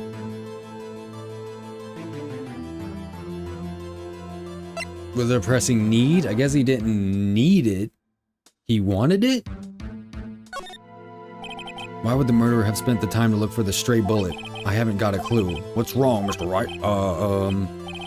The murderer had no reason to take that bullet. You don't want to admit it, but it's true. Had to take it. Had to take it. The murderer? What does that mean? You're thinking too normal. Think crazy. Okay, so he did need to take it, or had to take it, wanted to take it, whatever the fuck. Why, Mia? I mean, is Maya like channeling visions into my brain right now? Don't think why the bullet was taken. Think why the bullet had to be taken. To frame Miles? Mr. Wright. Yes, Your Honor. I have no idea what I'm doing. Well, the murderer had no intention of taking the bullet from the scene, but the murderer had to take that bullet. Had to, Mr. Wright? What do you mean?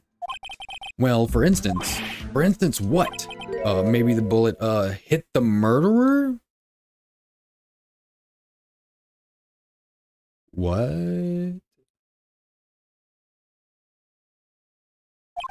The bullet hit the murderer? Just saying for instance, you know. I mean, if it hit you, you would have to take it with you, wouldn't you? It's not like you could perform surgery right there, you know.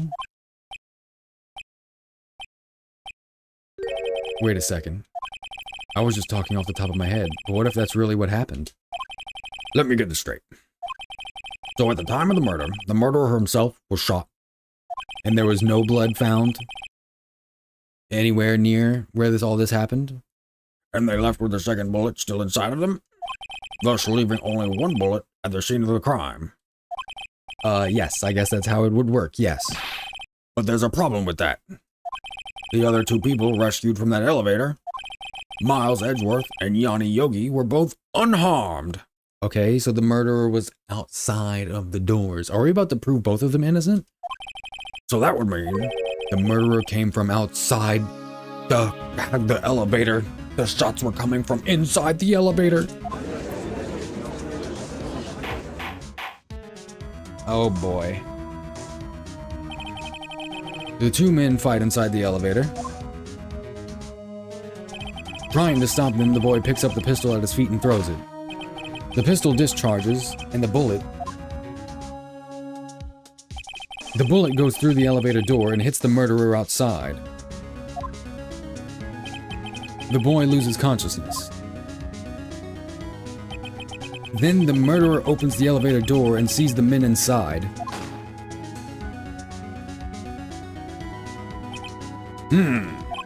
Mr. Wright, you are truly the most unpredictable defense attorney I've ever known. I can tell you're grasping, yet I can't deny the possibility of what you say. Man, he puts up with anyone's bullshit. Objection! What are you saying? Deny it! Deny it! No one involved with the incident was wounded. There was no murderer.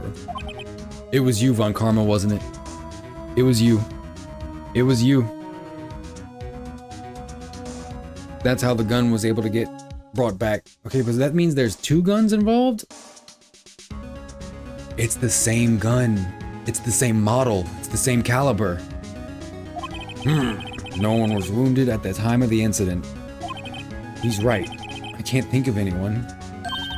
Hey, Nick. Huh? I just thought of something really crazy. Crazy? Remember what Mr. Grossberg said yesterday? No.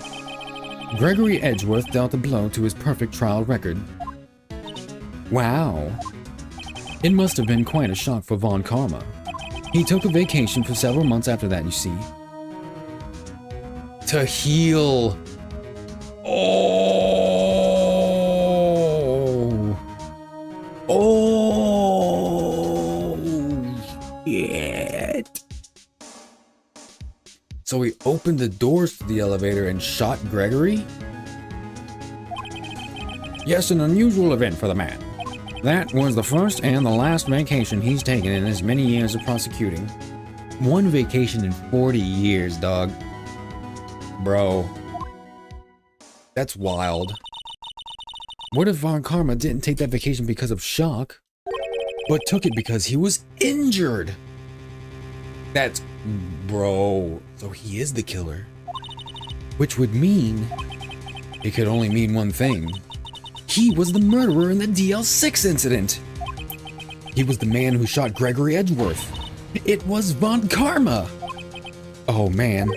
Something wrong, Mr. Wright? You seem dazed.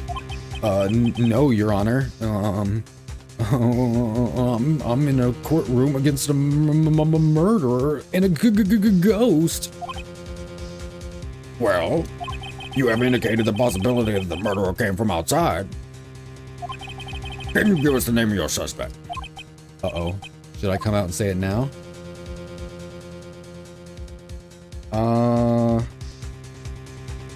Say it now or save it for a better time if I fuck up. Save it for a better time. We have to establish that von Karma owned that kind of gun. Right? We have to establish that he has a motive. We have to establish other things. Save it for a better time. Wait, I don't have enough proof yet. This is my trump card. I'd better save it for the right time. Exactly. Mr. Wright, something the matter? I'm fine, Your Honor. Tisk, tisk, tisk. Shall we carry on with the trial then? Fuck you. Fuck you, Karma. That said, we have no farther to go. All that is left is the finish. In other words, the verdict. What? Not yet. Think, Mr. Wright. You have said that someone from the outside was the murderer. Yet you cannot suggest anyone as a possible suspect, which means your conjecture is worthless and will be rejected, of course. Nick, now's no time to be holding on to that trump card. Fuck, okay, I chose wrong. The trial's almost over. All right, I may not know what I'm doing, but here goes. Okay, so it chose the other option for me anyway. There is a suspect, one lone suspect. Well, this is certainly interesting news. Very well, Mr. Wright. Who is your suspect? 4 hours, 14 minutes of streaming. My hands are shaking. What? Virgin von Karma. Von Karma?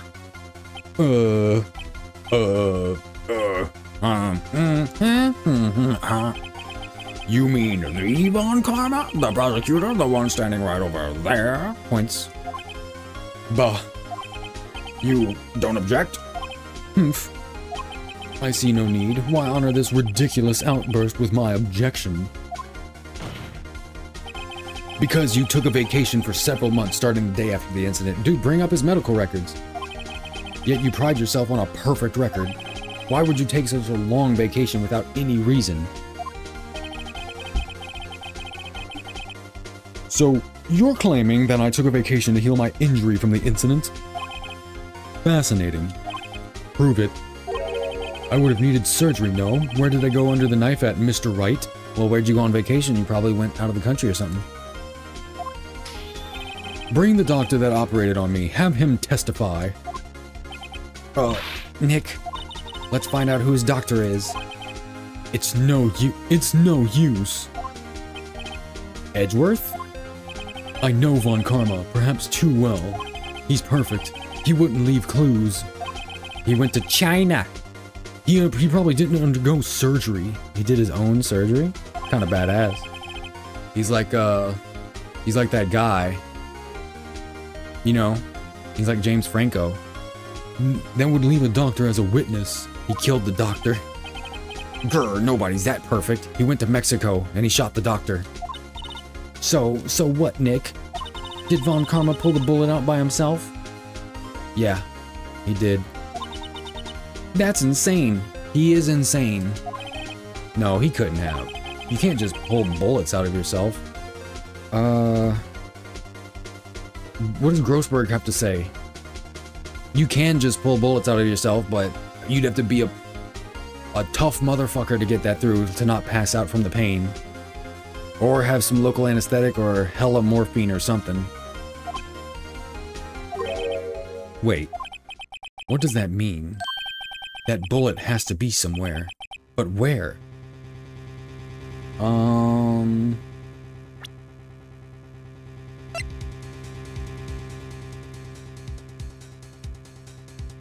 mean, just prove it's from this gun.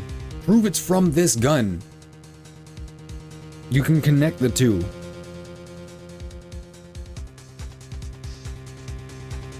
What do you mean?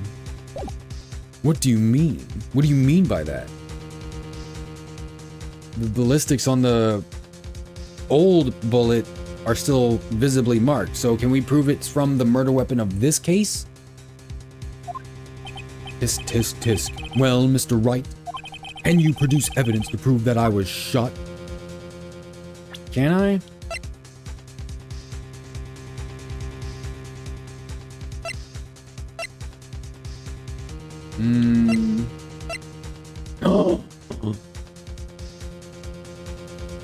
Is the bullet still inside of him? Is the bullet still inside of him? Oh, is that why we still have the metal detector? Dude, like fucking A-tier writing right here. Show evidence? Can you produce evidence to prove that I was shot? The bullet is in the room with us, isn't it? Is the bullet in the room with us right now? It's impossible to prove. I'm gonna look it up because I only have one chance, or I have to redo all this shit. So, but I'm gonna guess that it's the metal detector and that it's still inside of him. But I want to make sure I get it right. Phoenix Wright. Do I choose show evidence, or it's impossible to prove? Von Karma. If you're in the turnabout goodbyes case and are faced with the choice to show evidence or say it's impossible, choose to show evidence.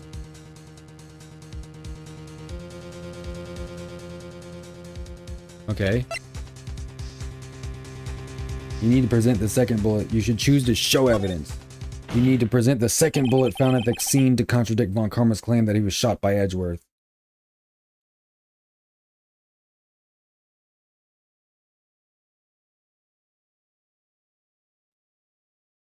Saying it's impossible would lead to a game over. The second bullet is a crucial piece of evidence. It proves that the shooting was more complex than Von Karma presented, and that someone else fired the fatal shot. Alright, Von Karma, I'll prove it. And I'll even use evidence. I know how you like it so much. What? The evidence that proves Von Karma was shot is... Is it the metal detector? Hold on. Oh, I can't pause. One shot. One opportunity to seize everything you ever wanted. Found in the victim's body, the ballistic markings match the murder weapon's barrel.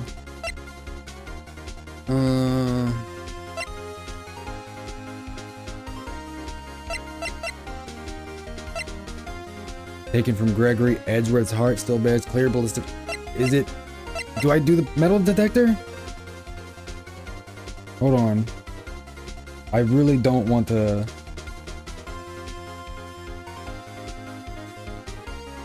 Hold on.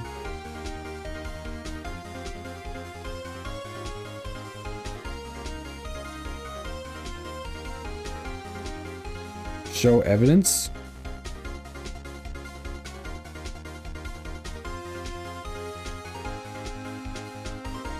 Nope, it is the metal detector. Thank God. Von Karma is perfect. He wouldn't risk surgery leaving an evidence trail. So then I ask, where is that bullet now? I think it unlikely that Von Karma performed surgery on himself. You don't mean... Yeah. He let that fucking dirty fucking copper tip, brass tip, whatever it was made of.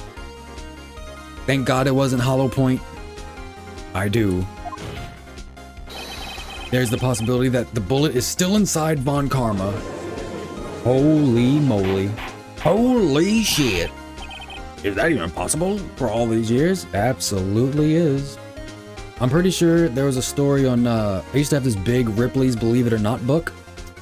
And there was a story about a guy who got shot in the, I think it was World War II. And he got shot, I think in the stomach or something. And he never had it dug out, and 20 years later, I think he's had a coughing fit and coughed up the bullet. Now, the name of the book is Believe It or Not, so believe it or not. But that stuck with me. He's like Tony Stark, he's got an arc reactor keeping the bullet from reaching his heart. Yeah, Tony Von Karma, Von Stark, Manfred von Stark. Is that even possible for all these years? Well, there's one way to find out. Metal detecting time. We could use this metal detector. Well, Von Karma, I'm going to run this over you and see what we find. Oh, we got him. We got him sweating bullets for the first time. Yes, yes, we're gonna get his ass. We're gonna get his ass. I refuse. You refuse? But refusing this means you're guilty. You acknowledge that the bullet is still inside you? Oh, we got your ass. We got your ass. Sweating bullet. Order. Your Honor, the defense requests that we be allowed to use the metal detector. Hello, me. It's me again. Judge, I call for a suspension of this trial. This is an invasion of privacy. Now, fuck you. The statute of limitations runs out on this case today. No more delays, ho. No more delays. If it was you who said we had to end it right here, right now. Enough. I permit the use of the metal detector. Mr. Von Karma, you will submit yourself to testing. Nick, what does this mean? I don't know, but we have to give it a shot. I'm looking at a page. Oh, we got your ass. We got your ass. What if he has like a metal knee joint or something? It reacted. Something's inside his right shoulder. The bullet. Oh. Mr. Von Karma? Huh? You. It was you.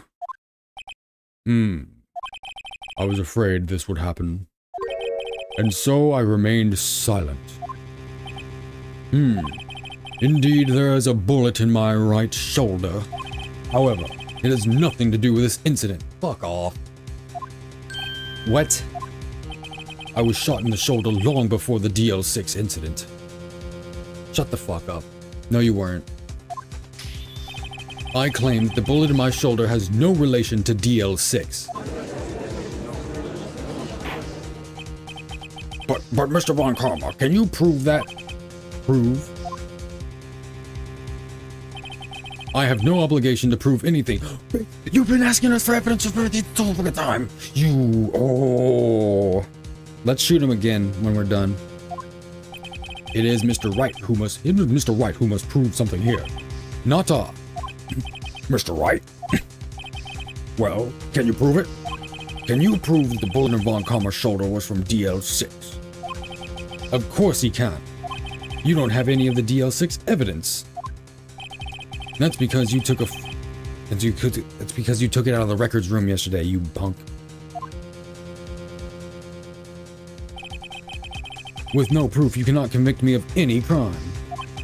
So sorry, Mr. Wright.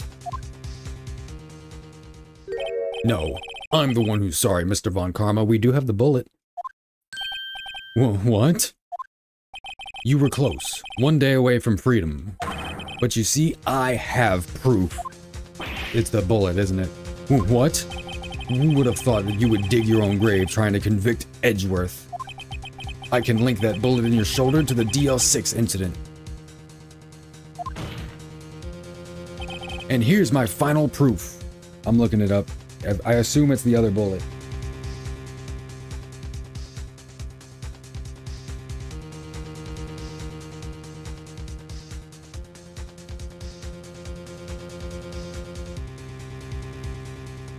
Yep. I'm looking at the DS version walkthrough.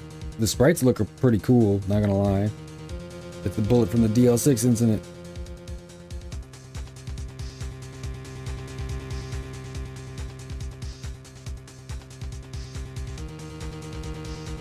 Hell yeah. Let's make it happen. This motherfucking bullet from the DL6 incident. That's a bullet? Where did you get that? You dropped it when you assaulted us, so add another charge to the list. This is the bullet used in the DL6 incident. This was taken from the heart of the victim, Mr. Gregory Edgeworth. The bullet is preserved quite nicely, with all the ballistic markings intact. Ballistic markings? Yeah. You may recall the term. It came up in the first trial 2 days ago. Yeah, here, to explain it. Ballistic markings are the fingerprints of a weapon. All bullets fired from a gun are marked with that weapon's unique pattern. By examining the markings, you can tell which weapon fired the bullet. It's quite accurate. We have 2 bullets in our possession. One, the bullet removed from Gregory Edgeworth's heart. The other, Mr. Von Karma, is the bullet buried in your shoulder. I got you, Von Karma. You're sweating bullets. Oh, maybe you sweat the actual bullet out of your shoulder. We could analyze both bullets. Then if the markings matched, we would know that both bullets had been fired. Music sounds like Mortal Kombat. It really does. It would have been fired from the same gun, the very same pistol, in other words, the murder weapon that killed Gregory Edgeworth.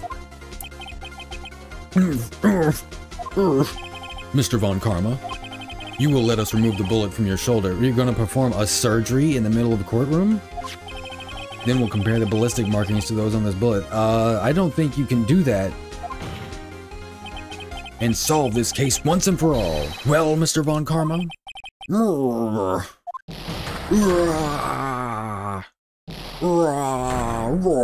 He's transforming.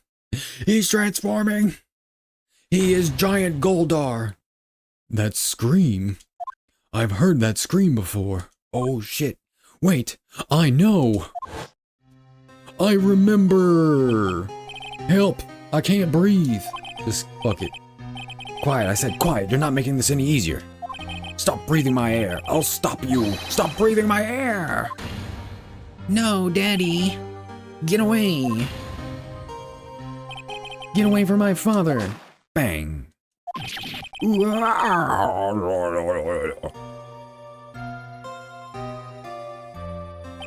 It's that scream I heard in the elevator. What, you didn't hear your father scream when he got shot in the heart? 15 years ago. Von Karma, it was you who screamed. Some conjecture right there. Mr. Von Karma? Oh my god. Yeah, he's crashing out. Only you would dare defy me!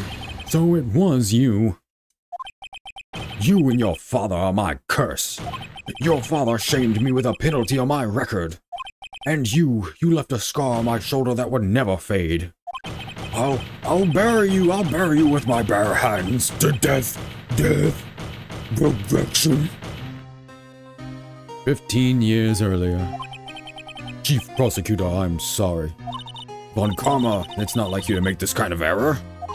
I never would have thought that Edgeworth would be the one to catch you. I was careless. I'm sorry, but you will have to be penalized. I covered for you in the past, but not this time. Edgeworth. All the prosecutors have British accents. You go on Videodrome on them, hell yeah. It was like a shock like none I had ever known. Me? Penalized? It took hours for me to regain my composure.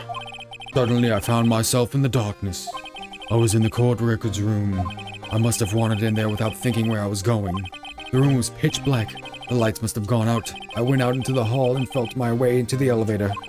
I pressed the button, but nothing happened. Then, there was a noise. Crack! I was in pain, a horrible burning pain in my shoulder. Just then the lights came back on and the elevator door opened before my eyes. I saw 3 people inside, all lying unconscious from oxygen deprivation. Much to my surprise, a pistol lay at my feet. I knew then it was destiny. Ding! Pling! Pow! In his last moments, Gregory Edgeworth was still unconscious. He died, never knowing who had shot him. Later, he spoke through a medium blaming Mr. Yogi. He was fooled. It was the perfect crime. Yes, I admit to all of it. Tisk, tisk, tisk. Now I must kill you all in this courtroom. Who would have thought another man would have come to open the elevator door? Judge. What? What are you doing? Do your job. Bring an end to this miserable charade. Now, end it. Very well. Please. Please, please. It appears that we have come a very long way to the end of this maze. 15 years later. Mr. Miles Edgeworth, Yes, Your Honor. you were innocent. You are innocent. As you said, it was all a nightmare. Yes, Your Honor. This court finds the defendant, Mr. Miles Edgeworth, Not guilty. Oh my god. Oh my god. I could not believe my eyes. 1,000,000 fireflies. That is all. This court is adjourned. Bruh. Bruh. Hold on. Put my desk down.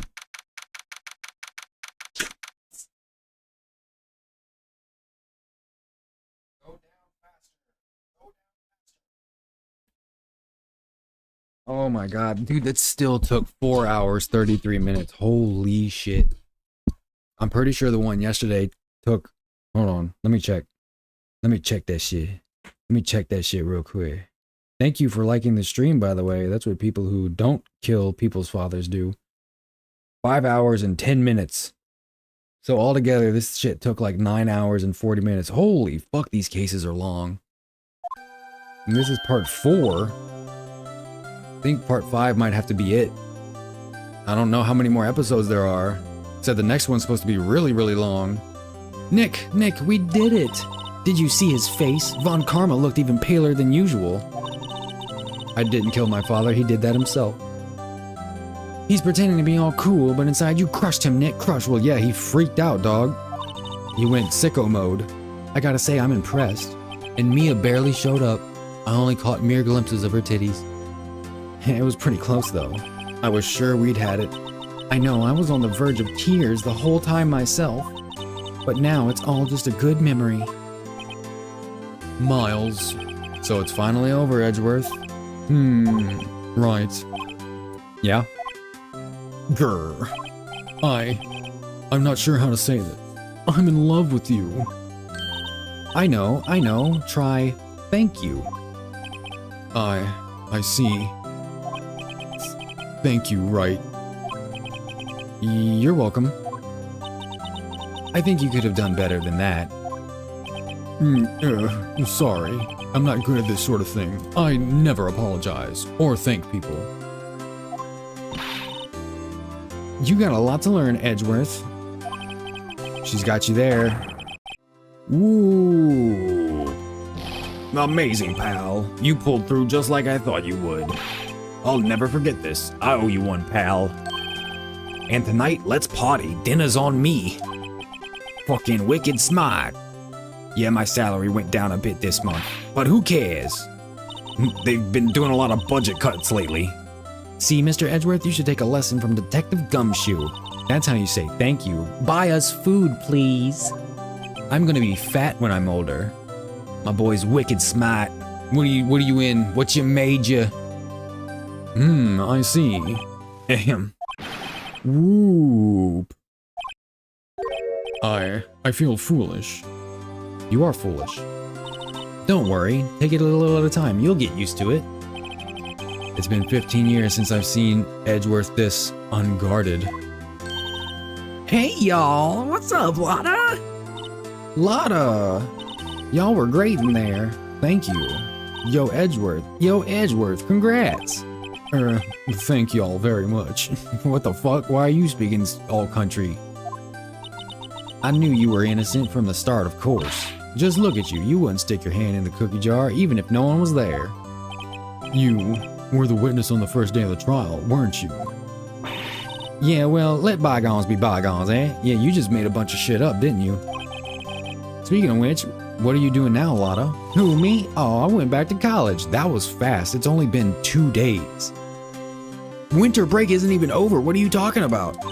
I gave up trying to be an investigative photographer pretty quick. Time moves so quickly and efficiently in this world. 3 days to have a trial? Really? That's too bad. Huh? Isn't that the hot dog guy from the park? Huh?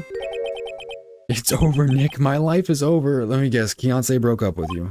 Why the sad face, Larry? What happened now? Oh, Nick, I'm not long for this world. You don't look sick.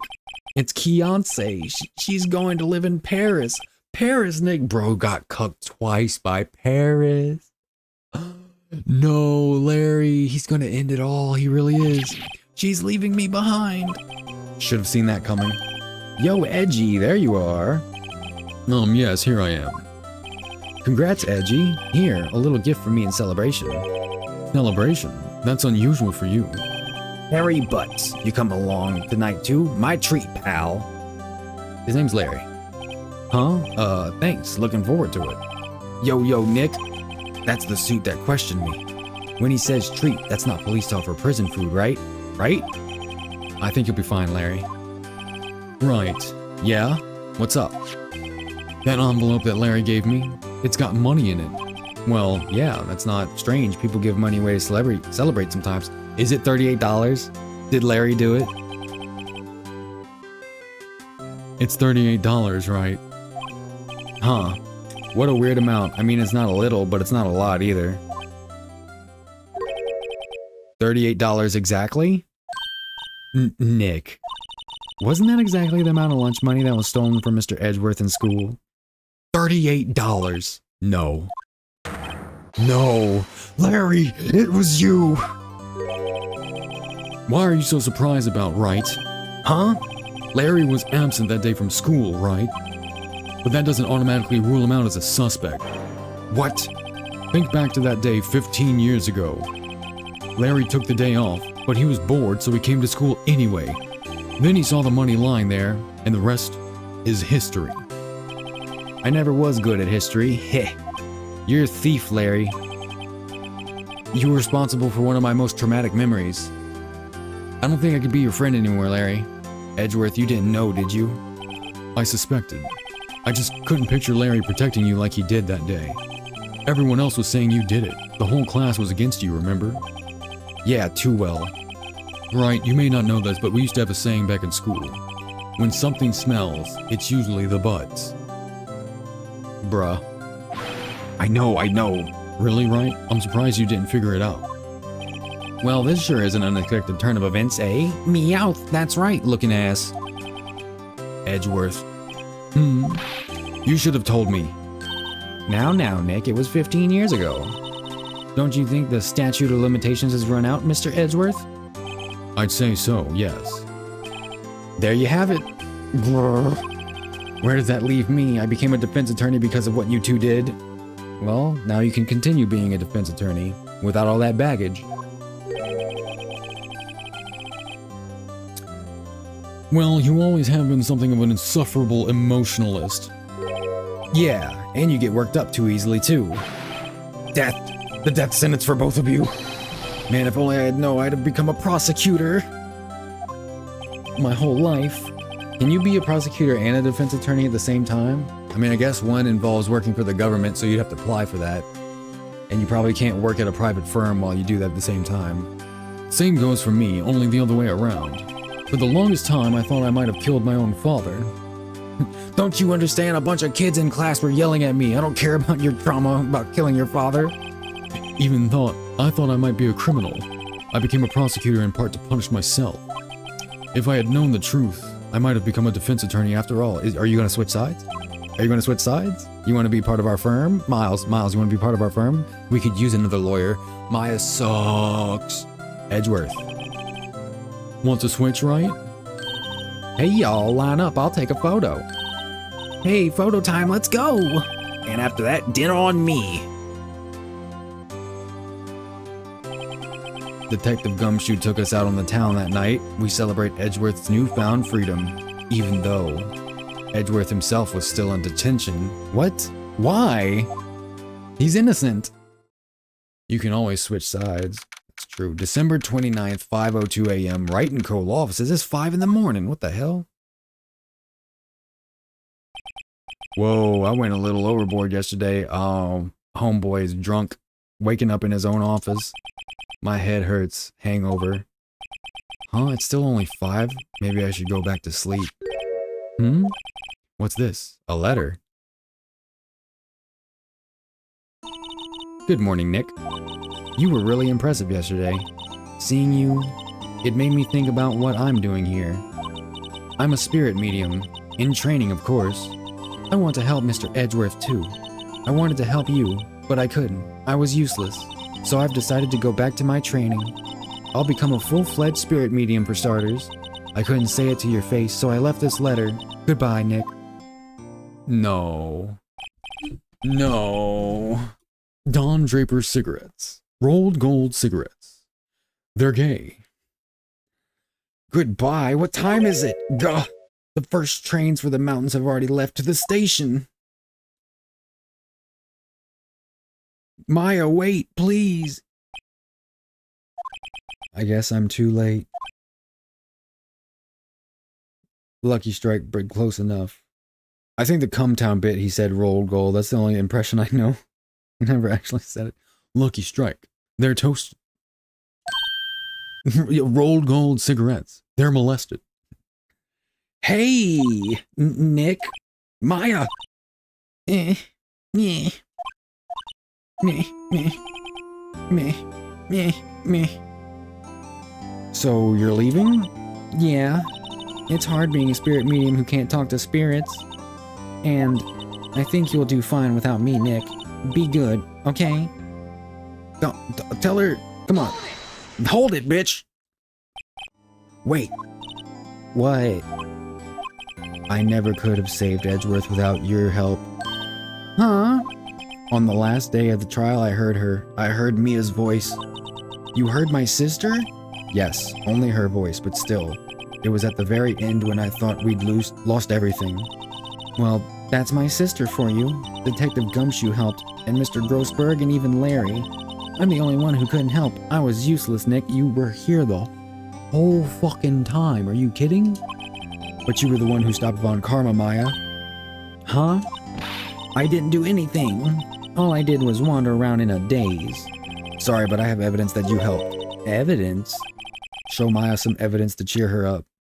Show her a picture of her dead mom.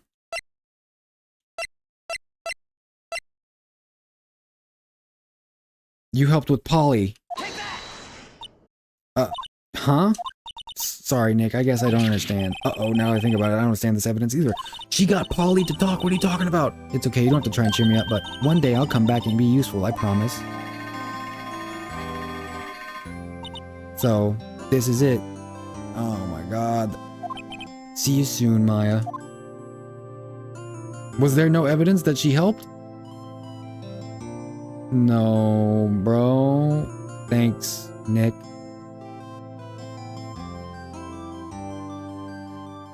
Maya, come on.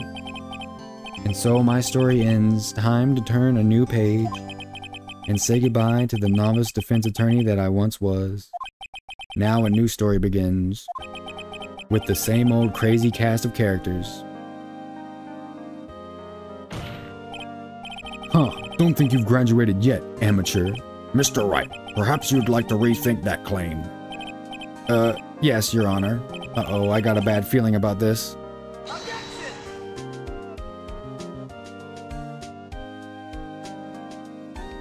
Wait, am I done? Concept script direction. Hey pal, Mr. Edgeworth came down to the precinct to wish me a happy new year. Talk about a pleasant surprise. Whoop, Detective Gumshoe. Then he hung his head low and went right back outside. Kind of like he was embarrassed or something. Strange, huh? Embarrassed or something. Graphics Kimiko Suikane.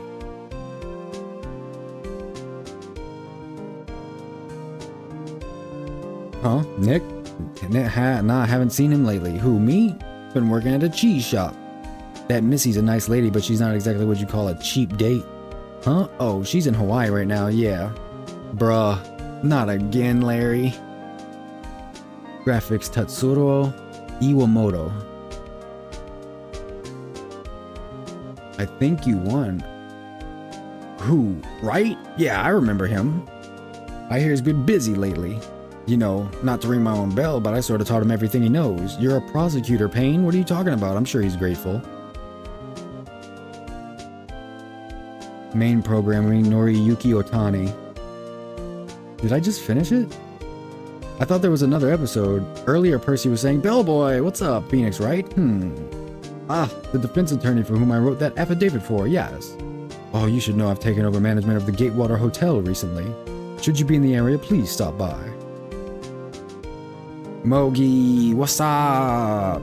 Hope you're having a good Saturday. I think I just finished it. Matsukatsu Endo programming.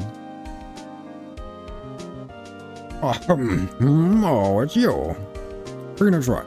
Oh yes, Mia's understudy, was she not? I wonder how he's doing. Haven't seen him of late. Ah, the days of my youth, like the scent of fresh lemon, you see. But Percy was saying earlier that the next one, Masakazu Sugimori, music. Sug me Mori, got him. Phoenix Wright. Is he an actor? Well, I'm not buying it. You can be a star with a name like Phoenix. Joaquin Phoenix? DVD that I know a DVD. Yappa. Yapatron. Percy was saying the next one, Atsushi Mori sound effects was like really long, but was this the last one? Did I finish the first Phoenix Wright game by accident? I'm pleased to announce the Pink Princess is a hit. I'm sure I owe Mr. Wright a great deal, sniff.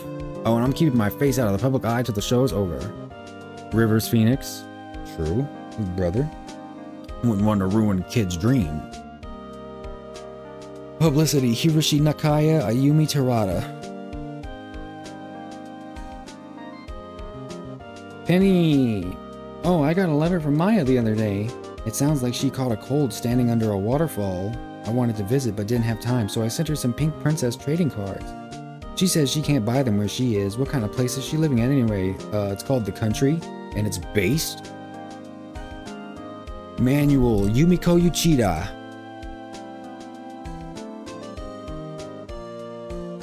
Cody, what up? Right? Who's that? You want to talk? Let's talk Pink Princess. All right. But, you know, I snuck into the studio the other day, and I saw her. The one inside the Pink Princess suit. What a dog. It was kind of a shock for a boy in my tender age. Ugly ass bitch. Producer Atsushi Inaba. I think that's the second person named Atsushi. Or maybe there's the same name. Yeah, I remember, right? That lawyer guy. Me? I'm in training to become a paranormal photographer. You know, that picture I took of everyone? Well, just behind them, there's a ghost. Was it Mia? For real. Now that's talent. I'm gonna be famous. Did you drop out of college to become a photographer again? Executive producer Shinji Mikami. For some reason that name sounds familiar. Though I'm not even familiar with like Japanese games. Oh, there was a ghost, it was Mia! Oh. I kinda love this. I kinda love this game. I kinda love it a lot. Capcom. Thank you, Capcom. Capital Computers. Oh! Oh no. A brand new episode has been added. Rise from the Ashes. I knew it. Okay, so there is another one.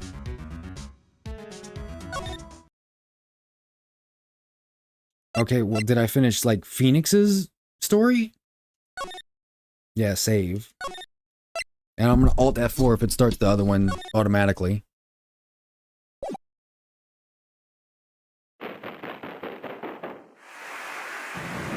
No.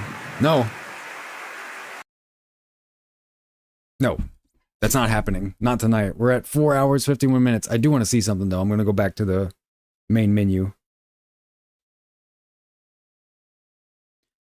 See what's going down in Happy Town. Yes, it's made by Capcom. Press enter.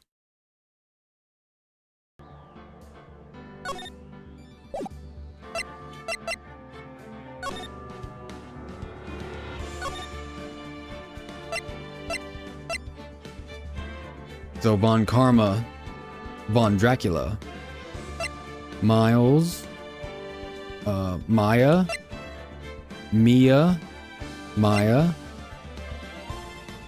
Larry. Okay, maybe these are the only two people.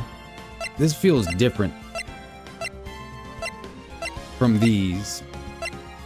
I low-key love this game, and I'm probably not going to play any other visual novel for a long time. What is this all about, though? Is this Maya? It's some student girl. Interesting. That was awesome. Turnabout goodbyes. Rise from the ashes. I wonder how long that's going to take. I'm gonna look it up. I'm gonna look it up right now in front of all your faces.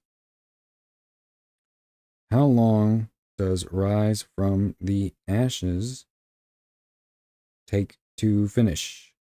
Phoenix Wright.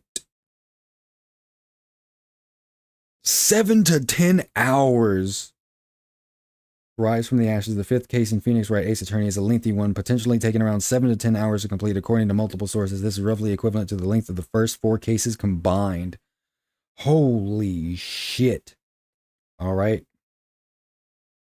Well, let's say we pull a work shift tomorrow, Sunday, start early.